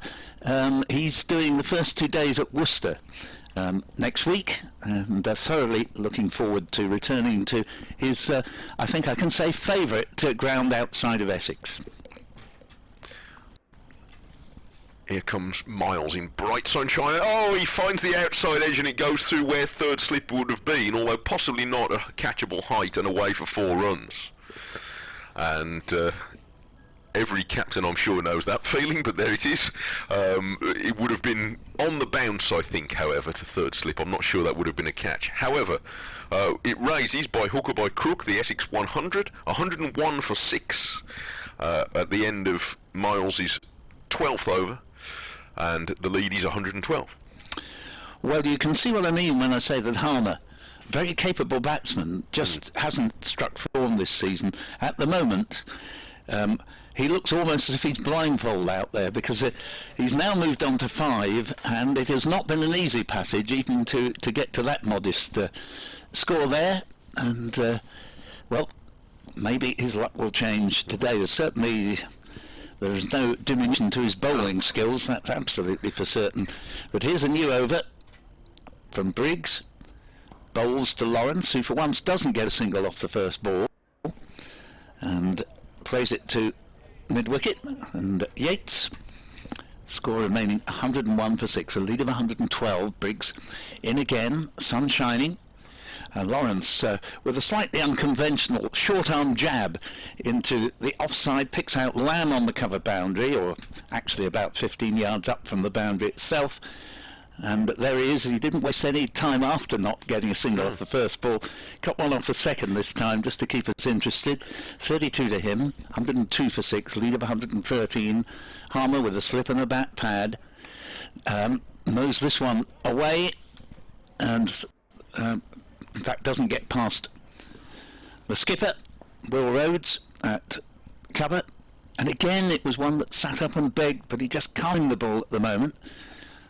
And he defends the next ball into the offside. Vihari took the catch that dismissed Adam Wheater, the last wicket to go down for 30, nips in, and all these Warwickshire lads are, as you would understand in this situation, very much on their toes, heartened by that wonderful victory against Nottinghamshire and doing so well against the champions here. As Harmer, that's a better shot from Harmer, at least it is reasonably timed out to land on the, or near the point boundary, gets a single. He goes to 6, and Essex are 103 for 6. Not a great position, but a distinct improvement on 36 for 5, as it was shortly after lunch. Briggs is in to bowl to Lawrence. Lawrence has flipped this one away, a lot of bottom hand, the way it goes over the mid-wicket boundary. 4 runs, short boundary over there, and Lawrence met it on the full, and just used a lot of bottom hand to lever the ball away. Not so far in front of square on the onside. So Lawrence moves up to 36, and at 107 for 6 at the end of another Briggs over that seems almost to be through before it's begun. 107 for 6, leading by 118. Funny over that, there were a couple of really short wide balls. A full toss at the end of it. I'm not quite sure I knew to see where the plan was there. However. Yes, it probably wasn't a plan. No, I don't think it was. It just wasn't his best over. Anyway, 107 for 6. Made a strong contribution already today, of course. Back to 3 slips rather than 2 and a leg slip as Miles starts a new over to Harmer, and that was a more confident push. And against the over towards the short boundary, needed some hauling back that, but it was just dragged in from in front of the rope, and they've had time to go back for 2 runs. Yeah, that was easily Harmer's best shot so far because it was nicely timed, and when you see a batsman who just hasn't been informed, timing is the issue more than anything else, and that at least may give him a bit more confidence. Yes, that was better, and he goes to 8. The longer he hangs around with Lawrence, whether he's timing it or not, it makes a difference. He's got rid of one of the slips now. Extra man's gone into the cover ring as Harmer defends back up the pitch. That could be taken as an implication that, Warwickshire don't want to let the score climb to too many, and it's only now, at the moment, a lead of 120. Well, absolutely right, and it's a tricky one for the skipper, because he wants to attack, but at the same time he will feel that he doesn't want to let the situation get out of hand. No, it's an awkward balance, really. A chase of 200 would still be a challenge. This is short all from Miles, and that's hit Harmer, and they're going to have a run. He sort of knelt down into that. It was an awkward short ball. It was well bowled, and Harmer's gone down on one knee and turned his back on it. It's a leg by, but I think he will have to have the compulsory examination here, because it was hard to see. I'm looking at the replay, see if I can see exactly where it's hit him, but it's hit him, I think, just on the back of the helmet. Yes, you'd never like to see a batsman turn his back on a short pitch riser. I always felt one of the most prolific batsmen of all time really struggled against anything that was short, and his technique was poor for such a prolific batsman, and referring to Graham Hick, as many people will already have realised. He was one of the most punishing scorers in the history of the game, but when he faced the short pitch stuff from the West Indian quicks in county cricket, and every county had a West Indian quick, he just didn't have the technique for it at all. And Harmer there has been caught, as you say, back of the helmet. I think it looks as if he's perfectly all right. Yes, I think he probably is, but it's right that they do these checks now. Yep, quite right. You know, it's a good innovation, not just in this sport, but in all sports, really. But he is all right, and he's even, I think, well, perhaps no, he's probably not wearing the same helmet. They've probably swapped them out. I think you are, if you've been struck on it, meant to change it. Yeah. But he's okay. Yeah, well, that's good. I thought he probably was, but he's right to check now. You don't want to miss the 1 in 1,000 where they're not right. No. It's too important. But it's almost a case of on the edge, son, if you sort of turn round, face the other way to a short pitching delivery. They got a leg by from it, 110 for 6. It was a good ball. I mean, from that point, it was a well-targeted short ball. It was. But Harmer didn't. He struggled against that. But the good thing, he appears to be fine, which is most important. And he's now at the non-striker's end as Miles, who is clearly very much in this game, runs in and bowls a short ball to Lawrence, and he's well out of the way of that. Yeah, now there is the difference, really, because Lawrence was already getting well underneath it. Yeah. The moment, you could see him get underneath it on length alone there, whereas the one that hit Harmer took him completely by surprise. Yes, Lawrence was very quickly reading that. He's 36, and with the odd false stroke, has held things together this afternoon for Essex, such as they have been, and he's well organised again, defending this upright from the crease. But back to the bowler. But we've seen some good cricket today, Paul. It's been I've enjoyed it. It's been some good standard stuff, some excellent bowling, some gritty batting now from Lawrence. It's being called on. I thought Wheater played well for a while as well until he was in. He did. You'd just be very disappointed in the way he got out. Yeah. You know, when so much depends on the partnership he had with Lawrence to sort of have played so well but get out in that way. Miles bowls to Lawrence, is already coming across the crease to meet this and guides this away. He's got they want 2 and will get it, yes. He's played it between square leg and long leg. That's well run. Lawrence setting off the run, looking where the ball was going, almost took out the bowler in his flow through, but yes. they did well to avoid one another. They did, almost a case for an indirect free kick to Lawrence there, although he was busy looking round. It was all perfectly innocent. Miles was neither trying to get in his way nor Lawrence to run into Miles, but anyway, it all ends amicably. 112 for 6, a lead of 123. And what do you reckon now? 1 over till 2? I've lost track of where the overs remaining is. Yeah, I have a bit. 40.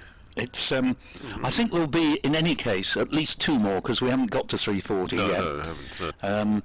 So that's kind of the earliest they can take it. Yeah. So my guess is probably a couple more. I didn't just notice how many overs had gone at lunchtime, but here's Briggs. Slow left arm around the wicket from the city end. Bowls to Harmer, who plays this much more confidently than he would have done about 10 minutes ago, and hits it out of the middle of the bat back to the bowler. This is the 29th over of this session. And Briggs is in again, bowls, and that ball is back up by Harmer, produces 1 run out to Matt Lamb near the backward point boundary, and again it was very much more out of the middle of the bat from Harmer, who moves up to 9, 113 for 6. Essex lead by 124, and they would just feel if they could get that lead up to 200, they'd have something to play with. Setting Warwickshire a couple of 200 from the final innings of the match. And Briggs is in again. Bowls, and Lawrence just guides the ball purely defensively, but gets a run nonetheless into a gap in the offside. Bihari fields, but nothing he could have done to prevent the single. 114 for 6, leading by 125 here for BBC WM and BBC Essex. Paul Newton with Mike Taylor. Lawrence now has a top scoring 39 so far in this innings, and Briggs bowls again. Harmer defensively here. No run. Cook made 10, Wesley 5, 2 brilliant catches accounting for them. Brown 8, Walter 1, last ball before lunch. Then Tenduscarter 7 and Wheater 30. Harmer Another defensive shot into the covers. Skipper fields. Wheater, as I say, making 30 after he and Lawrence had put on 57. Much needed runs from an Essex point of view for the 6th wicket. Briggs bowls again. This ball is played off the back foot by Harmer, nicely stopped by Rhodes at cover, and the over ends. Just a single from it. Lawrence 39, Harmer 9, 114 for 6, lead 125. Letters from America. Martin sends me. He's got a terrific setup he's got here. He's got the cricket on a small screen, and behind that he's got Birmingham City on a big screen, which, depending on who's doing better, you can switch them around. That looks terrific.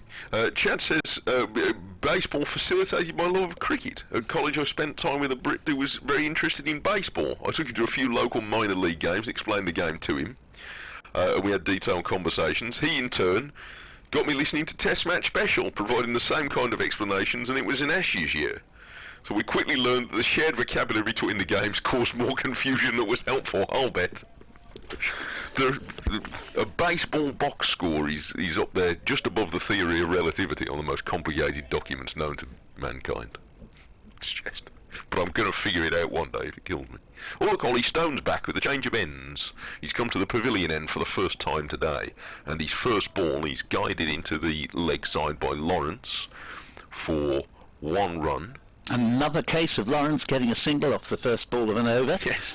115 for 6. We've heard from Nick Hines again in Crete, who says, my prediction of 159 should have been 150, but the 9 is next to the naught! Exclamation mark. However, glad of the 9, you never know. Yeah. Photo finish. He says, not looking so bad now, and I take your point, there has been a bit of a recovery after Essex lost their 5th wicket with only 36 on the board. Off goes Stone. Hurtling in, bowls a short ball, which Harmer guides down to long leg for 1 run. This is clearly going to be a short spell from Stone before tea and coming back at this end. Yeah, but I wonder if something of the discomfort we saw of Harmer against the short ball is behind the thinking here. Very much so. He did, however, play that short pitch riser well, because not only did he not turn his back on, he kept his eye on the ball and rolled the wrists, so that although it went straight to the fieldsman on the boundary at long leg, it was all along the ground, so credit to him there. That's the way he should have been playing the previous one. Yeah, and all the more difficult if you've just been plonked by one, I should think. Yeah. Forward comes Lawrence, but just plants his pad there and allows the ball to pass outside the off stump. So Harmer into double figures, and he'd be the first to admit that he's relieved to sort of get into double figures the way it's been going for him. And I hasten to add, when he's got back in touch, he's a fine player. And Lawrence has 40, exactly 50 between them. Lead currently 127. Off goes Stone.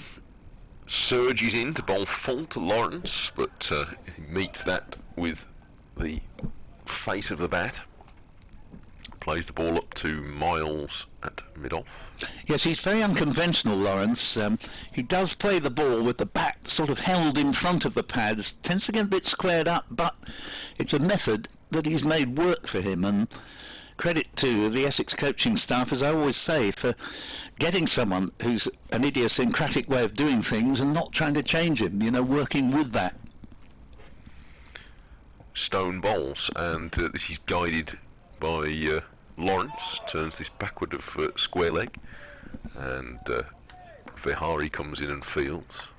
I have much the same approach to housework I explained to my wife. It's an idiosyncratic way of doing it. I said, well, you need to work with my idiosyncratic way of doing it. Well, tell her it's the way I leave stuff lying about. That's, Tell her I support you all the way on that really, one. Yes, quite. Yeah. I'm glad to see that I'm with like minds here. You must let people, provided their method gets the job done. Yes. Well, that might be where I fall down on that, you see. Yeah. But other than that, I'm entirely in agreement. Now, the weather has really perked up. It's looking more and more like yesterday, with barely a cloud in the sky, and really looking nice. And that probably is making it a little bit easier for the batsmen now. Yes. They'll be bringing in palm trees in Quinton at this rate. Stone's on his way. 2 leg slips gone back in for this quite wide at leg slip when it's a short, which I don't think will have come as a great shock to Harmer, but he played it rather well and guided it down into the offside. And it's the end of the over. We're certainly going to have another one. Where are we? Got 38 overs left in the day. It's now past 20 to 4. What is it? Is it still 32 these days? It is, I'm afraid. For quite a while, aren't we? Yes. And I regret to tell you, I've also got to go and do another update. So everything now fits in with football time. Well, yes, it's half time. It's going to be half time of the football, isn't it? So that means I shall have to do two in fairly short succession. So all I can say is I shall return to you as soon as possible. Good man. Right. 117 for 6. A lead of 128. And yes, I think we're set fair for the rest of the day now. There's a little bit of high cloud about, but as Briggs bowls and floats that compared to a lot of his bowling so far. And Lawrence has done his usual party piece in this innings of taking a single off the first ball and leaving Harmer on strike, but he might do so with a little bit more comfort now, because in the last few minutes Harmer, who's scrapped his way to 10, has started to look a little more assured, and the Essex lead is creeping up. Round the wicket comes Briggs, and with a quick arm pushes it through a little more to Harmer, who is defending into the offside. Hopes of a quick surge through to victory for Warwickshire from 36 for 5 have not materialised. But perhaps when you're playing the Champions you wouldn't expect that. You're going to meet some resistance somewhere along the line, and Lawrence is leading that. Harmer defends the next one away on the offside. Slipping a short leg the close field, as that is again dropped short and wide by Briggs and cut away for 1 run by Harmer to deep point. And so protecting fieldsman out on the boundary. Lammy's that man. And now for the right-hander, 2 go back on the leg side boundary, at mid-wicket and at deep square leg. Round the wicket comes Briggs, and Lawrence is forward, groping a bit for this, and it's taken the outside edge and gone wide of slip, and Briggs looks a bit fed up with that, but it's run away for 4. He wasn't really in control of that, Lawrence, but he gets 4 runs all the same, as that runs into the shadows in front of the pavilion. But it was quite a chunky nick. You can have a chunky nick, you know what I mean? It ran off a thick edge, quite low, and it was well wide of Bresnan at slip. He settles into position again, and the next ball is just a tad shorter, and Lawrence with a crossed bat hits it away to deep point, and 7 runs in all have come from that over. Lawrence has gone up to 47. And Harmer 11, and this useful stand for Essex has taken them to 124 for 6 at the end of that over. 45 overs of this second innings, so we reckon there'll be 5 more overs before tea, including the one that's about to be bowled by Ollie Stone, who's getting through a good shift today again, and has certainly bowled with some real speed once more. He starts a new over, and Lawrence is defending into the leg side. Hannon Dolby looks as though he's getting ready for another go as well, maybe for a quick burst before tea. We've seen 8 overs of Danny Briggs in the last hour, but I suspect maybe not too many more just for the moment. I might have a little change.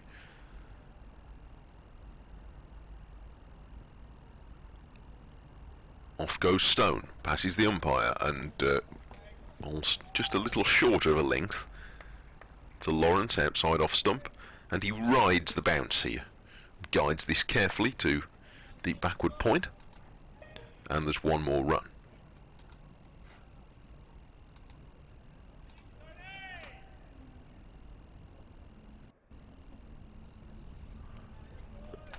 Hannon Dornby at mid-on, going through his exercises. There's occasional loud metallic clunk from in this stand. You hear so much more when there aren't, alas, spectators here, and there's that little sort of buzz of chatter all the time. This is Fuller from Stone, and he was trying to, looks like he was trying to tail it in towards the leg stump, but Harmer's right in line with that, and he's picked off one run to deep backward square leg. So it's 126 for 6. I'll update Coventry and Warwickshire listeners in a few moments. This extended afternoon session. Not quite reached the tea break. Tea will be delayed. Stone standing hands on hips. What's the hold up? Not entirely what we're waiting for here. Oh, change of field.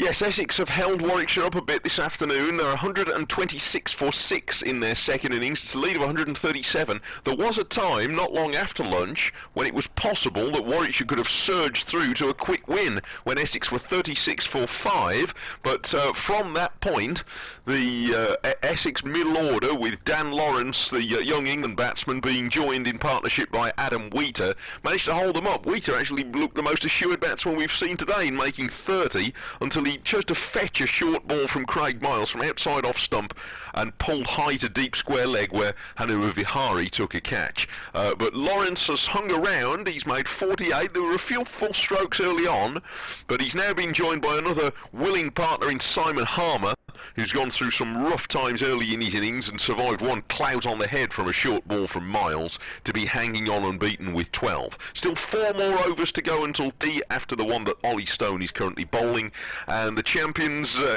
pulling the game back a little bit with a tight finish in prospect now maybe tomorrow. Essex lead by 137 at 126 for 6.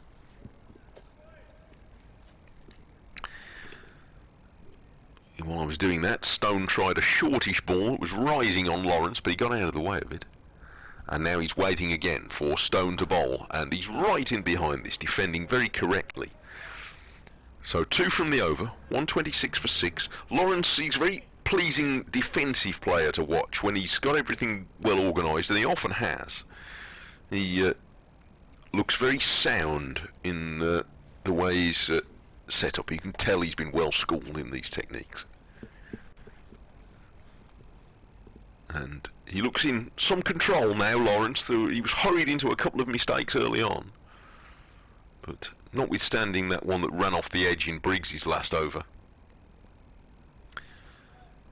he looks as though he's in charge out there. It's been harder going for Simon Harmer, but the value of his contribution not be underestimated by Essex. He's hung about already for 3/4 of an hour to keep Lawrence company, and this partnership currently worth 33, which in the context of a modest scoring game could yet still be significant. Now Briggs is going to give way after 8 overs, and we're going to see a spell from Oliver Hannon Dolby from going to the Birmingham end for the first time. We used to call the City end, but the city of Birmingham itself hasn't moved. It's still over there, I can see it. The skyline adorned by cranes rather more in the last couple of years. There's a fair bit of building going on, notwithstanding everything. And here comes Hannon Dolby, who's nearly as high as some of them, it seems, from this angle. And he runs into bowl to Harmer, who's defending away into the offside. Hannon Dolby with 9 overs earlier on, 4 maidens, 2 for 14. So, dangerous and frugal.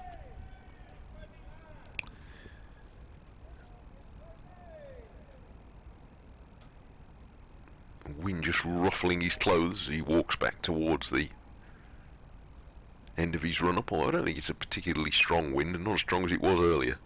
In he comes, close to the umpire, and bowls to Harmer, who he's right in behind a straight delivery and turns it into the leg side. I may have an update for other local station in the West Midlands as well shortly. I'll just try and take you through some of the other scores while this over is going on, while I'm waiting for that. There's an end of an innings just now at New Road in the game between Worcestershire and Nottinghamshire, and Notts, having suffered that disappointment against Warwickshire last week, have conceded a big first innings lead there. In comes Hannon Dolby and bowls to Harmer, who's forward, very correct in defence. Worcestershire made 436 across the first 2 days, a century again for Jake Libby. Joe Leach got 84, low down the order. And Notts have responded with 276. Their innings declined after a good start. A century for Haseeb Hamed, a 5-hour 100. And Tom Moores made 62, but there were a lot of low scores as they faded away to 276 all out. So Worcester with a first innings lead of 160. At tea at Hove, Sussex 59 for 1 in pursuit of 235 to beat Yorkshire. And the man they've lost is Adam Thomason. Aaron Thomason on loan from Warwickshire, who made 10. Just going to update our BBC Radio WM listeners. Well, it's a compelling contest, this, heading for a tight finish now, probably tomorrow, but the champions have steadied things a little while in this afternoon session, with about 10 minutes probably to go until tea. They're 126 for 6. They had been rocking at 36 for 5 when Ollie Stone picked up the wicket of Ryan Tenduscarter shortly after lunch, and at that stage they led by only 47, and Warwickshire could potentially have surged through to a win today, but they were held up, the Bears, by a partnership between the young England batsman Dan Lawrence and Adam Wheater, who looked the most assured of the batsmen we've seen so far today in making 30 until he pulled the ball from outside off stump from Craig Miles, high to deep square leg. But Lawrence is still around, he's made 48, and with few false strokes of late. Simon Harmer has had a difficult time, but has been around for 3/4 of an hour in making 12, and has battled through despite being clouted on the head by a short ball from Miles. He's looked as sharp as any of the bowlers today. Ollie Hannon Dolby, who's been very efficient, has just come back for a short bowl before tea. But Essex lead by 137 at 126 for 6. And Hannon Dolby, in the middle of that, has completed a very accurate maiden over to Simon Harmer. So 10 overs, 5 maidens, 2 for 14 now. Hannon Dolby doing a splendid job one. And 126 for 6. So just to run through the other scores briefly while we wait for them to change around again. Sussex then 59 for 1, chasing 235 to beat Yorkshire. In Yorkshire's second innings of 305, Gary Balance made the top score of 74, and another former England player, Adam Lythe, 66. At Chesterley Street, Durham batting again, choosing not to enforce the follow-on against Derbyshire, are 46 for 1 and now lead by 254. At Northampton, Glamorgan in their second innings, 82 for 2. That's a lead of 125 against Northamptonshire. At Canterbury, Lancashire 525, Kent all out for 169, but following on have reached tea at 141 without loss. That's still 215 behind. At Southampton, Hampshire 470, Gloucestershire 271 for 5 at tea. That's 199 behind. Ryan Higgins is unbeaten there with 64. And in Somerset 51 for 1 at tea, needing 115 to beat Leicestershire. Earlier today, Middlesex beat Surrey by 10 wickets, and Ollie Stone is back to start a new over. And do you want to pick this one up, Paul? Will do. That's a short pitch delivery, which is left alone outside off stump by Dan Lawrence, who has 48. Harmer has 12. 126 for 6, a lead of 137. Stone in his 13th over here, 3 maidens, 1 for 28. And all these Warwickshire bowlers have done really well today. but Essex fighting back well in the last hour and a half, perhaps partly to do with the fact that the sun has finally made its way out fairly permanently here, and the temperature will have gone up as Lawrence defends the next ball back to the bowler. And it's been a good knock this from Lawrence, not a spectacular one, not full of some of the shots which makes him one of the most exciting young players in the country. It's been a sort of rear guard, get in there and stick in there type of innings. He came in just before lunch, and normally if you said he batted for a whole session since, you'd reckon he got 70, but here he is on 48, invaluable runs for Essex as he tucks the next ball effortlessly away down to long leg to move within one of a 50, and at 127 for 6 the lead goes up to 138. Well, getting to tea with only 6 wickets down, given the peril that Essex were in at 10 to Scarce's dismissal not long after lunch, is going to feel like something of a triumph for Essex if they manage it. And we talked earlier about how it seemed that Warwickshire had the force with them. I'm not sure that Essex particularly feel that at the moment. Their position is still awkward, but nevertheless they will go in, if there is no further loss, feeling rather easier about life, because they might well have been on the end of a 3-day defeat had very much so. Yeah, things absolutely not changed. Absolutely. And Stone just waiting because there's an adjustment in the field as here he comes around the wicket, bowls, and that's a very, very short, dug in really short, and Harmer, if he wanted to be hit by that, would have needed to be twice his height to have reached it. Goes through to Mike Burgess, the score remaining at 127 for 6, and it is generally the easiest of the 3 sessions to bat, the one through the early part of the afternoon. It's when temperatures are at their highest. If there is any sunshine, it'll be at its hottest, and any early morning dew or cloud conditions or late evening return of dew are not applicable. As here's another short one, and again it's exemplary played by Harmer, who, having been struck earlier in the innings by Miles, has actually played the short ones that Stone has bowled to him with the proper technique of getting inside the line, of keeping his eye on the ball and rolling the wrists, and beautifully played actually, just for a single, down to long leg. Harmer moves on to 13, Essex to 128 for 6, and from 36 for 5 they would have been very relieved to have reached this position, and doubtless are. And of course, although they haven't got notable batsmen to come, you wouldn't expect so at 9-10 Jack, but all of Siddle, Cook and Porter are capable, if for instance Dan Lawrence was left at the other end, of digging in and at least making sure they gave the major batsman support. Stone passes umpire Mike Burns, and here is Lawrence playing the ball in his trademark style with the bat held well in front of the body. Back to the bowler. Lawrence still needs 1 for a 50.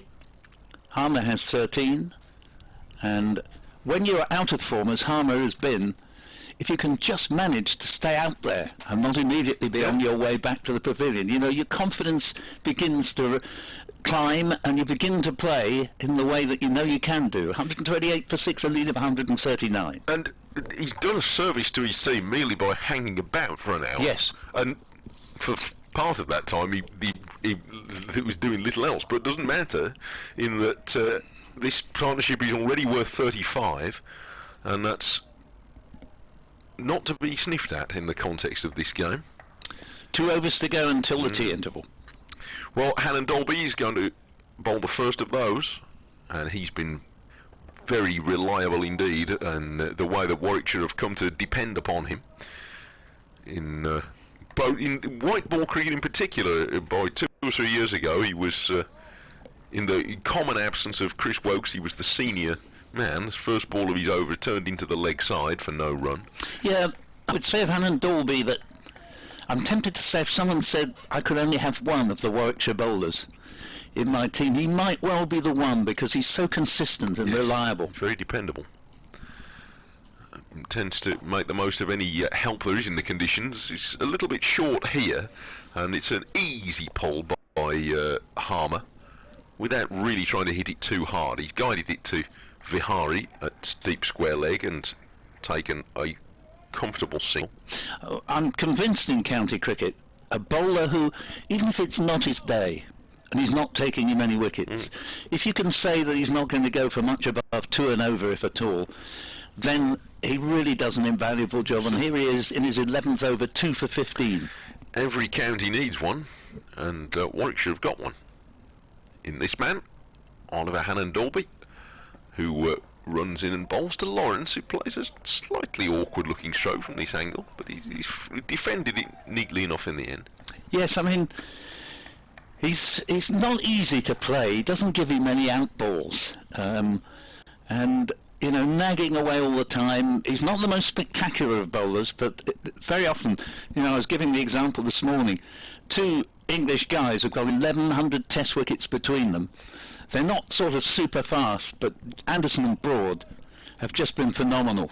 And if you're a little bit below very top pace, you're also more likely to have a long career. Well, those two are certainly testament to that. Here comes Hannon-Dolby, and again Lawrence is forward and defending into the offside. Of course, you might say an exception to that would be the great West Indian quick bowlers, but they had one thing in common that not necessarily is true of all quick bowlers. They were wonderful athletes. You look at someone like Michael Holding. You know, he wasn't just a great fast bowler, he was a prodigious athlete, and I'm sure if the only sport available to him had been athletics, you know, he would have been pretty handy at that. Yes, I can believe that. Here's Hannon-Dolby, not quite hurrying it as fast as Michael Holding, but nevertheless doing so effectively, and bowls full and straight to Lawrence, who is equally full and straight in his defensive technique in playing this into the leg side. And he's looked a good player, Lawrence, as everybody knows, but he's shown what a gritty player he can be here. Yes, I mean, his first innings or probably his second innings in Division 1 for Essex, they'd just been promoted. They were going to be hammered by about 300 runs by Lancashire. And he batted 7 hours, 7 minutes, faced 333 deliveries, and rescued Essex from certain heavy defeat by making 141 not out. He can play. Here comes Hannon-Dolby, and Lawrence is pushing this up to mid-on, and the over ends just 1 run from that, in keeping with Hannon-Dolby's economical methods, and it's 129 for 6, a lead of 140 with 1 more blast from Ollie Stone before tea, by the look of it. Yep, 1 over to go to tea. Just going back to Lawrence, when he played that marathon innings I described, he was 18. Yes. And, you know, for one so young to be able to bat for that length of time is rare. And it does show you that he can play 2 ways. I mean, in one-day cricket, he can be hitting sixes like nobody's business. It's not that he's a defensive batsman, but he knows how to play when defence is needed, and certainly when he came to the crease just before lunch, and for most of this afternoon session, defence most certainly has been needed, as we're going to see Ollie Stone bowl the last over before tea, initially to Simon Harmer, who's on 14. The lead is 140, and a game that shortly into this mid-session of the day had looked as if it could well be finished, all done in 3 days. It certainly won't be now, as that's a short pitch riser, and they can go through for a bye here. It went well over Harmer's head. Mike Burgess did well to reach a hand out and take all the way off it. Instead of disappearing to the boundary, it goes about 20 yards behind him, 130 for 6. Does, but they would have preferred to have Harmer on strike, I suspect, for this last over. On the other hand, if Lawrence were to be out, well, obviously, yes, they'd say, oh, well, we were cursing at the time the fact that Harmer was off strike, but on second thoughts, it's worked out well. Yeah, a good ball's a good ball, isn't it? Could get anybody. But anyway, we'll see. But he's coming back over the wicket, I notice, to Lawrence. He's got just the 1 slip now, and a back pad, and also an interesting man at sort of short backward square leg. And that's a sort of lowish bouncer, that one, and Lawrence has to sort of go most of the way down to putting his head on the ground, or certainly down at knee level, to be sure that it will go over him. And so we have 4 balls left until the tea interval. Now, increasingly, what little cloud remains seems to be dissipating, and should be sunshine all the way through to the close of play as Stones in bowls. Lawrence gets a single out there as he plays a nicely fielded diving at mid-on by Hannon Dalby, particularly bearing in mind that he's been bowling. Found the energy just to snake out a right hand as he dived and prevent it going for at least 2, and you wouldn't have money with a Lawrence shot of it being well enough time to have gone to the boundary. And that's his 50. Dan Lawrence has 50 from, I think, 100 deliveries. Yes. 131 for 6. And 5 fours, yeah, exactly 100 balls. So now Harmer is on strike, 3 balls to tea. Lone slip, I've just moved it a little bit across to second slip here, as Harmer will get another single, play it out to Vihari, and he moves up to 15. And to be fair, I was quite right to point out when he came to the crease how out of form he had been, and then initially how out of form he continued to look, but he hasn't looked out of form in the last half hour. Funnily enough, it's ever since he was hit on the helmet that he's actually looked far more in touch and played very well for the last 30 minutes or so. He's got 15, 132 for 6, and the leader 143. Yes, it's far from having the discomforting effect on him. Yes. Seems to work the other way. Yes, I mean, maybe Miles should be admonished and say, Craig, that was a mistake, as this next ball is played back to the bowler by Dan Lawrence. And now we have just the 1 ball remaining of the session. And as you've been saying, Mike, it's been another intriguing day of county cricket. Yes, and this game could still advance considerably in the final session today. It could yet be that Warwickshire end up finding themselves with a tricky period to bat later. We'll see, but Essex won't be complaining if they're still batting at 6 o'clock, I dare say. Next delivery, it's a lively one. He put a lot into that, did Ollie Stone. And Lawrence had to take swift evasive action. Mike Burgess takes, and the players now adjourn for tea. Yes. Current time 4:10. We'll be back with you at 4:30. Yes, I don't think it would have come as a mighty shock to Lawrence that the last ball was going to be quick and short. But oh dear. It was fast, wasn't it? He was that glad was to see it quick. go past, but anyway, yes. Yep. See you at 4:30, troops. Thank you. Sorry to leave you with it from time to time. Yeah, it's all right. That's when it's on a football day, you know, the half time. I know they're the same way.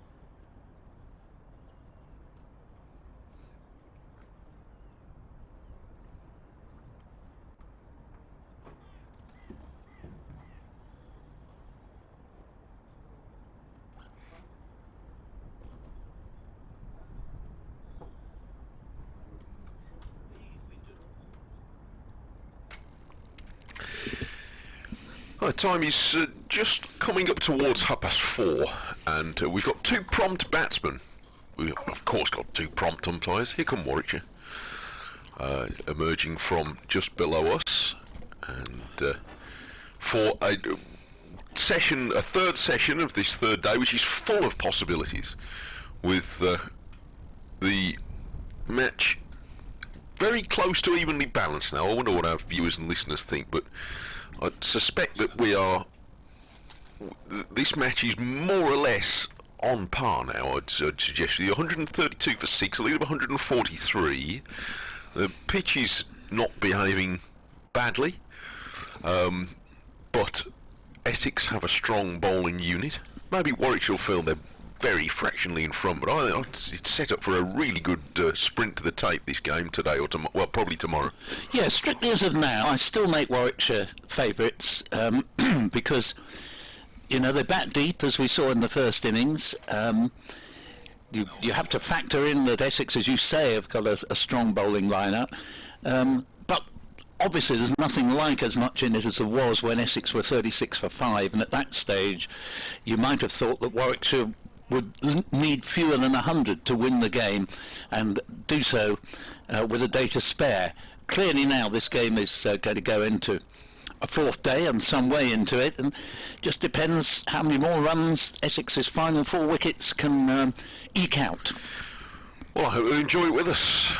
Oliver Hannon-Dolby is going to bowl the first over after tea, and it is pushed out into the offside. First ball for no run by Harmer, who had an adventurous old time getting to 15, didn't he? But he's still there. Yes, and, you know, all the adventure has sort of been in the early part, where he just hadn't been getting a run this season. He looked like someone who was going to struggle to get off the mark today, but having survived for half an hour, he's played very much better since. Yes, it's all valuable for his team, and he's forward here, pushing out into the offside. Came to join Lawrence when the total was 93. That was at 3:10. So an hour's batting has brought him 15 runs, a clouted helmet, and but yes, as we closed in on tea, he seemed to settle. Miles, I noticed, he's going through some stretching. I think he's bowled rather well today. I think he has. In comes Hannon-Dolby chasing in, and forward comes Harmer, pushing out the offside, no run. He's, as I say, he's got bags of ability as a batsman, to the point where if he didn't bowl at all, I feel anyway, that, you know, he's got more than enough ability to have made his way, you know, 5 or 6 in a batting lineup. Whoever he was playing for had done a thoroughly decent job, and he's got 100 in his time with Essex against Surrey. But it just hadn't been happening for him this season so far. Hannon-Dolby bowls from the Birmingham end, and he finds his next delivery met with a firm defensive push into the offside. But certainly, as is true of any batsman really, it's about managing to spend long enough at the crease to get your timing in order to get your confidence back. I think for even the greatest of batsmen, you'd always look when you had the likes of Brian Lara or Viv Richards coming to the crease, you know, you'd be thinking as the fielding side, we need to get this bloke early, because even great batsmen are at their most vulnerable just at the very start. Orthodox field now, 2 slips in position, and Hannon-Dolby bowls to Harmer, but again can't breach his defences. These two have come together in the 36th over when the score was 93. Essex batting a second time with a lead of 11 runs, having lost before lunch Alistair Cook 10, Westley 5, Brown 8 and Walter 1, to be 25 for 4 at lunch, then 10 discarded for 7 not long afterwards at 36 for 5. It has stand of 57 between Lawrence and Wheater. Picked Essex up a bit. Wheater made 30, and Harmer defends again out into the offside to end a straight up and down maiden after tea. 6 straight balls from Ollie Hannon-Dolby, 6 solid defensive pushes from Simon Harmer, and it's as you were at 132 for 6 and a lead of 143. Now, interesting game between the top two in the most demanding division from the point of view that Hampshire, Gloucestershire and Somerset are all in the same league. And Gloucestershire fighting like mad to avoid a position where they'd be asked to follow on against Hampshire. Hampshire 470, Gloucester 289 for 7, James Bracey 65 and Ryan Higgins 73. Those two cricketers I rate very highly. Quite why Middlesex let Ryan Higgins go 3 or 4 seasons ago, I can't be sure, because I think he's one of the most useful county cricketers on the circuit with both bat and ball. In the previous game he took key wickets to get Gloucestershire a victory, and here he's probably made key runs to help Gloucestershire get the 8 points for the draw that is now available this year, as we're going to see Will Rhodes come into the attack for the first time from the pavilion end. Bowls, and this ball is played just to short mid-wicket, where Rhodes himself has been fielding all afternoon, but he can't be in 2 places at once, although he'd make a jolly good attempt at it. It is tenanted by Craig Miles for the moment in his sun hat, and the score remaining 132 for 6, with Lawrence on exactly 50. Rhodes, who can nip in with useful wickets, bowls. That goes through outside off stump, and I remember not that long ago Rhodes had a 5-for against Essex. Well, he got 6 wickets in the match against Notts last week. 6 for 84 in that game. Yes, he's no soft option, and I remember in the game I'm thinking of that Essex were going along quite nicely, you know, at something like 150 for 2, and suddenly he just ripped through virtually the rest of the innings. He comes in now and bowls to Lawrence, and Lawrence has angled this one wide of Miles at short mid-wicket. There's a run round. They're only going to get 1 here when there might have been 2, but that's good work by Vihari to come around from sort of just in front of square leg towards mid-wicket and cover 30 yards quickly, get a throw in there. Vihari very keen in the outfield all day. Just a single to Lawrence, who moves off 50 to 51. It's 133 for 6, and the lead, a gross lead, literally a gross 144, is there's Rhodes in, bowls well outside off stump. Harmer watches it through to the wicket-keeper, and now we've got almost total blue sky here at Edgbaston, whereas in the morning session the sort of high white cloud, it was never going to rain or anything, but there was high white cloud which may have partially had something to do with Essex's dramatic collapse approaching lunch. Certainly they've done better ever since the heavens cleared. Here's another very wide delivery from Rhodes, who does tend to employ this method of bowling well outside off stump, which enables him to pack the offside and sometimes tempt batsmen into indiscretion. 133 for 6.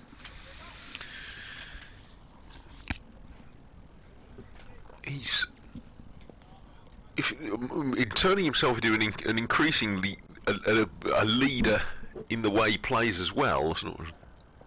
Here's a play and a miss, and just as I was indicating, really again it was well outside off stump, but Hull, having maintained a watching brief for most of the second half of that over, now lunged at it, missed, because easily just nibbled the edge, and he gets away with it. He's on 15, Lawrence 51, and at 133 for 6, Essex lead by 144. I think what I mean is he's taking increased, more responsibility in that, you're not afraid to say, look, it's my turn now. I can lead the side and bowl and make a strong contribution.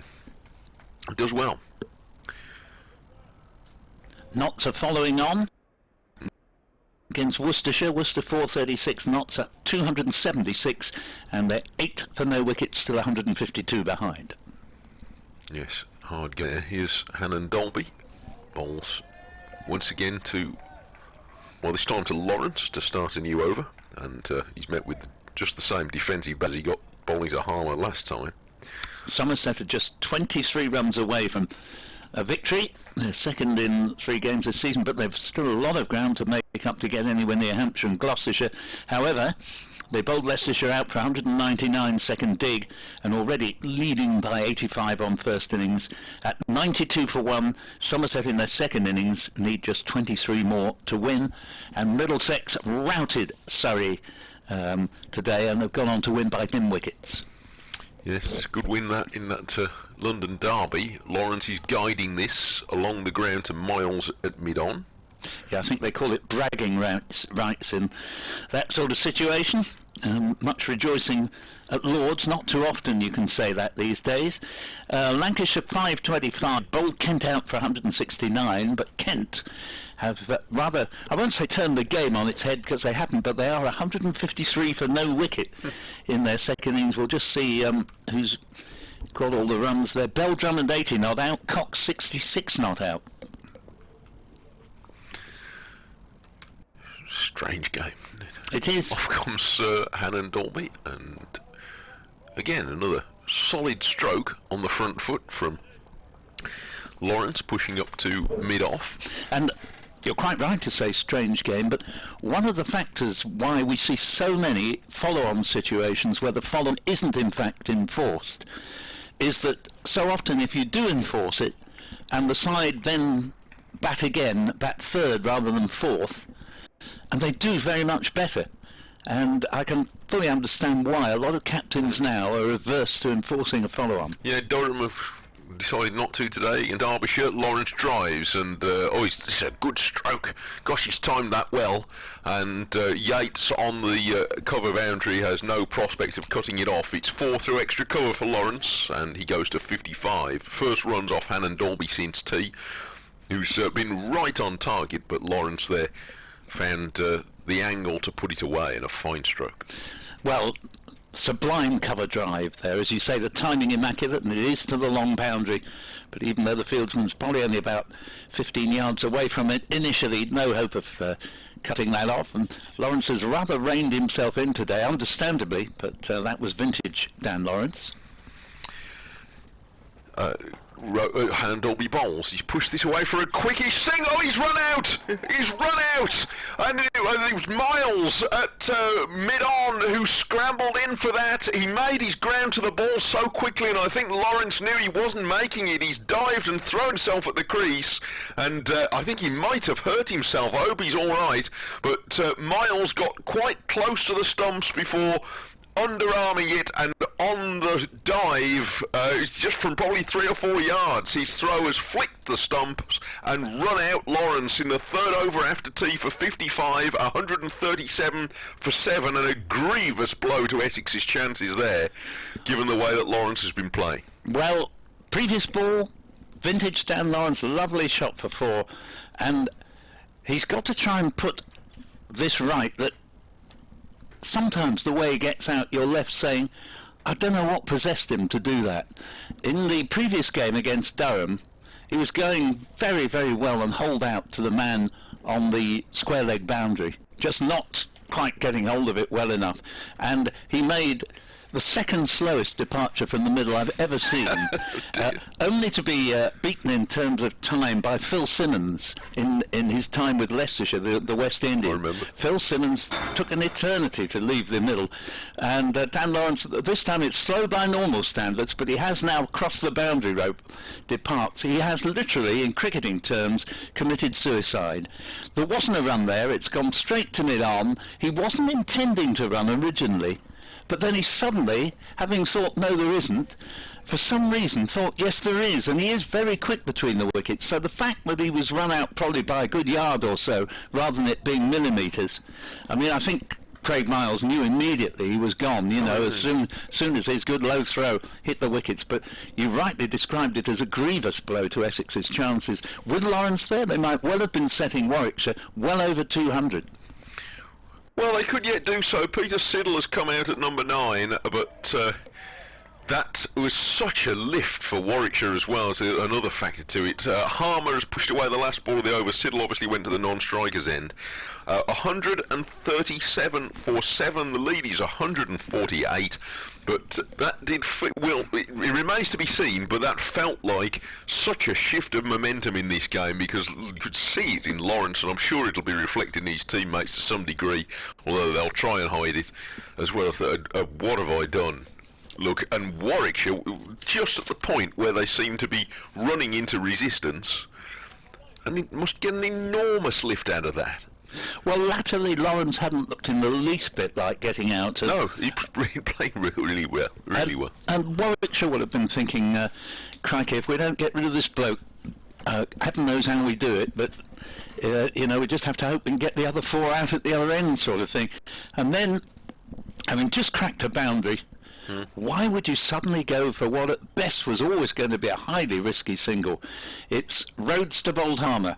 Harmer defends to short mid-wicket, and at the moment Miles is fielding nearly everything under his sun hat. 137 for 7 remains the score. Siddle just faced the 1 ball, yet to get off the mark. Harmer has 15.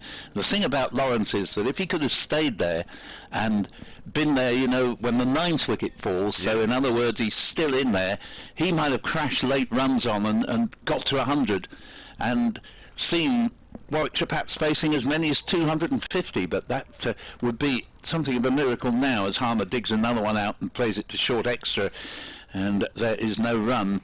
But again, Lawrence, who's such a good player, but he must, if he's going to have a good England career, get out of the habit of getting himself out rather than forcing the opposition to get him out.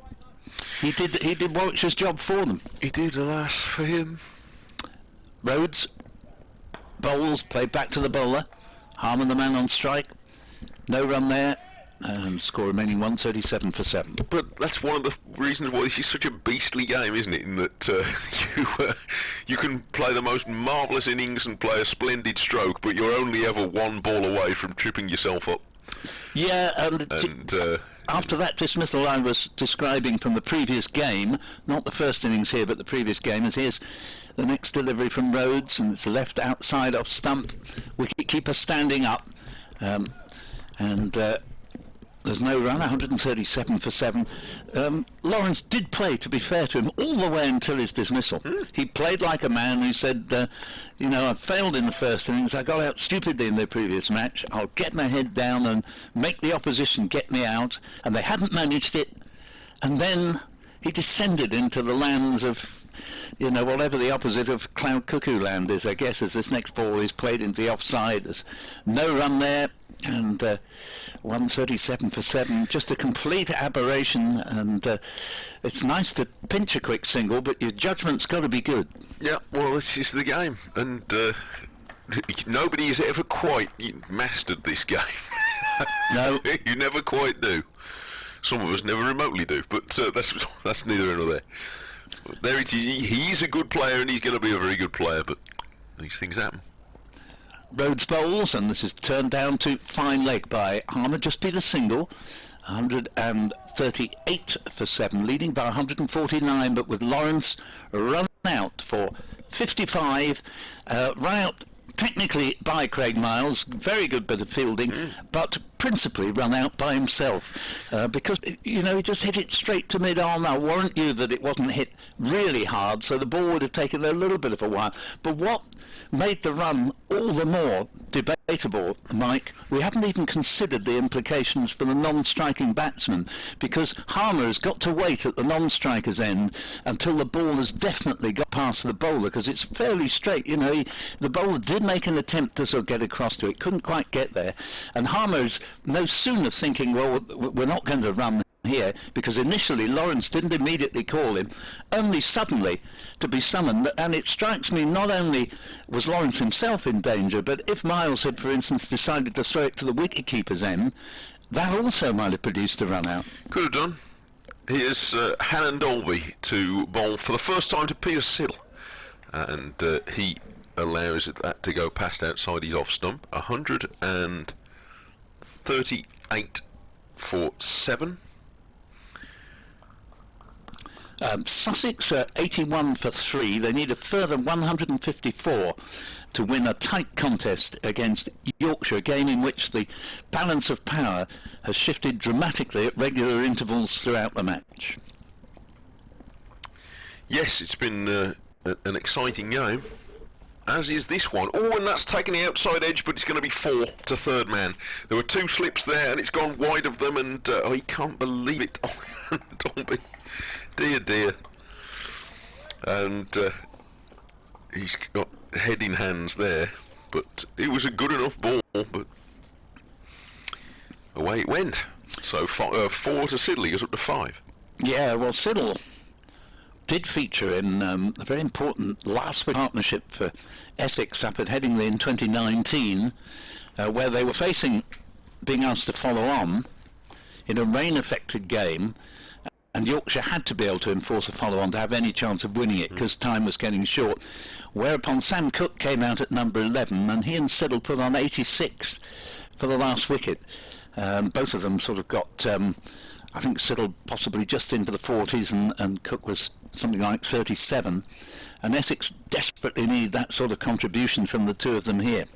Yeah, Cook still to come. Third slip's gone in now. Hannon Dolby bowls, and Siddle is pushing this away for another quick single, and another shy at the stumps, and that might have been tight as well, but it's gone past the stumps this time, and away for 1. They confirmed the single. It was well backed up out towards the short boundary. Well, so that wasn't a terribly long single. He was out if it's a direct hit. Do you think? Yeah, he had to shy, and I'm pretty sure the bat would not have been down there. It was a brilliant bit of backing up by Danny Briggs, or otherwise we'd be talking 5 runs instead of just the 1. 143 for 7, 154 ahead. It's lively now. Back to 2 slips with Harmer on strike. In comes Hannon Dolby in lengthening shadows. All good shot from Harmer, but maybe Hannon Dolby's just he got a finger on that. I think he just did.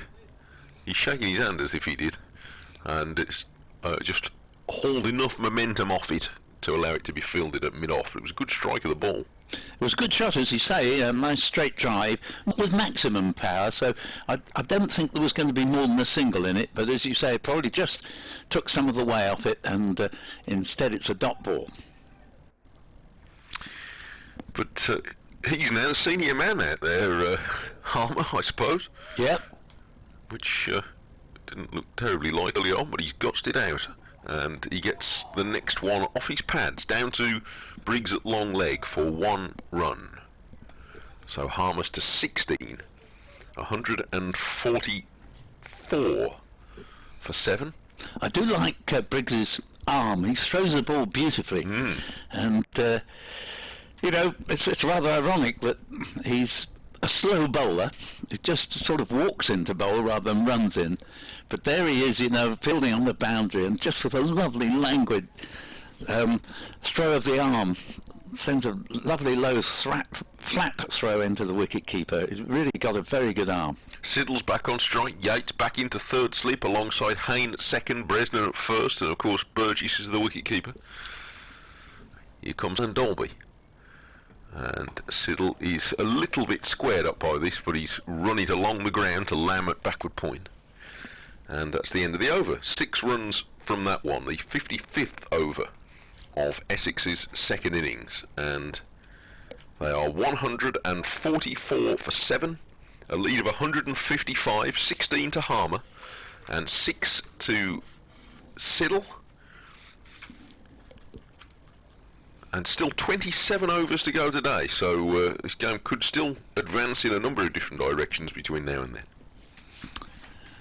And Will Rhodes to continue from the pavilion end to bowl initially to Simon Harmer, 16 to him, 6 to Siddle, 144 for 7, leading by 155. Lovely sunshine here at Edgbaston, and this next one's been run down. A chase down to try and stop it going over the boundary is unavailing as it hits the boundary at deep backward point.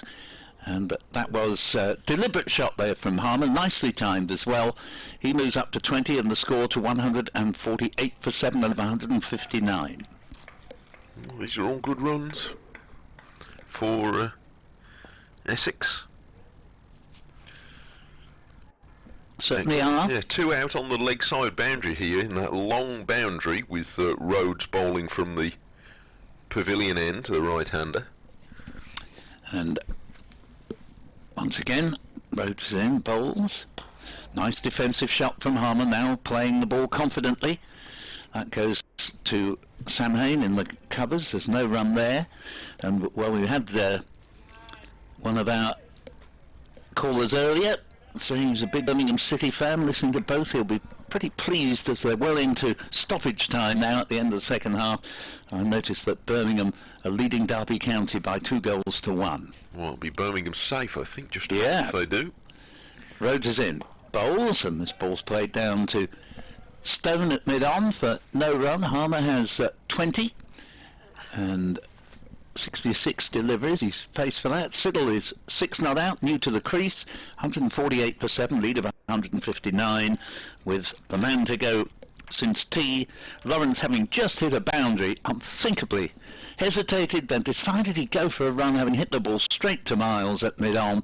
Throw hits the wicket and Lawrence is gone, and we've very nearly had a second run out since then. But this next delivery is played by Harmer down to mid-off. The score 148 for 7, and well, it tends to be always the case to say the last way you want to lose a wicket for the batting side is run out, but it's particularly apposite now after what happened to Lawrence, and Essex failing to learn from it could very easily have had a second run out in quick succession as Rhodes is in, bowls, and Harmer, lovely shot, but it's nicely fielded at backward point.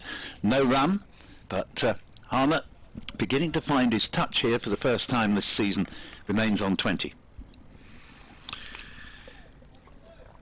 Yes, and if they can, it's not only the number of runs they're putting on now, but if they can chisel it up to maybe leave, even if they were to leave Warwickshire 10 overs of batting tonight, that could be tricky, although I'm sure they'd rather bat on as long as they could until the morning if they could manage it.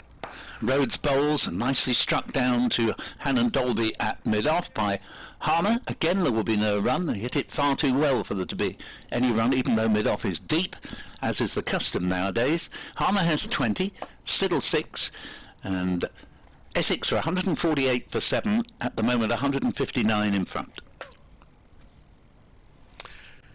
Yes, so the football fixture's finishing, so we shall both be called upon to update radio programmes, I suspect, shortly. The Coventry City losing at St Andrews, so not all the Warwickshire fans who like a bit of football as well will be happy. My good friend Chris Coles, who does the Radio Derby phone-ins, and better put his tin hat on, I suspect. Dear oh dear. Anyway, Hannon Dolby is going to bowl again. He's been very accurate all day and hasn't given much away since tea in this spell from the Birmingham end. 2 for 25 he's got from 14 overs. And here he is with 3 slips waiting on his way to bowl to the right-handed Siddle, who drives but checks it a little bit, and it's straight to Rhodes. Rhodes is he's living it here, the Warwickshire captain. He's right in the game. He's bowling from one end, and when the wickets have fallen today, he in particular has looked as fired up as any of the teams, because as any of the Warwickshire team. And I suppose the win last week, one of his earliest wins. In fact, it might even have been his first championship win as captain. It suddenly occurs to me. I'd have to check that. Or one of his earliest anyway, because Warwickshire didn't win a championship game last season. But nevertheless, it was a big moment to win it in that fashion. And obviously, if they were to beat the champions here, then that would be even more so. So no wonder he's fired up. And he's gone for a chat with his bowler here, Holly Hannon Dolby. 2 Yorkshire expats.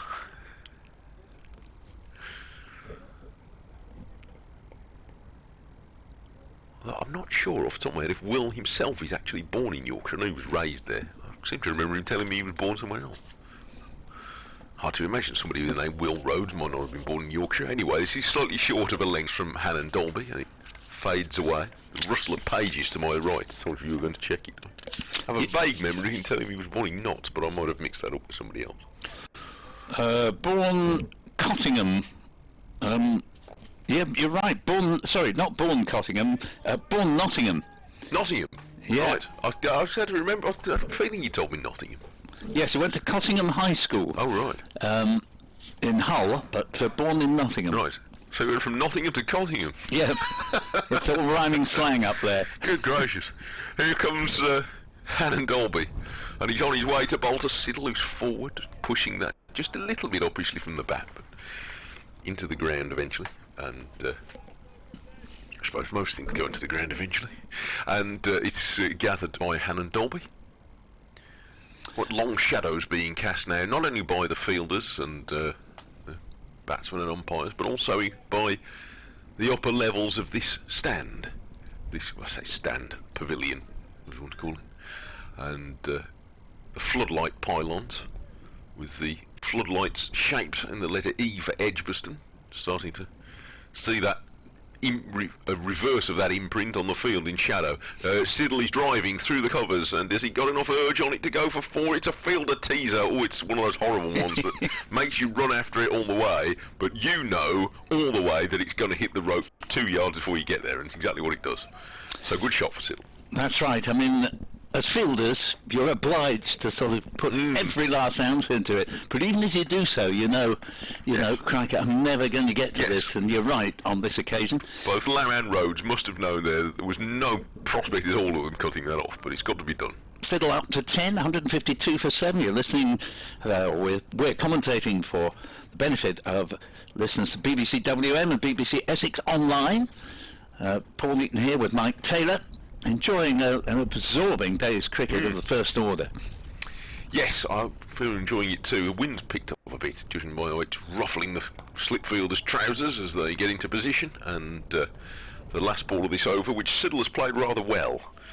He's guided this one away into the offside. Siddle has looked in good order since he's come to the wicket. He's 10, and Harmer is 20, and Warwickshire have still not dislodged Essex completely. Not while these two are around, and there's still more to come with Cook and Porter, no doubt. 148 for 7. Yes, I remember when I was driving up to Scotland a couple of years ago, that memorable day in the first Ashes Test, and England were all over Australia. I think there were 120 odd for 8 when Siddle walked out to join Smith. Smith, as we know, played diabolically well from an English point of view throughout that series. It was only around about the last match that we managed to sort of get before he got to 3 figures, as we're about to see Miles back into the attack to play Rhodes at the pavilion end. And at first Siddle with Smith, and then Lyon put on big partnerships for those last 2 wickets, and Australia of course went on to win the match as Miles is in bowls, and again Harmer, who likes to get outside the line of off stump, comes forward, bat and pad commendably close together, defends it to mid-off. He has 20, Siddle has 10, it's 152 for 7, leading by 163, and from an Essex point of view, they'll be annoyed, whilst yet being pleased at the way they've recovered from 36 for 5, but they'll be annoyed in the way the 2 batsmen, Wheater and Lawrence, have got out. As here is Harmer, and he's cracked this ball away through the offside. A fine but despairing attempt at backward point to reel it in, but it was hit too well, and races away to the fence there. 156 for 7. Harmer with a boundary moves along to 24.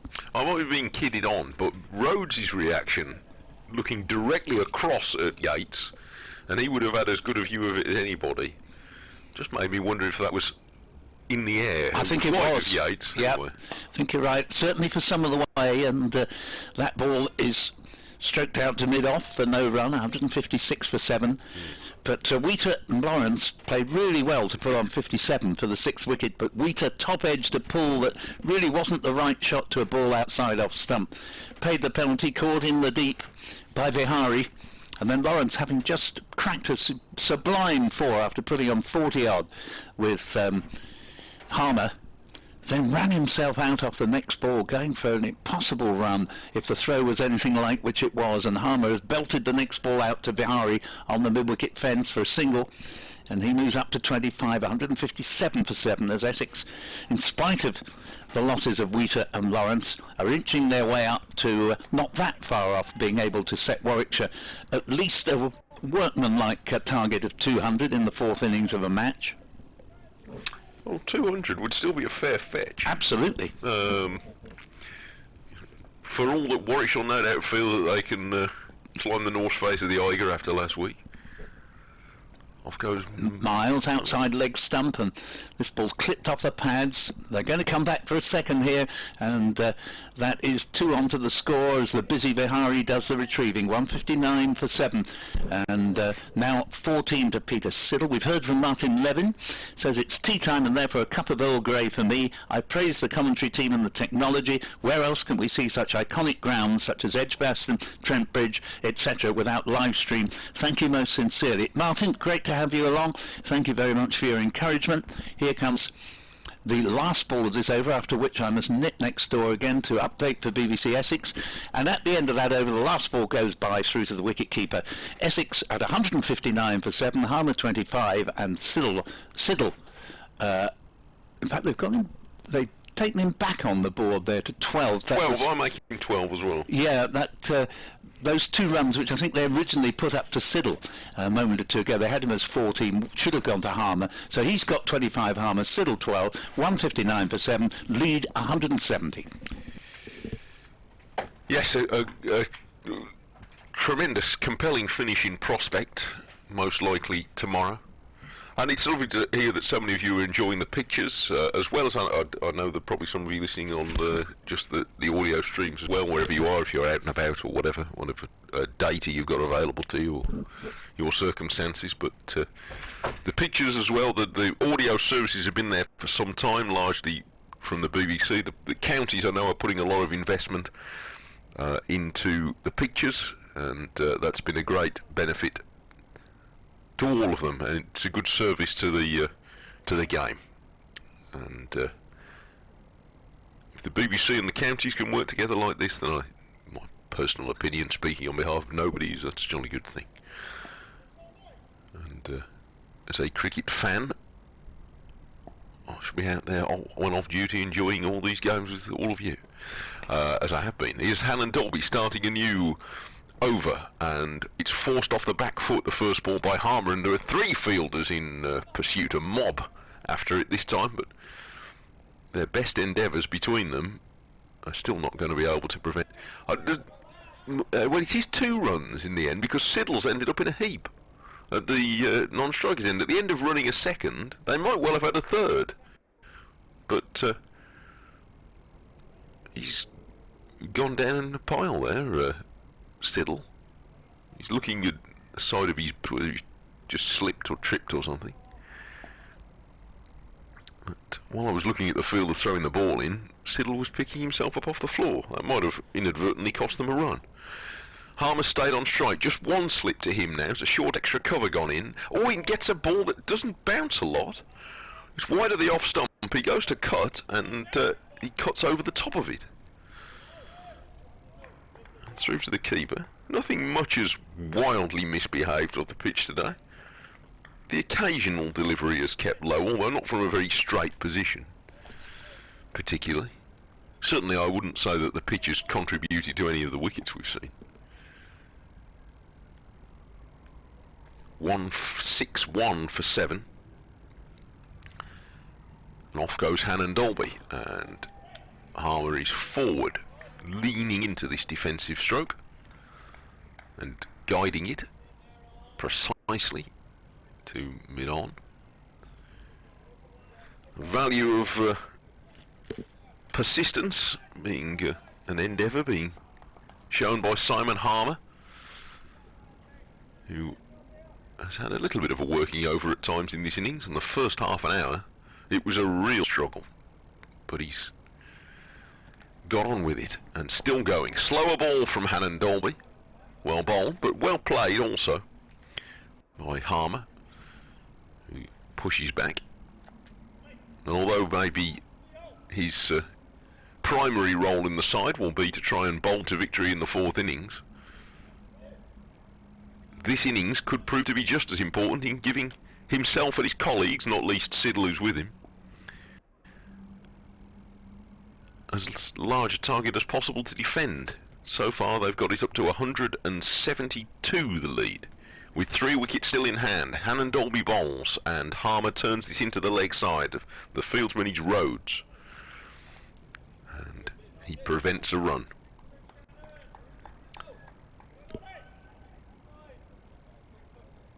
Very pretty at the moment, looking out across from the commentary position over the top of the Wyatt and Priory stands towards the rest of Edgbaston, and then on towards the edge of the city centre. The buildings catch the eye looking across from this point, the tall buildings of course, but there's a lovely red brick church on the Persia Road, a little bit closer. It's very much in view from here as Harmer defends away into the offside. And another over is ended, 2 runs from that one, 161 for 7 in 59 overs. 27 now Harmer and 12 to Siddle, and the lead is 172.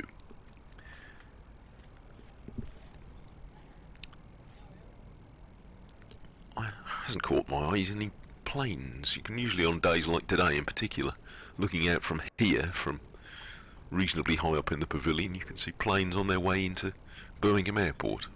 Maybe there aren't so many of them just at the moment for reasons we know. Those of you for looking at the pictures, you might just have seen the close-up then of the church. It's only just at the back of the car park behind the Wyatt stand and over beyond the indoor school, which is a splendid facility here. Miles is on his way, starts a new over, and this is driven, it's possibly come off a bit of a thickish edge. It's gone backward of square. It was wide and there to be chased, and Siddle went after it, and he's got 4 runs. I'm not sure it's entirely came out of the middle of the bat, but nevertheless, just do an update I think for BBC Radio WM and shortly for BBC Coventry and Warwickshire as well. It'll be coming in the next few moments. 165 for 7. Off goes Miles, 2 slips weight, and he bowls full, perhaps even on the full toss, and 4 more for Siddle. He's just blocked the bat down on that, and it's run away through backward point and away for another 4.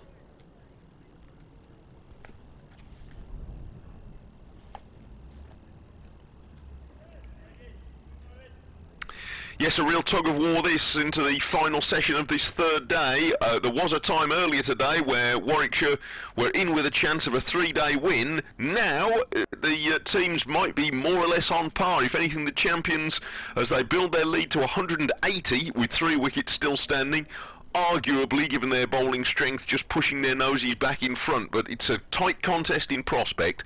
They've recovered to 169 for 7 and now 8. Is it because Peter Siddle's nibbled at a ball from Craig Miles and he's caught by Burgess? So the wicket has fallen and Warwickshire really needed that. Peter Siddle, the Australian test bowler, out for 20, just pushing at a ball that was edging away from him, and a 4th wicket for Craig Miles. Simon Harmer with an obstinate 27. The young England batsman Dan Lawrence made a splendid half-century until taking an impossible single and was run out by Miles for 55. That's the other wicket that's fallen since tea.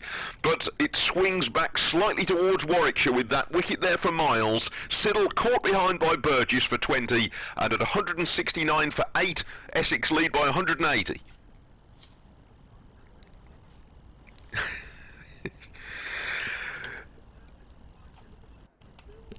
169 for 8 then, yes. BBC Radio WM leave there after that, for them what was a timely update, and now Sam Cook is coming out to bat at number 10. Paul Newton's going to come back in here in a moment. There will be another update shortly for listeners to BBC Coventry and Warwickshire. They'll join in a few minutes, but that was, well, things moved on a lot even in the course of this over. 2 boundaries picked up by Siddle, which are very healthy from Essex point of view, but then Siddle just following a ball that pitched and left him just a tad and guided it through to Burgess. So a straightforward catch for him. 4 wickets now for Miles, and 169 for 8. Yeah, a case of live by the sword, die by the sword, really, there for Peter Siddle. Useful 20. Yeah, wasn't such a bad approach in the circumstances. And Miles now looking for a 5th wicket, and he hurries into bowl to Cook, who pushes his first ball away into the offside. So 32 runs were added for that partnership, and that means that the last 3 wickets have added variously 57 runs between Lawrence and Wheater, and then 44 runs between Lawrence and Harmer, and 32 between Harmer and Siddle. So at least useful runs added by the lower order Essex batsmen. Certainly. Miles bowls, and this is confidently driven to mid-off by Cook. Yes, Cook, no mug with the bat, and he plays with a good straight bat. Obviously he is a tail ender, and sometimes the means of his final dismissal can be disappointing, but as I was saying earlier, he and Peter Siddle once put on 86 a couple of years ago for the last wicket at Headingley, and he also made a couple of very useful contributions last season in the Bob Willis Trophy. Miles bowls to him, and it's just wide enough of off stump for Cook to play no stroke, so that ends the over at 169 for 8 and a lead of 180. Well, obviously from an Essex point of view, I think it would be a psychological fillip to them if they could at least get past a 200 situation to set Warwickshire in the 4th innings, and although I do feel that Warwickshire are still a little bit ahead in the game, but with a bowler as successful as Simon Harmer in the lineup, plus some very good seam bowling as well from Siddle, Cook and Porter, even 200 would still take some getting. Warwickshire certainly proved in the first innings that they can bat right down with useful contributions right the way through, and that helps a lot. It's going to be Danny Briggs. That's an interesting choice. Yeah, it is. Coming on from the City end, bowling initially to Harmer with a slip and a bat pad. Briggs, slow left arm around the wicket, bowls. Harmer all defence. Plays it back to the bowler.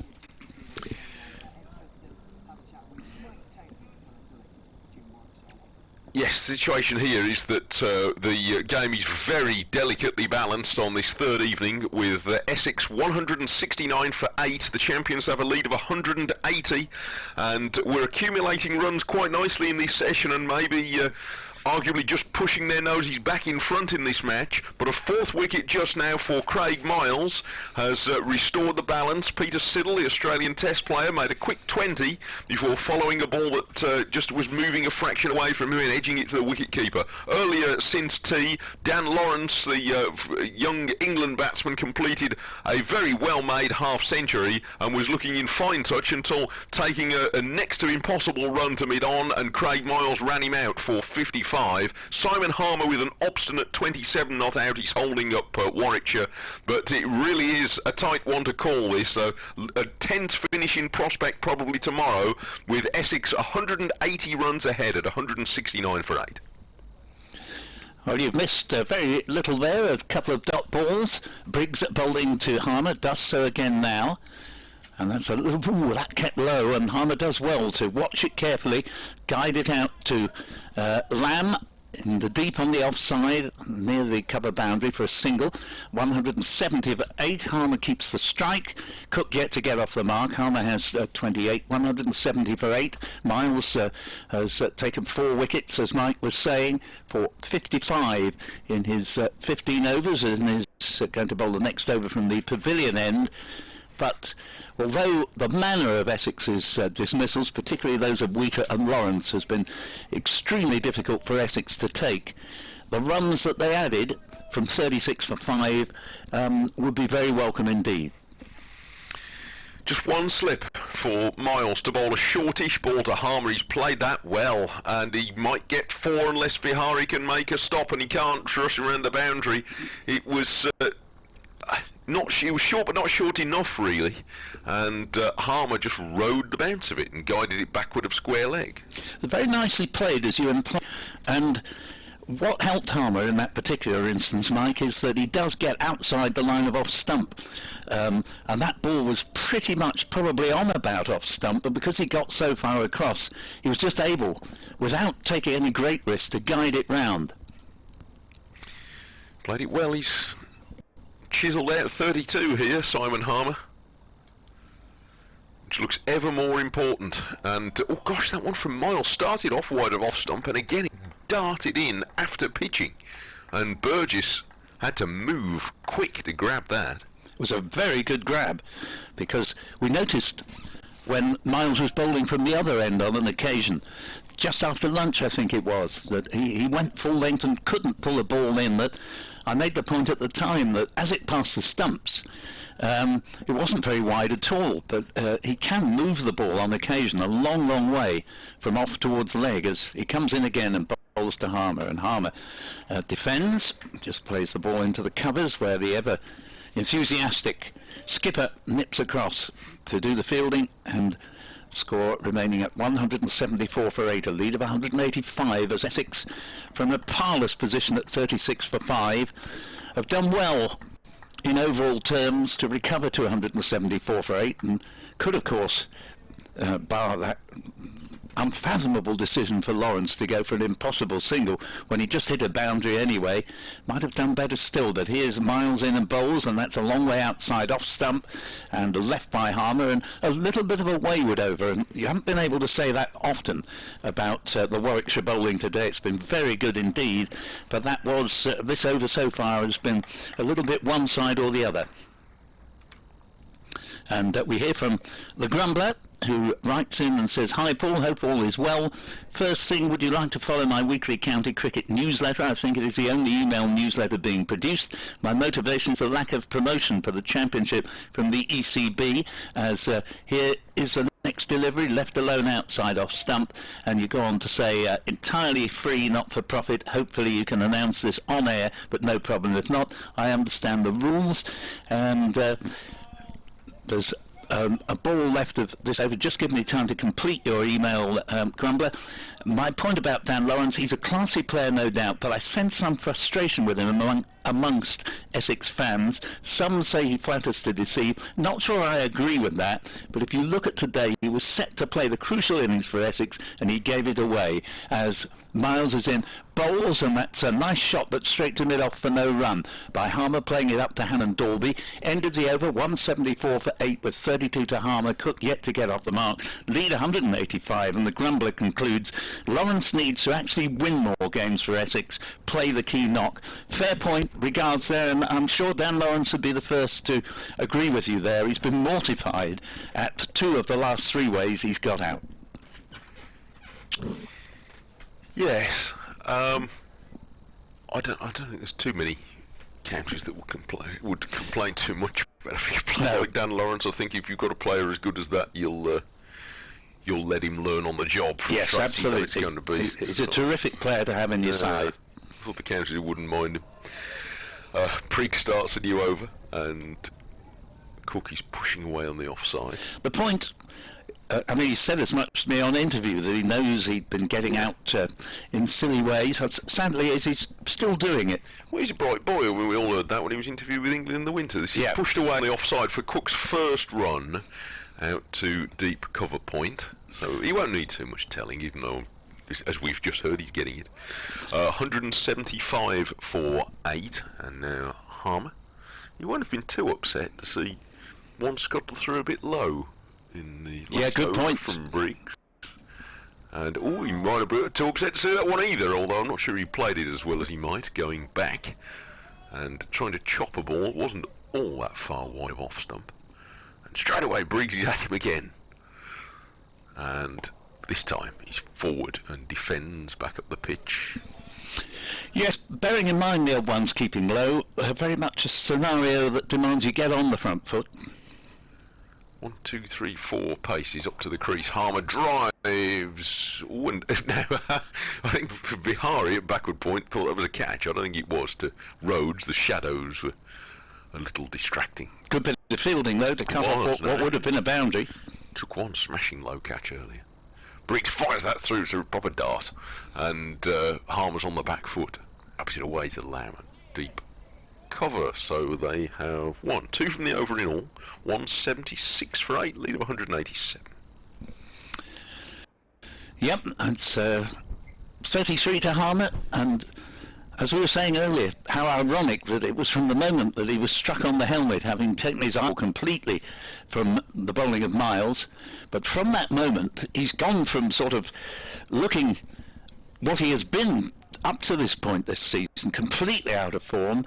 Ever since then, he's played thoroughly well, and good from an Essex point of view to see him return to the form we know he can show. The fine 33 as Miles is in.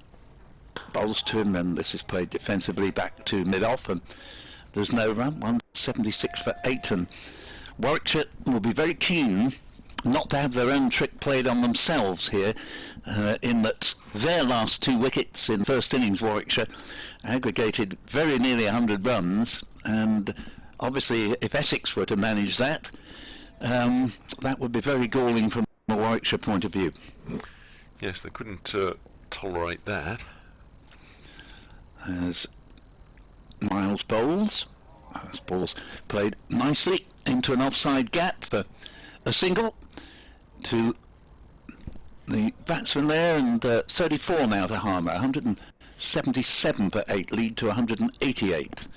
Miles with figures of 4 for 60 currently. Yes, those last 2 Warwickshire wickets, 66 and 25 respectively for the 9th and 10th wickets, really helped Warwickshire turn this match around at 193 for 8.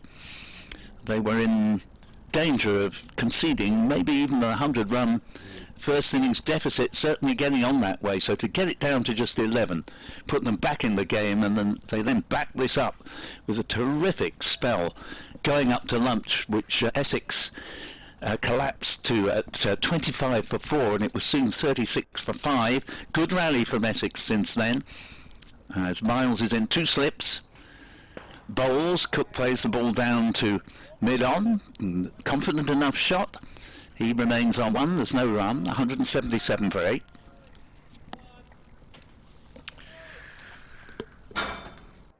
Perfect conditions now. There's going to be no light issues in getting these overs in, even though we're going to be quite a bit over time, I reckon. But that's okay. It's, well, the days are lengthening at this stage quite quickly, but there'll be no issues with light today. It's lovely. And here Cook, not quite where he was intending it, but he's got the ball down to third man for a single. He drove at it, and he was looking to play it in front of the wicket. It goes down, as I say, to third man, and he gets his second run.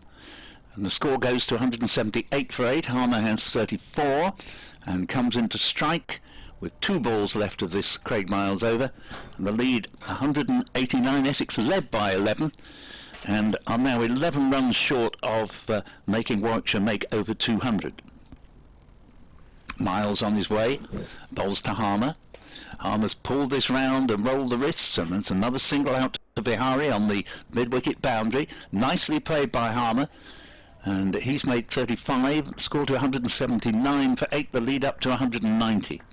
And Glyn sends me a message saying that 200 will be a big target on this pitch. I think it's on any pitch really in the fourth innings. I know Warwickshire chased 330 last week, but I said earlier that the reason everybody was so excited about them having chased 300 is because chasing 300 is so devilishly difficult to do.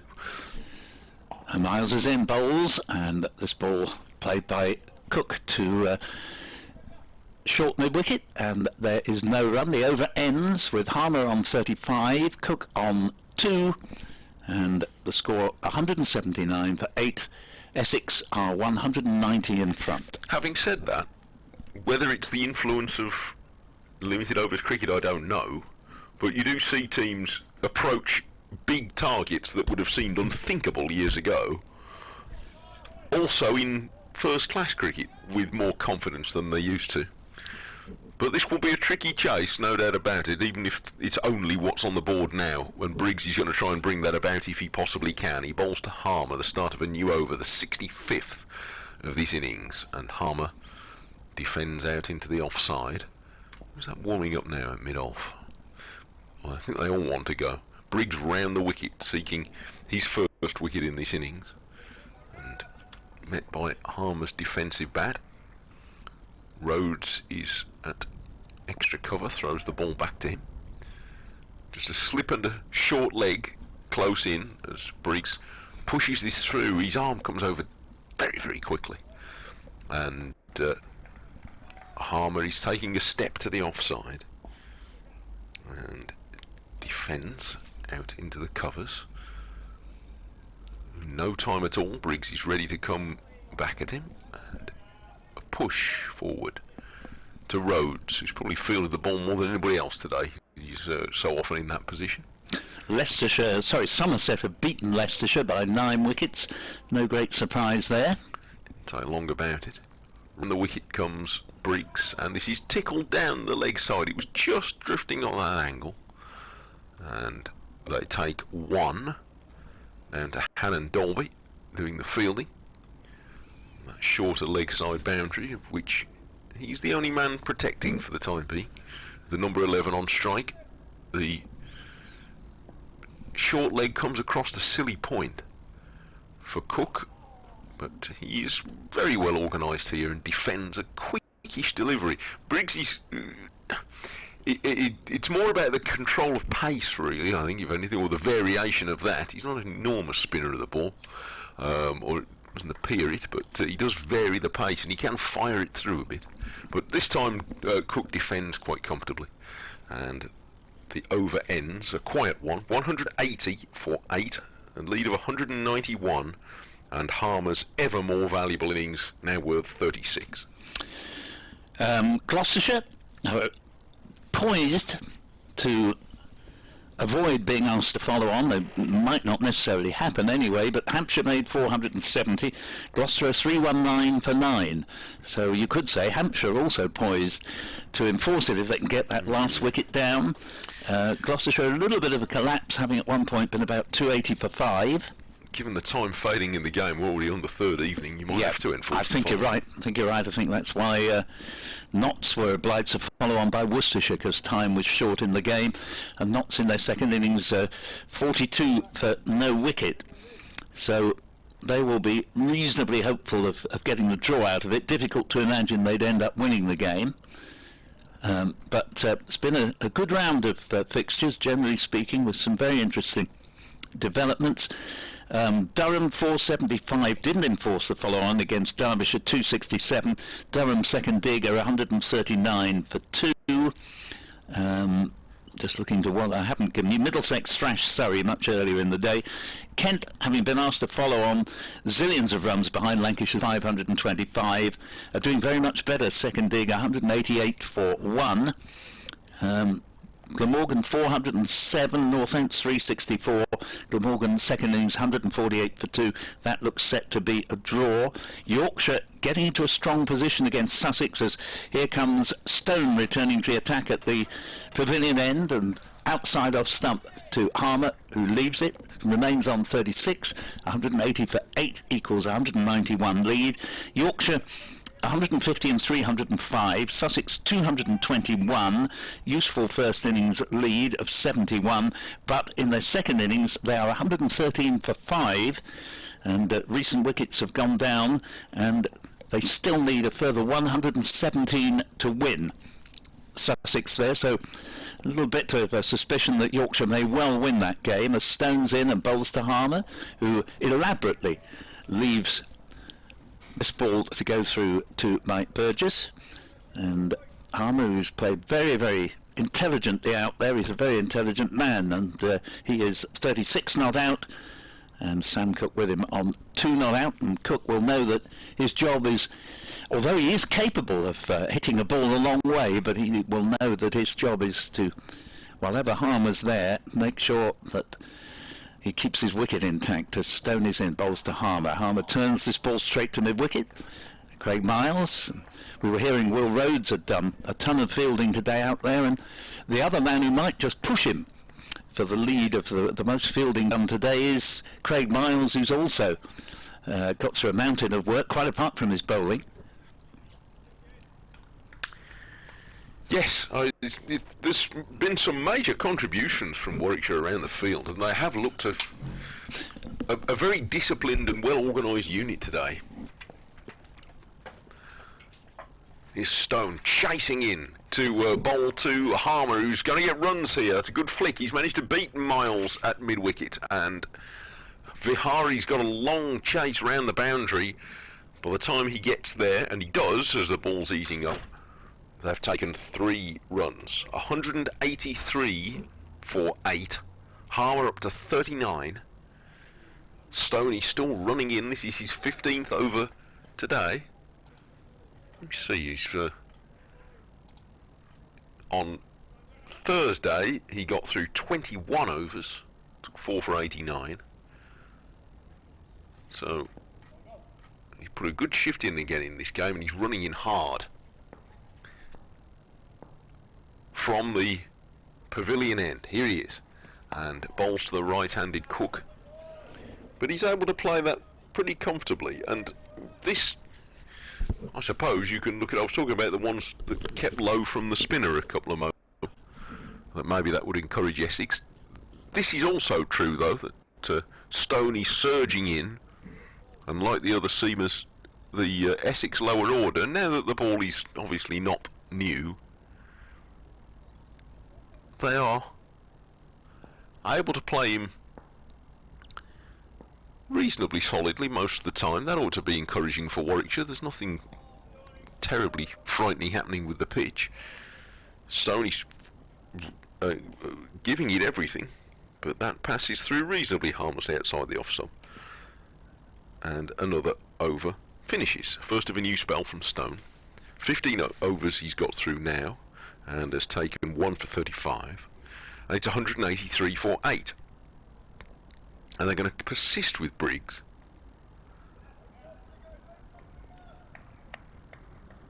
I've only seen 4 overs of Tim Bresnan today, and 3 of Rhodes.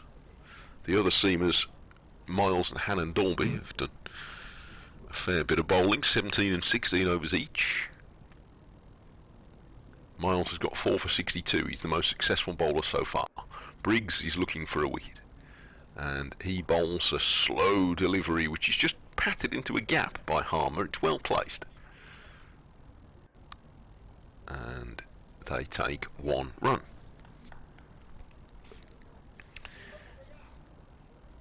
Giving the strike for the majority of the over potentially to Sam Cook. He's not looked in too much bother so far, and he's forward to defend easily enough here to push the ball away into the offside. Again, Warwickshire not overly attacking, slipping a short leg. They're mindful of the lead not creeping too much higher, and Cookie striking this firmly to Rhodes at mid-wicket, at extra cover I should say. There's a bird hovering right over the middle of the ground, just flapping its wings into the breeze, which stay more or less where it is, getting quite literally a bird's eye view of the cricket, should it so wish. They've taken 1 comfortable run here, with the ball guided away through the offside by Cook, who seemed minded to go for a second, but Harmer was of quite the opposite mind, and persuades his colleague to go back, which he does. So they're content with just 1.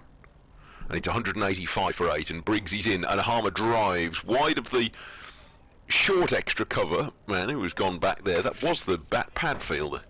He's gone back to about 15 yards from the bat. It's Yates, I think. He's still got the helmet on, but it didn't get past the secondary extra cover man, the more orthodox position. So there's no run, and Briggs is already in again, and has Harmer reaching forward for the last ball of this over. He defends it, and that's the end of the 67th over. 185 for 8.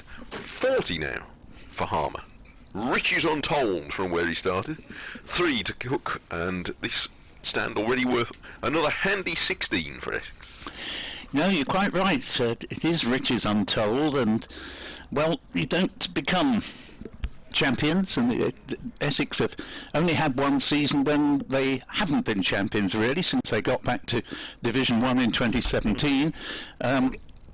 They're used to fighting as Stoney's in, bowls to Cook. Cook plays this ball comfortably to mid-wicket. There's no run. It's 185 for 8, and a lot of the Essex wins have not sort of been, comfortably being much better than the opposition, albeit there have been several like that, but there have been a lot of others where it trailed on first innings and came back to win the game, and of course in the most recent game there were no fewer than 163 runs down on first innings against Durham and still won, as here the next ball is played down to mid-off and there's no run, 185 for 8.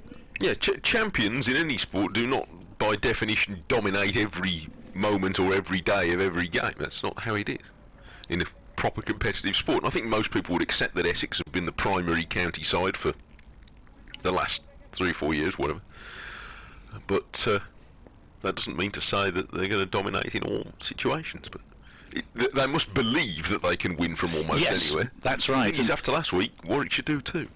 Here's Stone in, bowls, and that ball's well played actually by Cook, because it was a short pitch riser and he saw it coming, adjusted his shot and played it down for a single to deep backward point, got on top of the bounce, 186 for 8.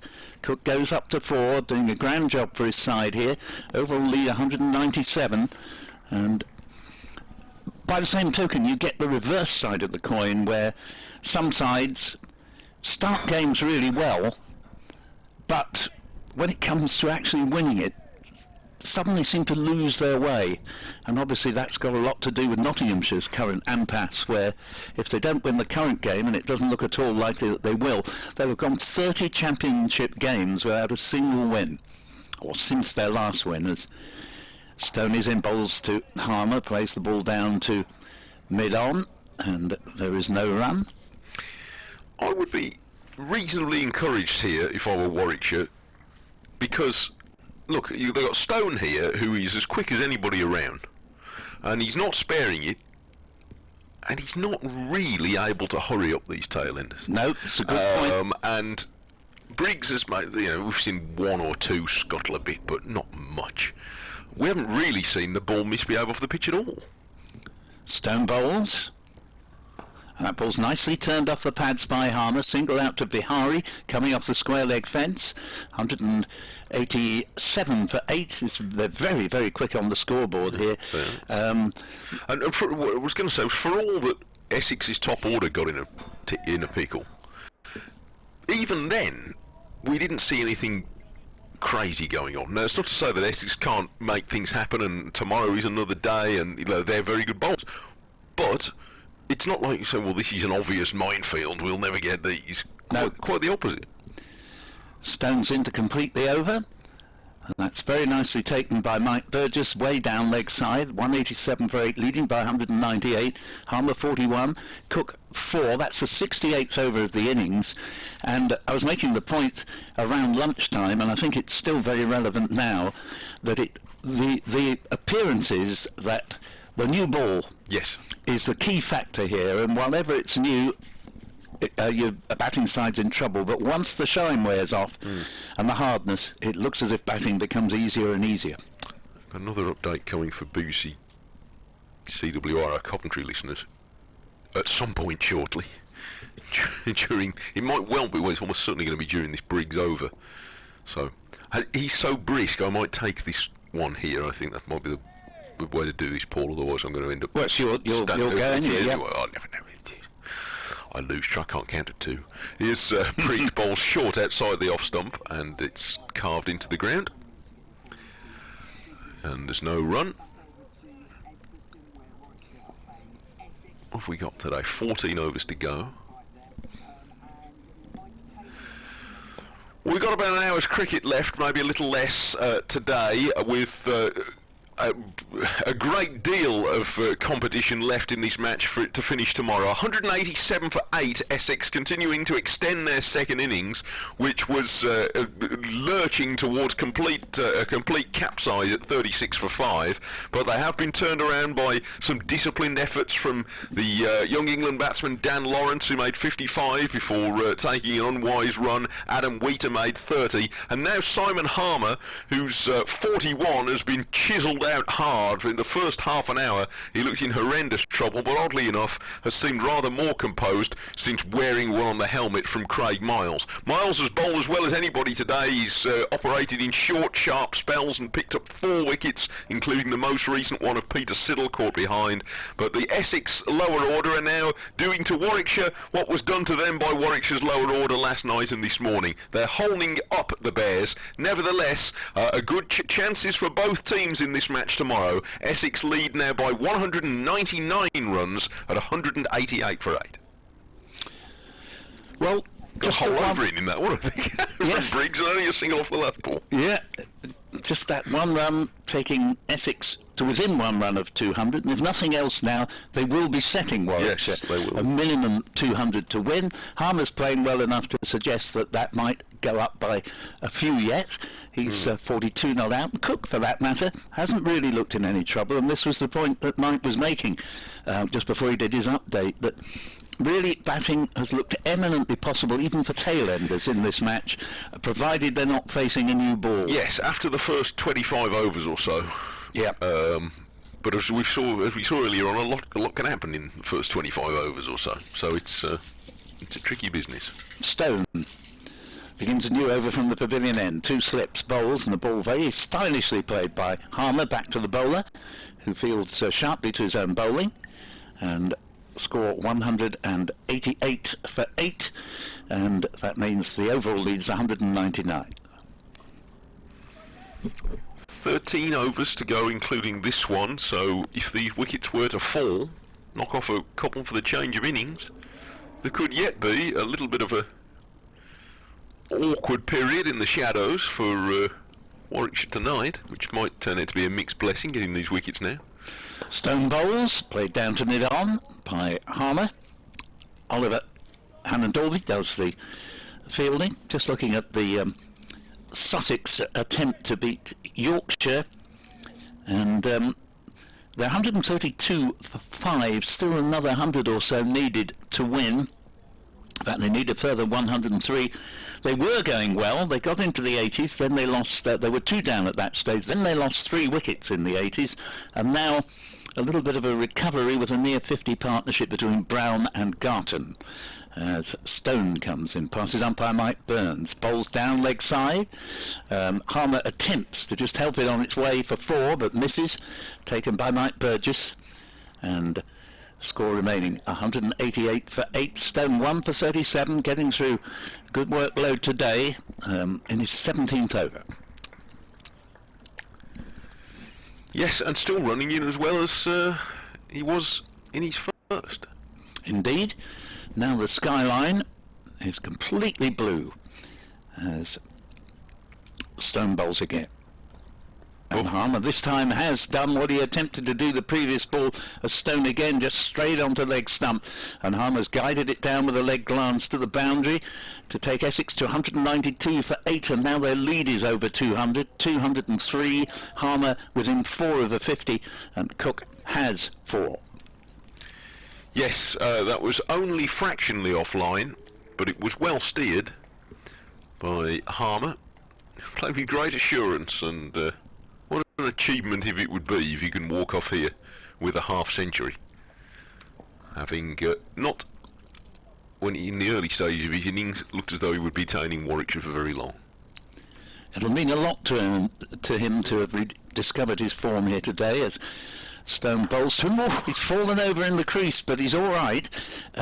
He got the bat down on a ball of fullish length and dug it out to the man under the sun hat, Craig Miles, at mid-wicket. But in doing so, in trying to dig that ball out, it was sort of Yorkerish length. He slipped over, and there was a great puff of dust as well, so it was sort of quite a dramatic delivery, considering that in the end nothing much happened from it in terms of runs or wickets, and the score remains 192 for 8. Yes, but I don't think it was just his stumble that made that look dramatic. I think that was a quick ball. Oh, it was, without a doubt. That was rapid. Here he comes again, Stone bowls to Harmer. Harmer plays it back to the bowler, and the end of the over at 192 for 8. And just to say, we hear again from the Grumbler, who says, thanks Paul for the shout out for the newsletter. Can I ask you to mention the link, please? countycricket.substack, all one word, .com slash, and no www, he says there. So that was countycricket.substack.com / /.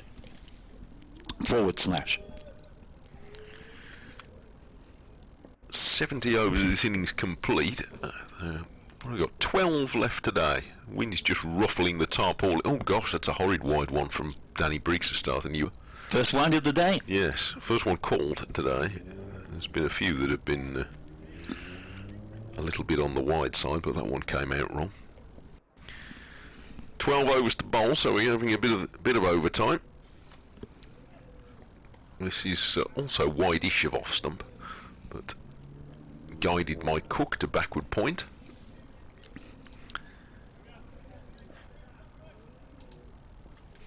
Slip and a short leg awaiting. Briggs fires this in. It's guided down towards third man. A chase on here for Vihari. His cap flies off behind him, and he has hauled it in. But they're going to have 3, I think. It's well played. Deftly played by Cook. Yeah, I was just going to say the same thing. It was the shot of a classy-ish batsman, that actually. It's very well played indeed. He moves up to 7, 196 for 8, leading by 207. Harmer back into strike. With 46, the close infielder retreats to short extra, and forward comes Harmer. Defends into the leg side. Now, I mean, Rhodes in a slightly tricky situation here. The lead's climbed past 200, but he'd be itching to get these last 2 wickets. I'm sure the bowlers are. Briggs hits Harmer on the pad with one that was really speared in, and coming from round the wicket, I don't think he was going to be favourite on that angle. Full-throated appeal all the same from Briggs. Mid-wicket's come in a bit, and I think that's arrived on the full, and Harmer's just bunted it away for 4, and a half-century for Simon Harmer, and it's been of immense value to his team, and I dare say to himself, because he might have been out of touch, but he's played himself back into a level of it, and it's a hard-earned half-century in every sense. 50 from 127 balls. Yes, you're quite right. He demands high standards of himself, and he would have been thoroughly irked by his failure to get going this season hitherto, and absolutely delighted to have done so here. Well, the best players are demanding of themselves. He goes back and gets a ball shortish outside off stump from Briggs, and takes the single that's on offer, and advances now to 51. So both spin bowlers have done a service to their team with the bat in this innings, with lower order half centuries that have lifted a sagging innings. 201 for 8 Essex now. The boundary also brought up 200 in this second innings, and the lead now at 212, and the players stopped for a quick drink, sanitisation, general full MOT. Yes, further from the Grumbler, he says, here's a thought: how many times have the opposition ever chased more than 200 to win against Essex with Harmer in the side? We've not lost many 4-day games at all in his time at the club, so the answer will be low or even none. Yes, that's a good point you make, and Warwickshire will not want this Essex lead, currently at 212, to grow any further. You say, P.S. I enjoyed the way you changed among to amongst in the previous email. There was even a slight pause to compute my error. Old English teachers never die, they just become cricket commentators. Never ever change. Yes, old classics teachers, to be more precise in my case, but take your point. Henry Lubienski comes through and says, hello Paul Shaw, you're broadly right about the effect of the new ball. Would however point out that Essex with the second new ball bowled 20 wicketless overs at Warwickshire's 9th wicket pair last night.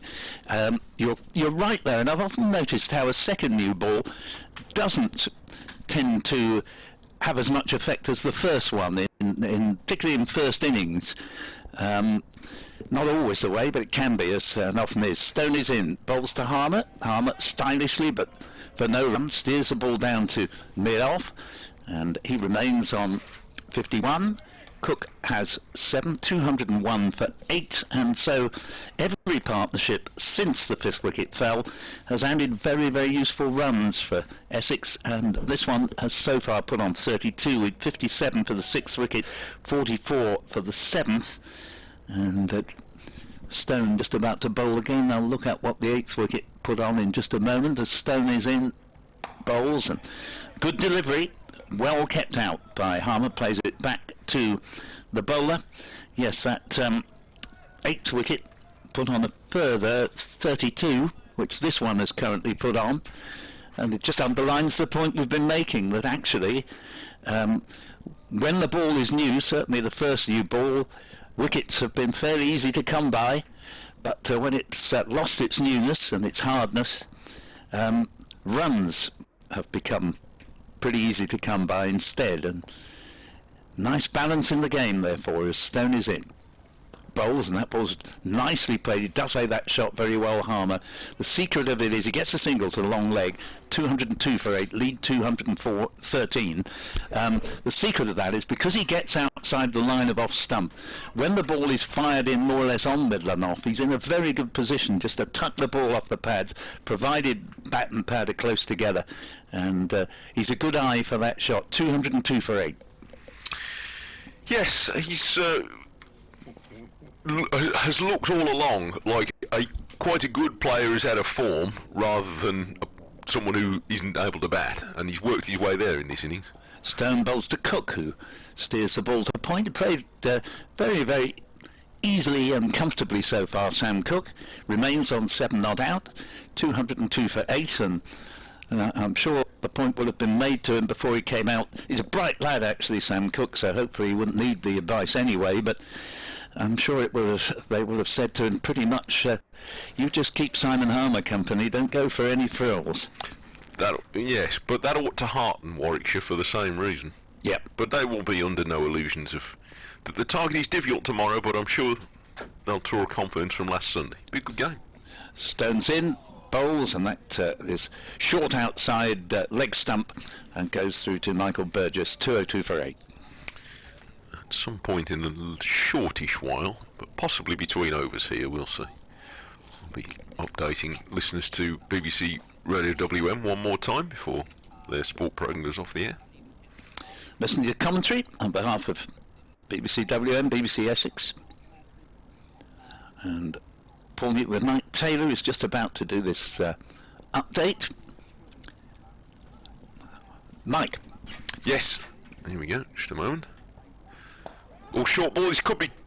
Well, Warwickshire, as you join me, are going to take a 9th wicket in another turn in this game, and a wicket for Ollie Stone, who has worked out the tail ender Sam Cook, who'd defended sturdily but got a really tricky delivery to deal with there, a climbing short ball that he's only been able to fend off and from up near his ribs, and it's popped up a catch for Craig Miles, who's been involved in the thick of it all day. He claims the catch. 202 for 9, Essex. The champions are going to set a challenging target for Warwickshire, certainly a lot more than it might have been, than they were 36 for 5, but the Bears have stuck at it and managed to stay competitive, and after their big chase of over 300 at Trent Bridge last week, they will approach the task, which is a tough one against Essex's champion bowling lineup, but they'll approach it with some optimism tomorrow and possibly for a little while tonight, because there's a few overs left today. 4 wickets for Miles, who's also effected a run out and taken a catch just now, and 2 for Ollie Stone, who's bowled very quickly. Essex, with 10 overs potentially available today, lead by 213 at 202 for 9. Yes, that one almost seemed to stick in the pitch a little bit there, and Cook, understandably, not quite up to the task. No great fault to him. That was a delivery that might well have taken better batsman than he is a wicket, and he's no mug with the bat at all. That's not to be insulting, but no, but that was no fun to deal with. No, It exactly. was climbing. It was the point is it was sharp, but it's not always about the pace. It was well directed. It was a bit like the one that Miles actually, he caught Harmer with earlier on.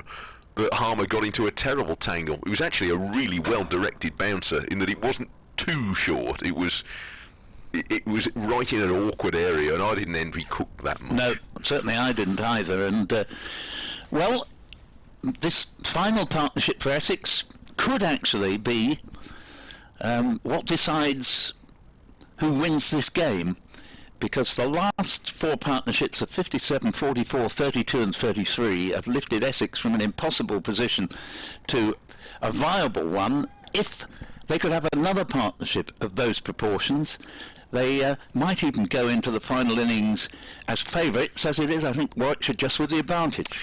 But is Briggs going to start a new over? Because that was the last ball of the over just now, and Harmer defends. But here's the thing, though. If the last wicket was to fall now, then I reckon Warwickshire would bat for, 7 overs tonight? Yep. Oh, dear. Awkward, isn't it, that?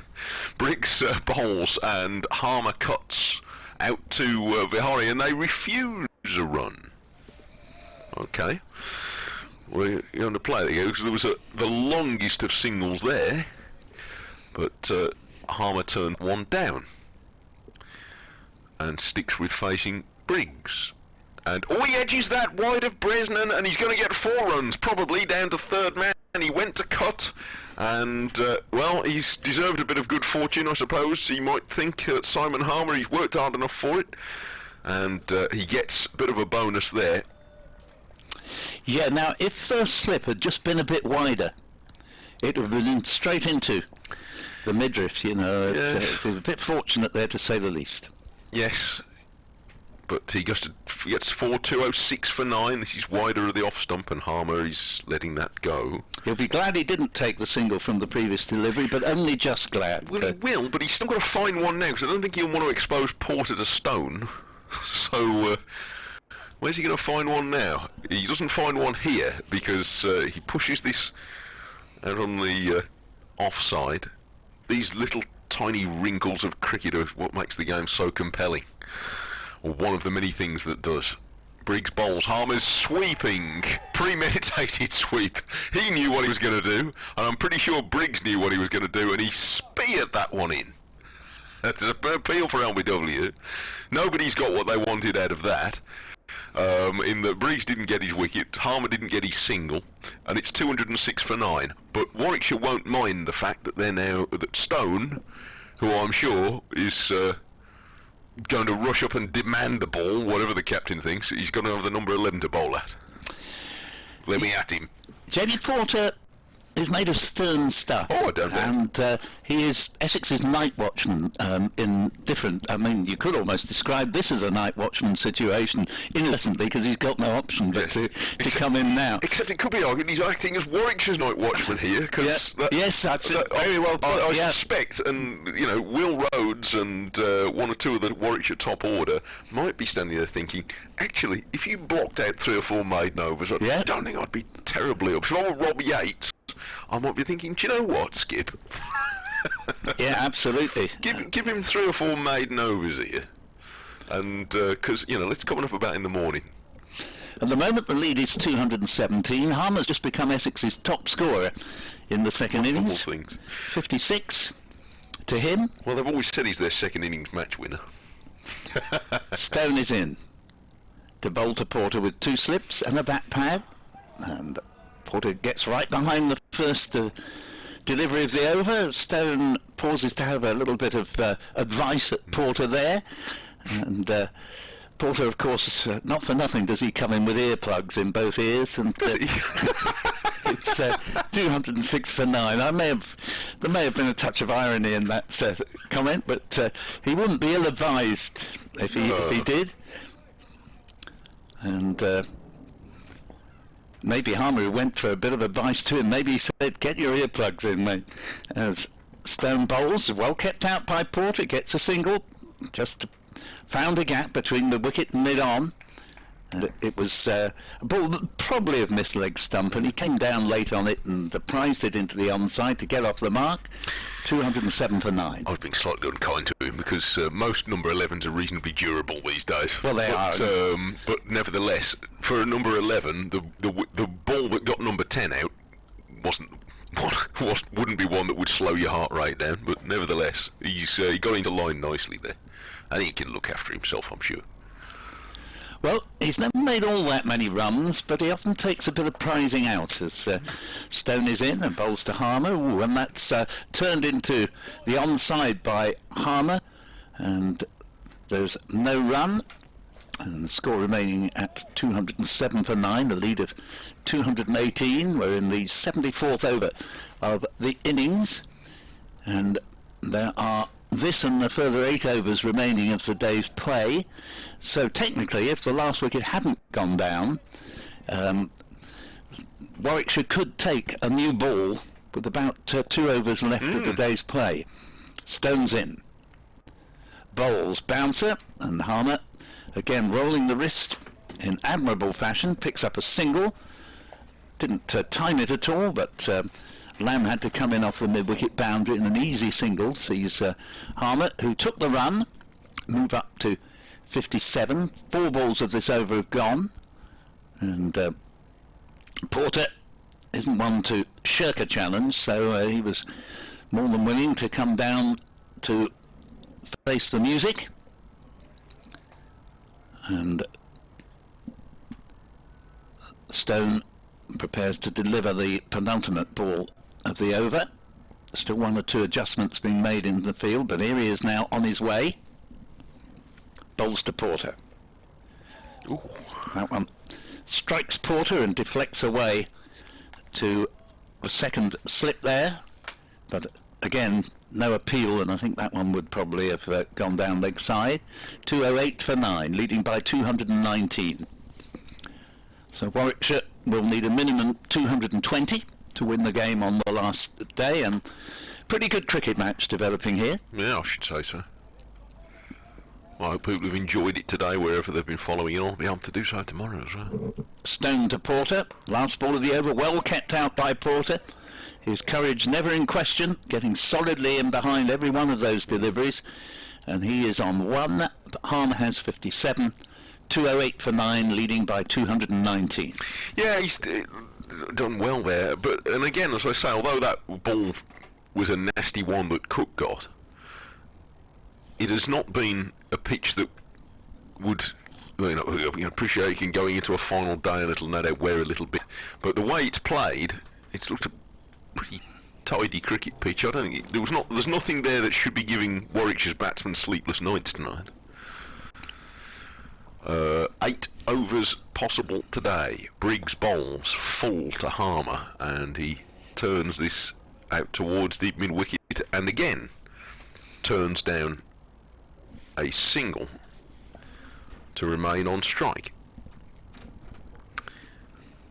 and waits once more for Briggs, and it's wide of off stump, and he's patiently allowing that to pass. Of course, it's worth just remembering that on the first day, Warwickshire did have 4 overs to bat in the gloaming. That's true. This is driven back along the pitch. It's very well fielded by Briggs in his follow-through, down low to his right. Yes, spinners are often superb fielders to their own bowling. Well, we all ought to be. Round the wicket comes Briggs, and this is allowed to pass by Harmer. To be fair, my field was rarely tested off my own bowling, because it usually hit much further. 2 to come. Round the wicket goes Briggs. Harmer wants his single here, and he will get it, and Briggs looks terribly disappointed in that.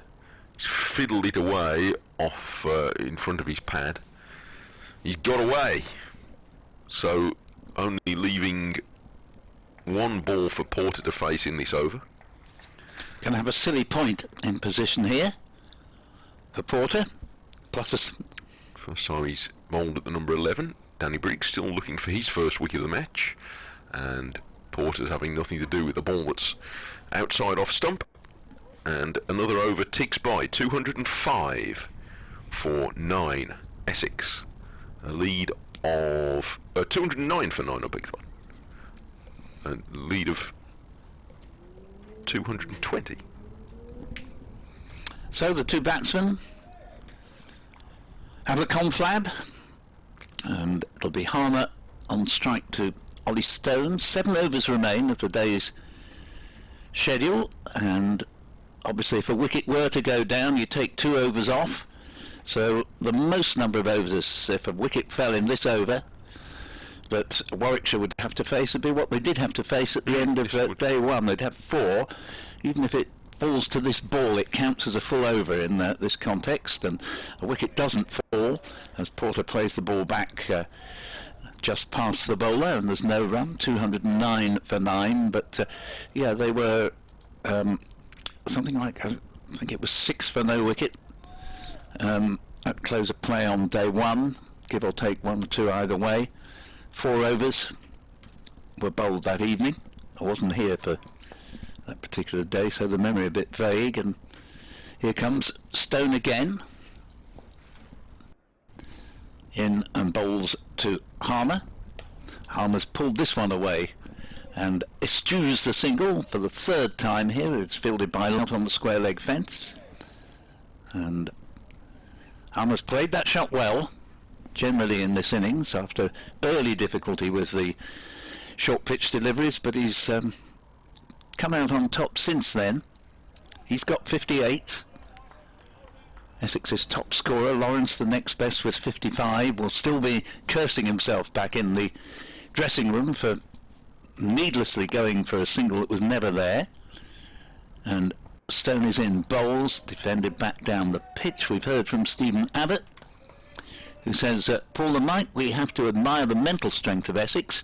To battle from a perilous 36 for 5 to 200 plus is amazing. We often hear of their winning habit, but this is no accident. They have the mental strength to make difficult totals to chase and also hold their nerve to bowl tightly to bowl teams out.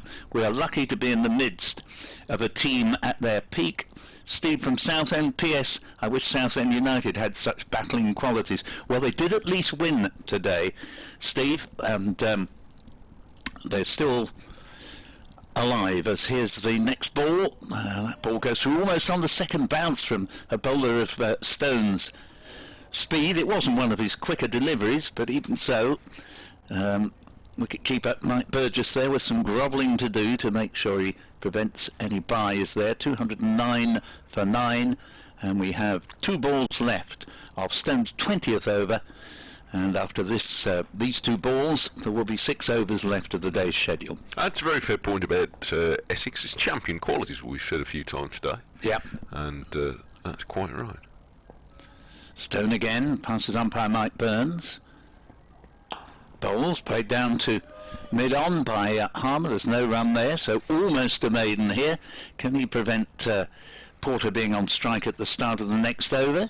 You're listening to commentary on behalf of BBC WM and BBC Essex. I'm Paul Newton. With me is Mike Taylor, and it's been our pleasure to bring you an account of a very good day's play indeed. No, it's been competitive. The high standards of the championship. I think I saw the headline on Cricket Info's report from yesterday, said it was low key high standard cricket, and absolutely, it's well put.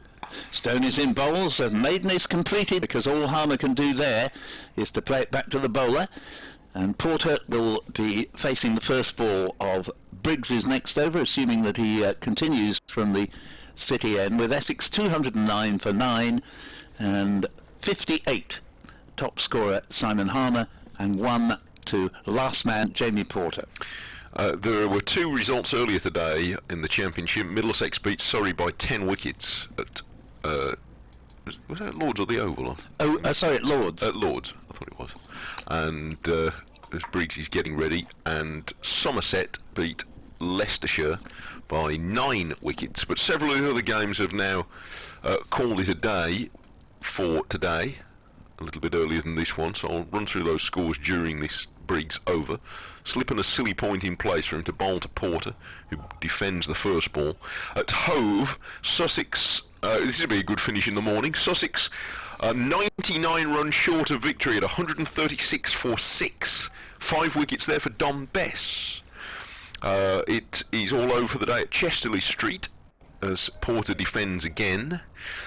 Derbyshire, having been set 384 at 10 without loss. Durham had a quick push on in their second innings to make 175 for 2. Beddingham got a half century unbeaten to go with his big double in the first innings. Round the wicket comes Briggs, and Porter again, he's propping forward. Kent following on against Lancashire, 209 for 1 in their second innings, but they still are 104 behind. Gloucestershire also following on against Hampshire at Southampton. They're 4 for none, but trail by 136. Having been all out, 1 short of saving the follow-on for the record. Again, Porter defends. What else has finished for the day?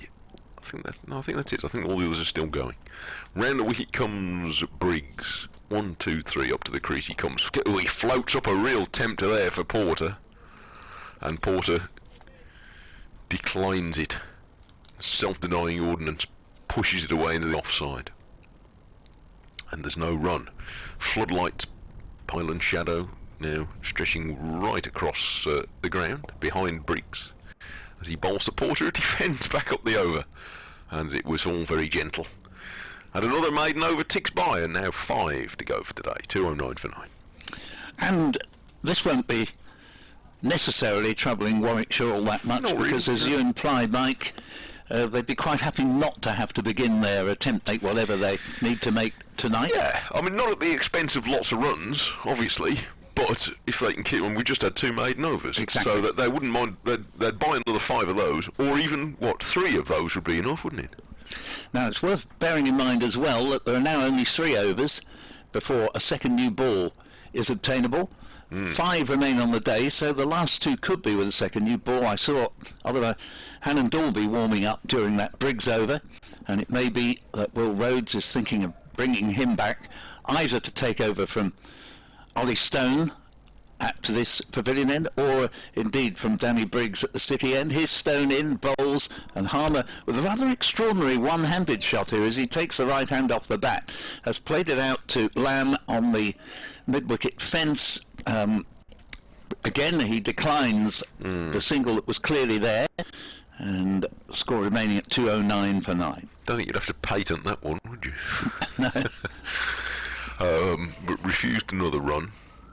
So this is Stone's longest spell today now. He's into his 7th over of this one. On his way again. And this ball's pulled by Harmer, and this time they have taken a run. They're looking for a second. They're coming back for it, and they have made it. 2 runs to Harmer there, and it was a slightly risky second run, but they've got home. 211 for 9, and Harmer reaches 60. It would have, I mean, Lammy's a good outfielder, but it would have had to be a perfect throw. Yeah. From that range. I think, in the circumstances, I think that was a reasonable bet. And the worst that could happen is you will run out and you have 3 overs at them tonight with the new ball. Yes. So it was a fairly low-risk punt, I reckon, there.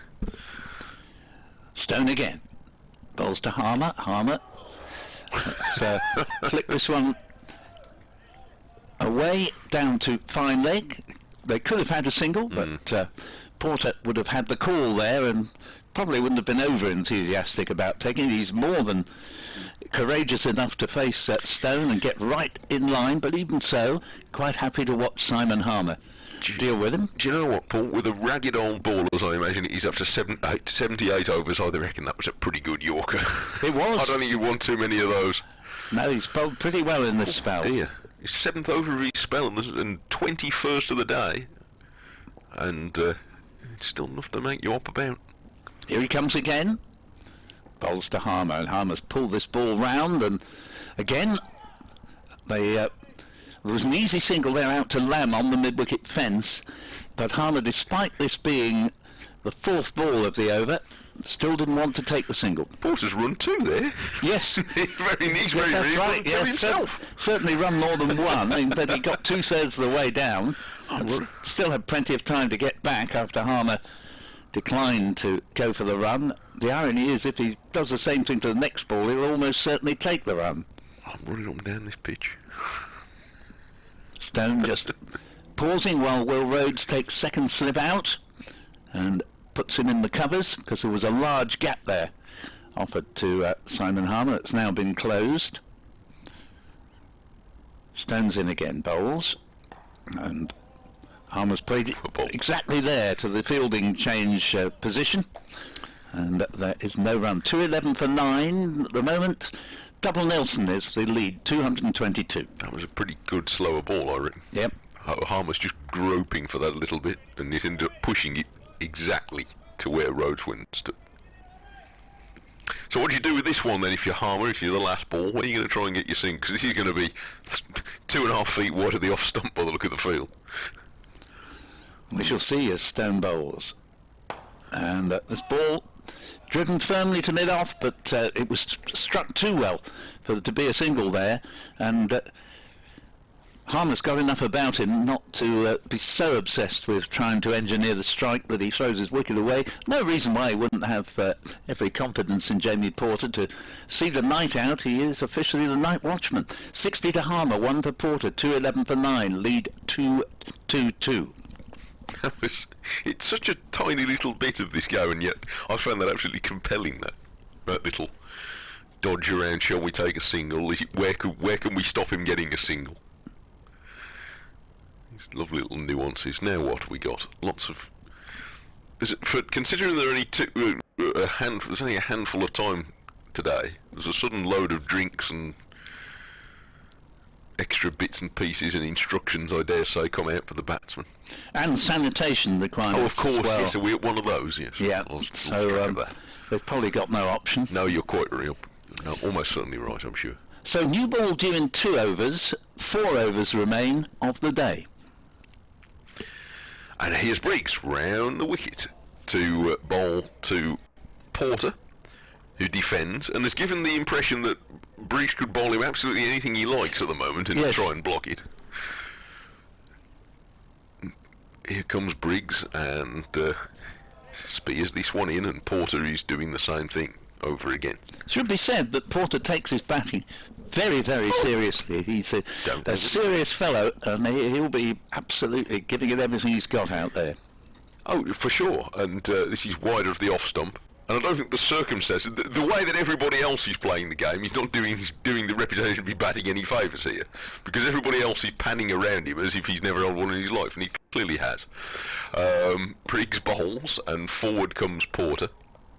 He has a first-class average of 6, just about. With a steady stance at the crease, and he's... Ooh, that one was close to the off stump, and it was fallen, shimmered through a bit, and Porter had made his mind up he was going to leave that. Yeah, very low average, but for one with such a low average, he's batted a long time. He's reaching forward here, plants the front foot, doesn't play a stroke, and watches that one spin past the off stump. And that's another maiden that's gone by. This is massaging Briggs' figures a little bit in terms of he's running up all these maiden overs, but it's not quite getting the job done. Now, with 3 overs to go, I think I'm right in saying Warwickshire can take the last wicket with impunity now, can't they? Yep. Yes, that's right. And Stone's done, I reckon. It's going to be Hannon Dolby. So, Hannon Dolby replacing Ollie Stone, who had already bowled more consecutive overs than his typical spell. In that particular spell that has just finished, Dolby with 2 for 31 in 16 overs comes into the attack commendably accurate as ever, 211 for 9, and an overall lead of 222. And Warwickshire will not mind not having taken the last wicket tonight, but they will mind if it goes on to add useful extra runs tomorrow. Oh yes, they can't afford. I think this is getting towards the outer limit of what they're comfortable chasing now, notwithstanding that big win last week. Hannon Dolby bowls outside off stump to the now upstanding Mike Burgess, and that wasn't terribly far wide of the stumps. Harmer remains on 60, Porter has 1. Lovely day here, not such a nice day forecast for tomorrow. Oh really? Temperature well down tomorrow, they're sort of saying about 11, whereas today was forecast as getting up to about 18 in the sunshine. We certainly can't grumble about the last 2 days. Been lovely days as Hannon Dolby is in bowls, and Harmer cracks it, but straight to The captain at mid-off, Will Rhodes. Again, there will be no run. Although I'm bound to say that in this sheltered box, well appointed though it is, and the facilities are marvellous, but we are by no means in the sunlight. So, whatever temperature it was out there... Yeah, it's not been particularly warm in the box. Isn't it here? So, not that we have any cause for complaint, mark you. Anand Dolby to Harmer. Harmer picks out the man at short extra. Sam Hain, there's no run. And he remains on 60. Porter on 1. But there was a moment, 10 minutes after lunch, when Tendescata was out, 36 for 5, and Essex would have bitten both your arms off if they could be 211 for 9 at this stage, leading by 222. Really sturdy effort from every partnership since, including this one. Anand Dolby bowls. Harmer strokes the ball down to Will Rhodes at mid-off. It's another dot ball. We're 4 deliveries into the anti-penultimate over of the day. And the new ball, be interesting to see if it's taken. It becomes available at the end of this over, should a wicket not have gone down from either of the last 2 deliveries. Yes. I wonder if the chap in charge of supplies, could I use a new ball for that? Anand Dolby to Harmer.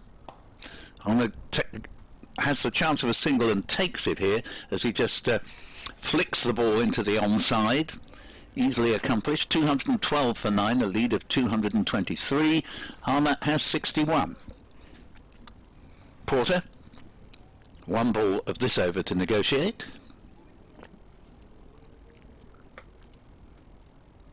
And 2 batsmen, for reasons best known to themselves, have a mid-pitch discussion.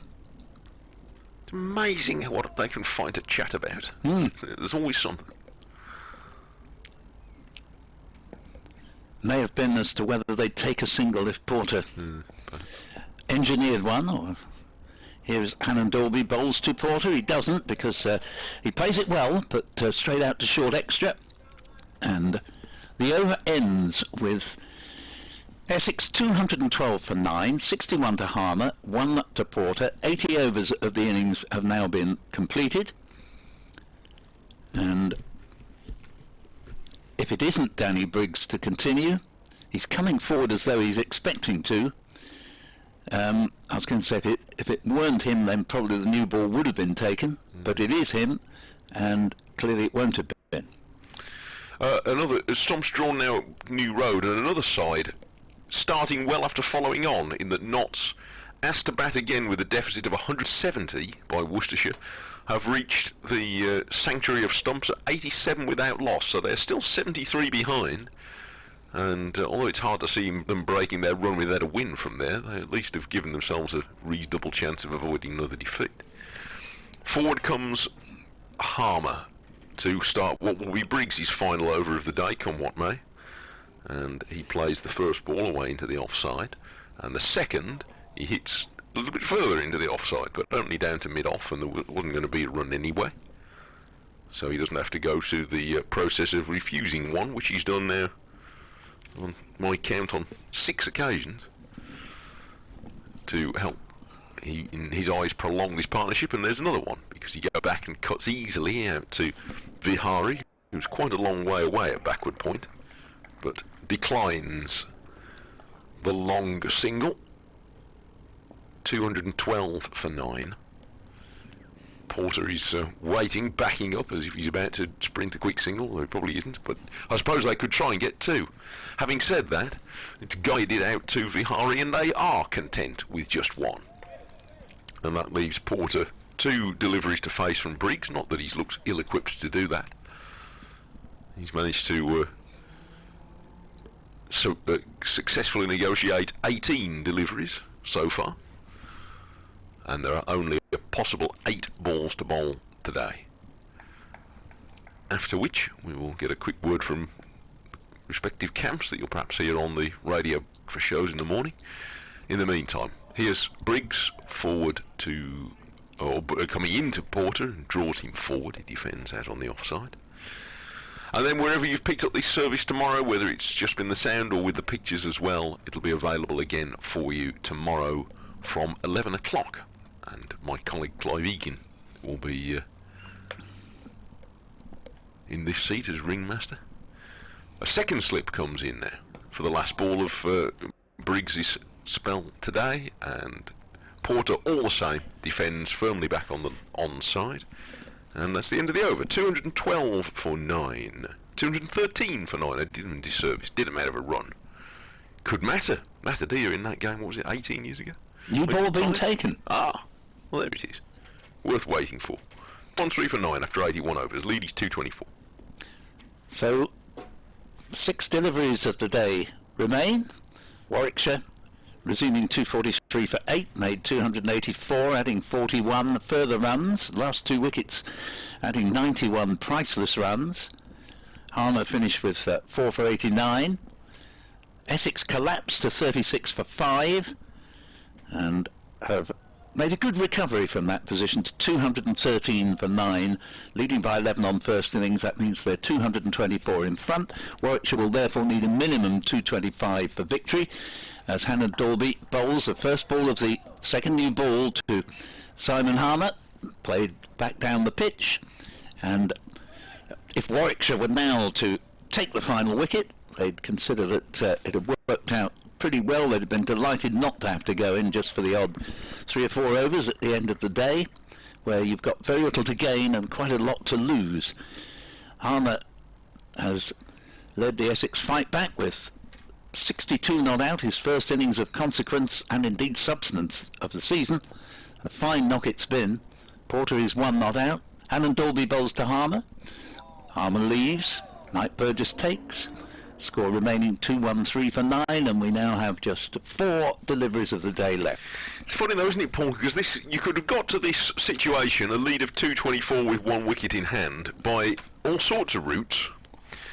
And the way it's gone, with Essex falling in a heap and recovering, they'll probably feel quite good about things at the end of the day. Yeah. Let's suppose they'd have got to, I don't know, 180 for 3 and then collapse to this. Then Warwickshire would be going off feeling great. Absolutely right. It's all about the momentum. It is, isn't it? Here's Harmer, who plays the ball a little bit late and steers it back pretty straight, and bowler fields and score with 3 balls left of the day's play, remaining at 213 for 9, a lead of 224. But equally, both sides can come into tomorrow fortified by, well, in Essex's case, not just their recent exploits, but they won one from a long way back last weekend, and Warwickshire put in one of their more remarkable turnarounds of recent times. And for large parts of today, they've looked as good a unit with the ball as I've seen for some time.